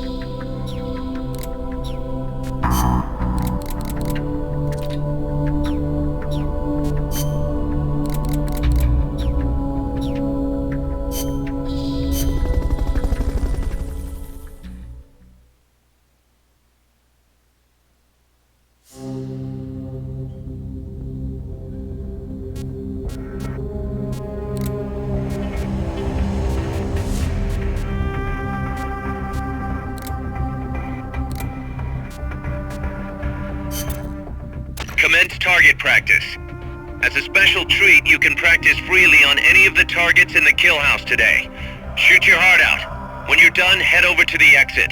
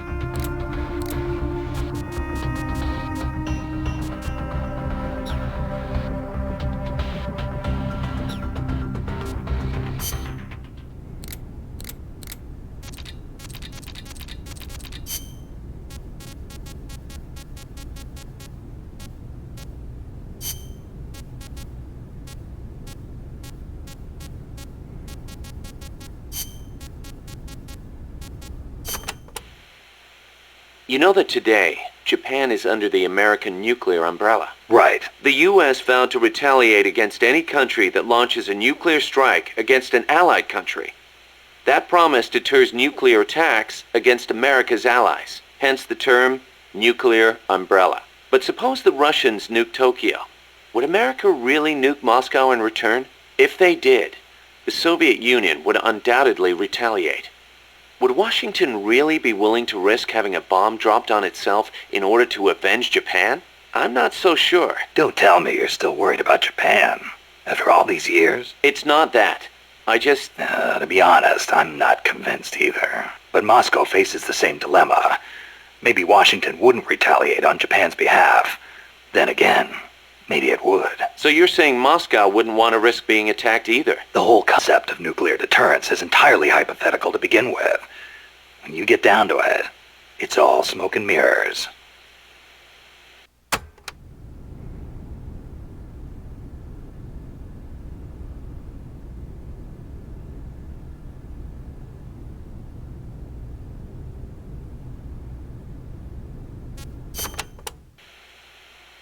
Japan shall not possess, manufacture, or allow the introduction of nuclear weapons into Japan. Those are the 3 non-nuclear principles set forth by the Japanese government. Allow the introduction? That's funny. Some of the U.S. warships that visit Japanese ports are armed with nukes. Or are you going to tell me they transfer them at sea onto other ships every time they visit? You raise a good point, Snake. But the Japanese government doesn't recognize it as such. The introduction of nuclear weapons into Japanese territory would need to be agreed upon in advance. America hasn't made any such agreements. Therefore, they aren't bringing nukes into Japan. That's the official excuse. Doesn't sound like much of an excuse to me. I don't blame you. Keep in mind, though, Japan suffered actual nuclear attacks. Anti-nuke sentiment there runs deeper than you think. I suppose the government's not really in a position to admit that sort of thing.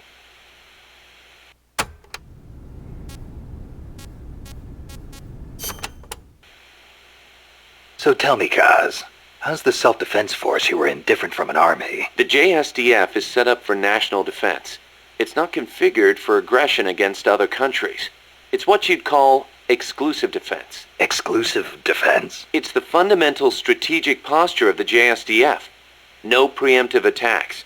Only the minimum defensive action necessary after an enemy attacks. Anything defined as self-defense, then? The JSDF originated as the National Police Reserve. Back then, American forces stationed in Japan were being sent over to fight in the Korean War.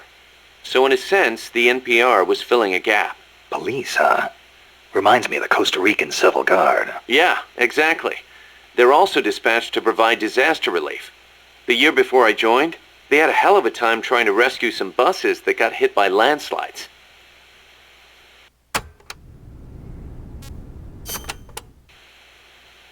So why'd you quit the JSDF? Because I didn't have a reason to be in Japan anymore. A reason? My mom had died 3 years earlier, so I didn't have to care for her anymore. With her gone, there was no point hanging around in Japan. Yeah, but a man with your talents could have risen pretty high in the ranks, I imagine. I don't know what they made of me. Could be it actually alienated me from the brass. And personally, I could never get used to the idea of exclusive defense. Meaning? On a strategic level, I can see how a country could go with the exclusive defense model used by the JSDF, and I've got nothing against my fellow soldiers who believe in it. On a tactical level, though, it just rubbed me the wrong way.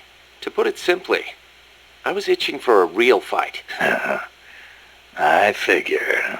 And I felt as long as I was in the JSDF, I'd never be able to stand shoulder to shoulder with my father, who was in the U.S. Army. Seeing Yukio Mishima's suicide didn't help either. Yukio Mishima. The guy who wrote The Temple of the Golden Pavilion. The way he questioned the status quo hit home with me. Not that I admired his vision or anything, but it did get me thinking, that's for sure.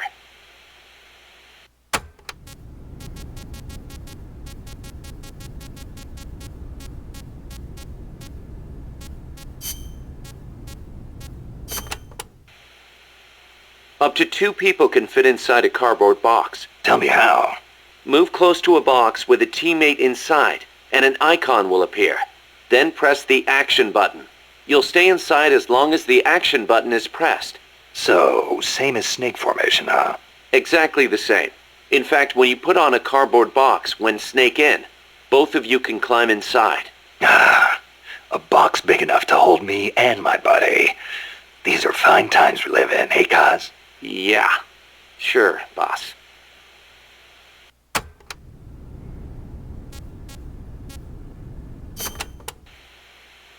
Snake, about that cassette player Galvez was carrying.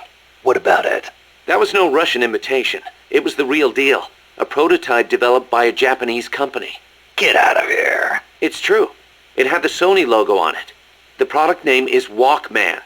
Walkman. It's a revolutionary new concept. Music you can listen to on the go. You can take it with you when you leave the house. I gave it a listen, and you wouldn't believe how good the sound quality is for something so tiny. And in stereo, too. Think of the technology that must have gone into it. And that tape is equally amazing. The treble range is clearly superior to any other cassette ever made. Stylish, too. How'd Galvez get his hands on a model that's not even out yet? Beats me. It's not the kind of thing I'd expect some stodgy Soviet to be into. Me neither. Tell you what, though, it's a fine piece of work. It'll let me listen to my music when I want, where I want. I never thought I'd hear you say that, but I have to agree. Me? I'm a recording freak, and I always used to laugh at the idea of a portable player. But now that I've seen it in action, I've changed my mind. Being able to take your music with you, this could be the start of a revolution in music. Could be. I'm having the guys at Mother Base study and analyze it. Who knows? They might be able to come up with something even better.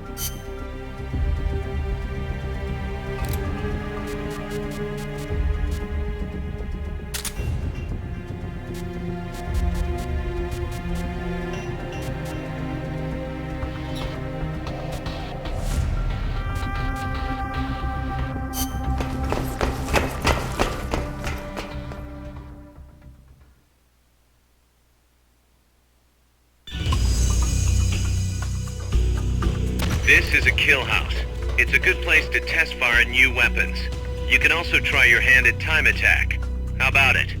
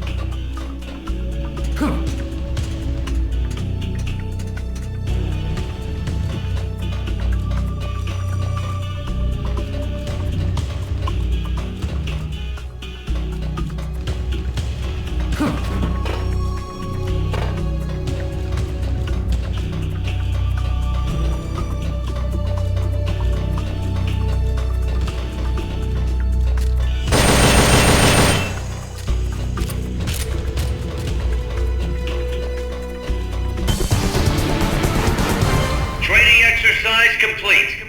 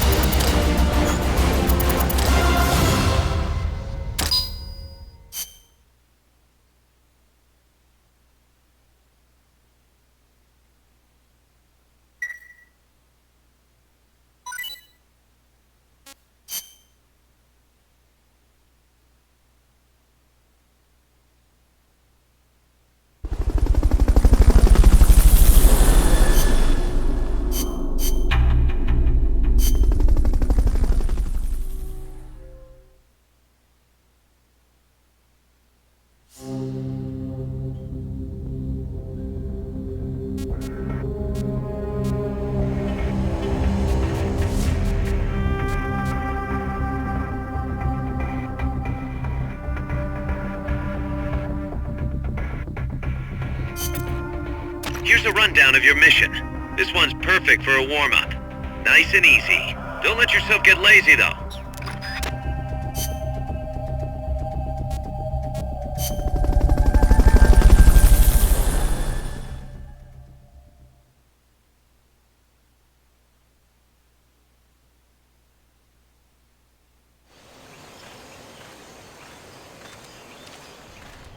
Neutralize all the soldiers without killing them, and then use the Fulton recovery system.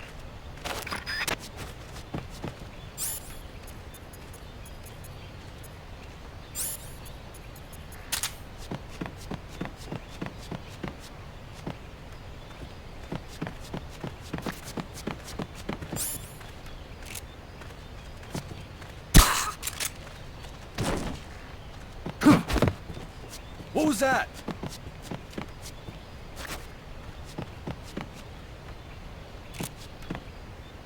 I'm seeing things.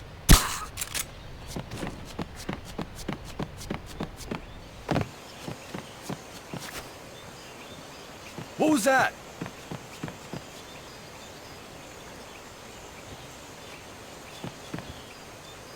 I'm seeing things.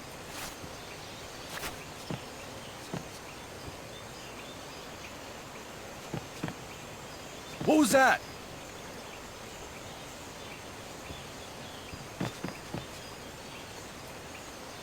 I'm seeing things.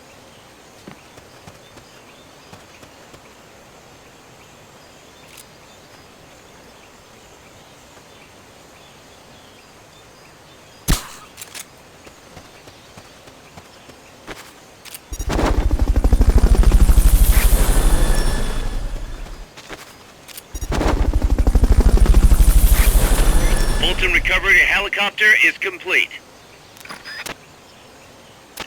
Fulton recovery subject confirmed onboard helicopter.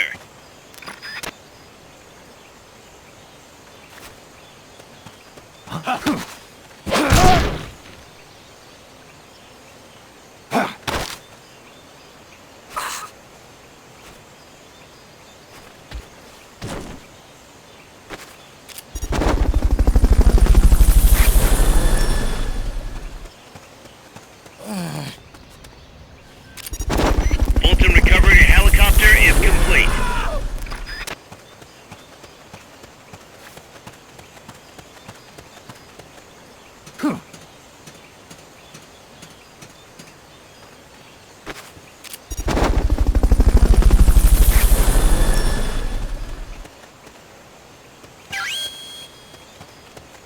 Head for the recovery. Mission complete. Great job.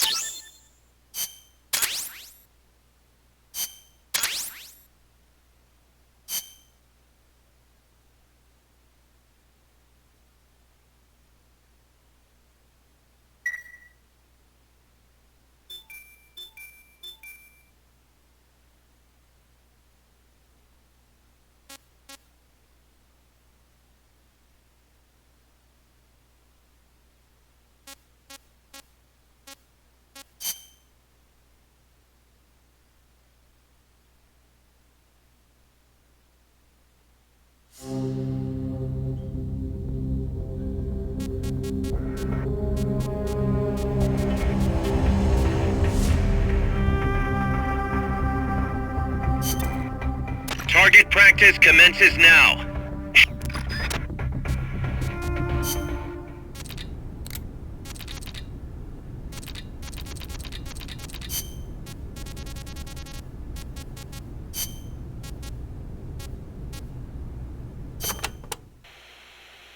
You probably heard this a million times, Snake, but you should always avoid combat with the enemy when possible. Right. We're outnumbered and in unfamiliar territory. We won't survive long in a straight fight, even with you on our side. I know. Avoiding combat is rule number 1 in a sneaking mission. That's right. Don't let the enemy know where you are, and attack only when necessary, using hit-and-run tactics to cripple them. It's the essence of guerrilla warfare.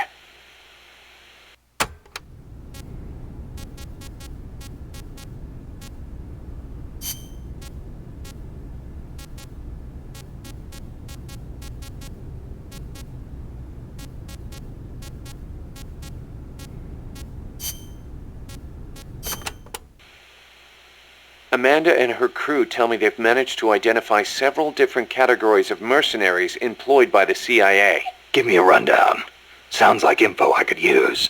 No problem. I'll go through them in order.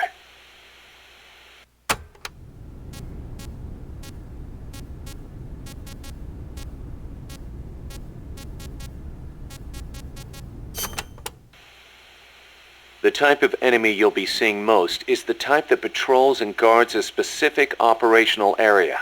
For the sake of convenience, Amanda's crew calls the outdoor ones patrolmen, and the indoor ones guards. They might look like they're just out for a stroll, but don't be fooled. They're sharper than they look. All of their senses are finely honed.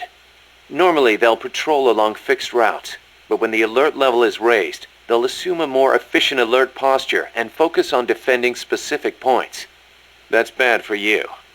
Obviously, they can hold their own in combat, and with body armor, it'll be even harder to take them down. If they're wearing a bulletproof helmet, you can forget about one-shot kills. Just a heads up. You'll need to be smart about using camo and pick your routes. The most important thing is to avoid detection.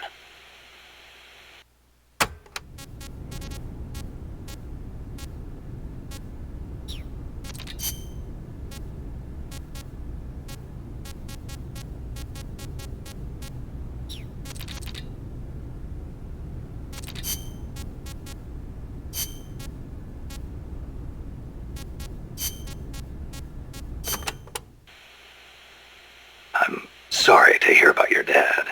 Thank you for saying that. Mi viejo was the leader of the Frente. He was the last of the generation that knew General Sandino. He saw the general's exploits firsthand as a boy. He would tell us stories about it all the time and about how the general was assassinated. Did you know he was getting money from the KGB? I had some idea, but I did not have the courage to confront him about it. I know it was a painful decision for him to make. I can imagine. Yes, my father was a good man. I loved him as a daughter, and his soldiers believed in him. Thanks to him, La Frente held together even in the worst of times. I don't know if I can ever fill his shoes.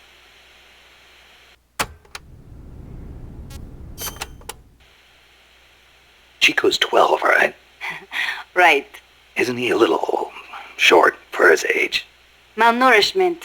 Food is hard to come by when you're running around in the jungle. He's got quite an appetite. I know. I didn't want him to come in the first place, but there was no one to take him in. I had no choice but to look after him. Don't be so hard on yourself. Sometimes it's better for a kid to be with his family than far away in a safe place. Thank you. Promise me this, though. When your fight is over, make sure he gets a proper education. Give him a chance to be something other than a guerrilla. It's not too late to teach him something other than fighting. Okay, I promise. You know what book Chico really likes? The World Encyclopedia of Mysterious Creatures. The Loch Ness Monster, the Yeti. UMAs. Yeah, I know. He's still so much like a boy. I worry about him. He'll be fine. I know plenty of grown men who still go crazy over UMAs. Are you serious?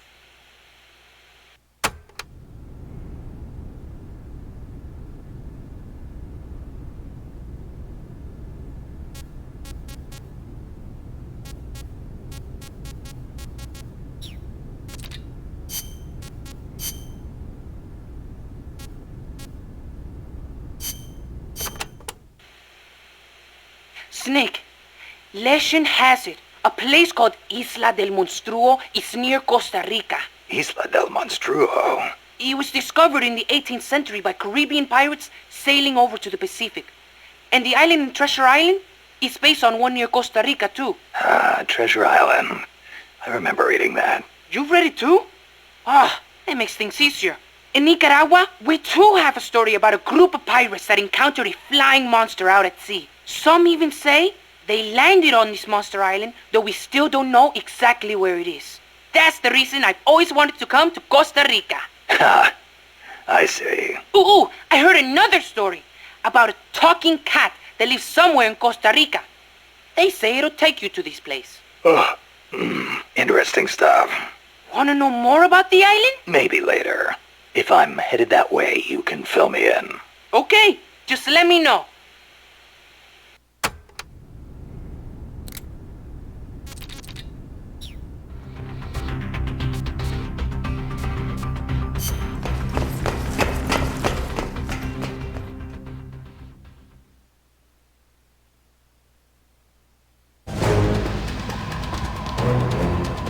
This is a time attack.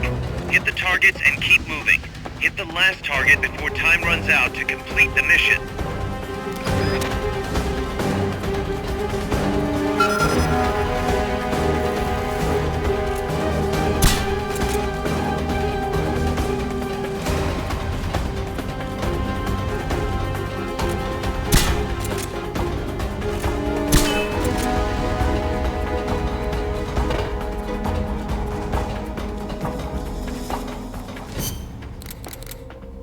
This is a kill house. It's a good place to test fire new weapons. You can also try your hand at time attack. How about it?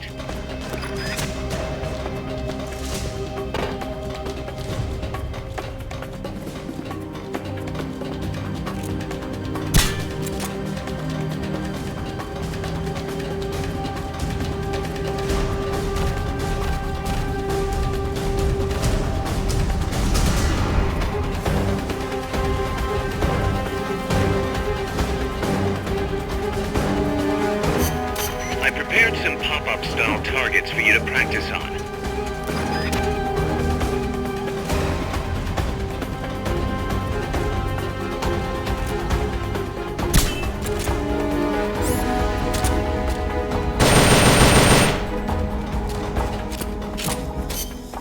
We're counting on you, boss. I wish there was something I could do. Be strong, Snake.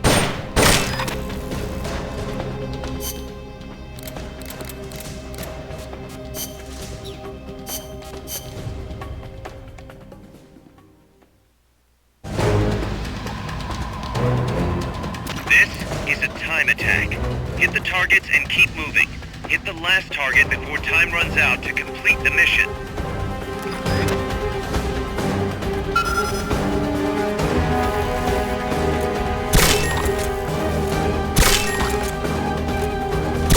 Nice. You hit all the targets in your booth. Move on to the next one.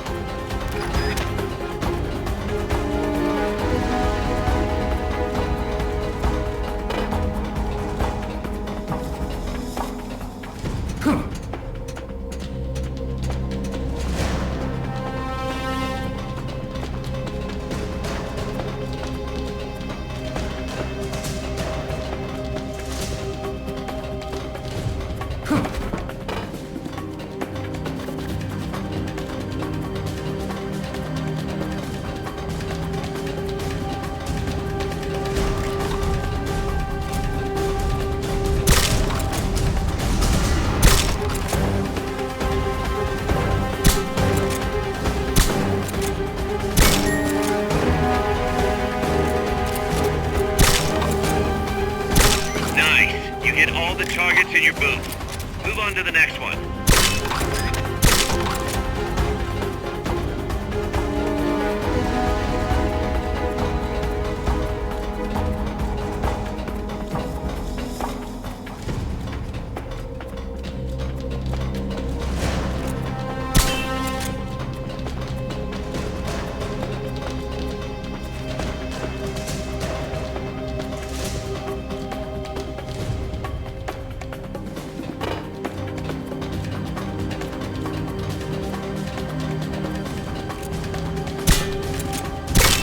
Nice. You hit all the targets in your booth. Move on to the next one.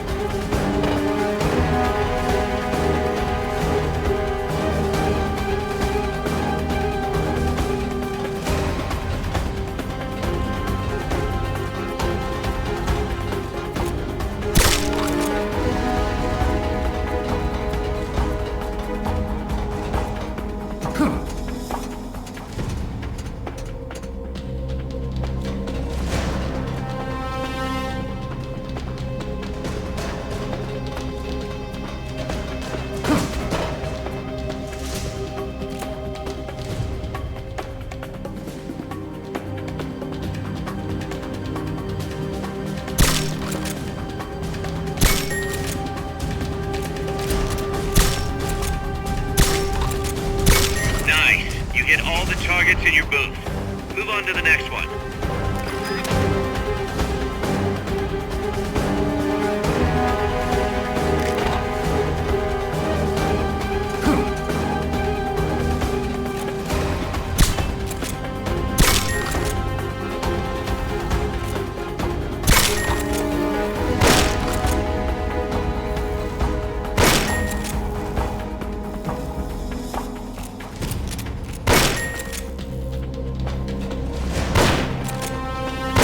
Nice. You hit all the targets in your booth. Move on to the next one.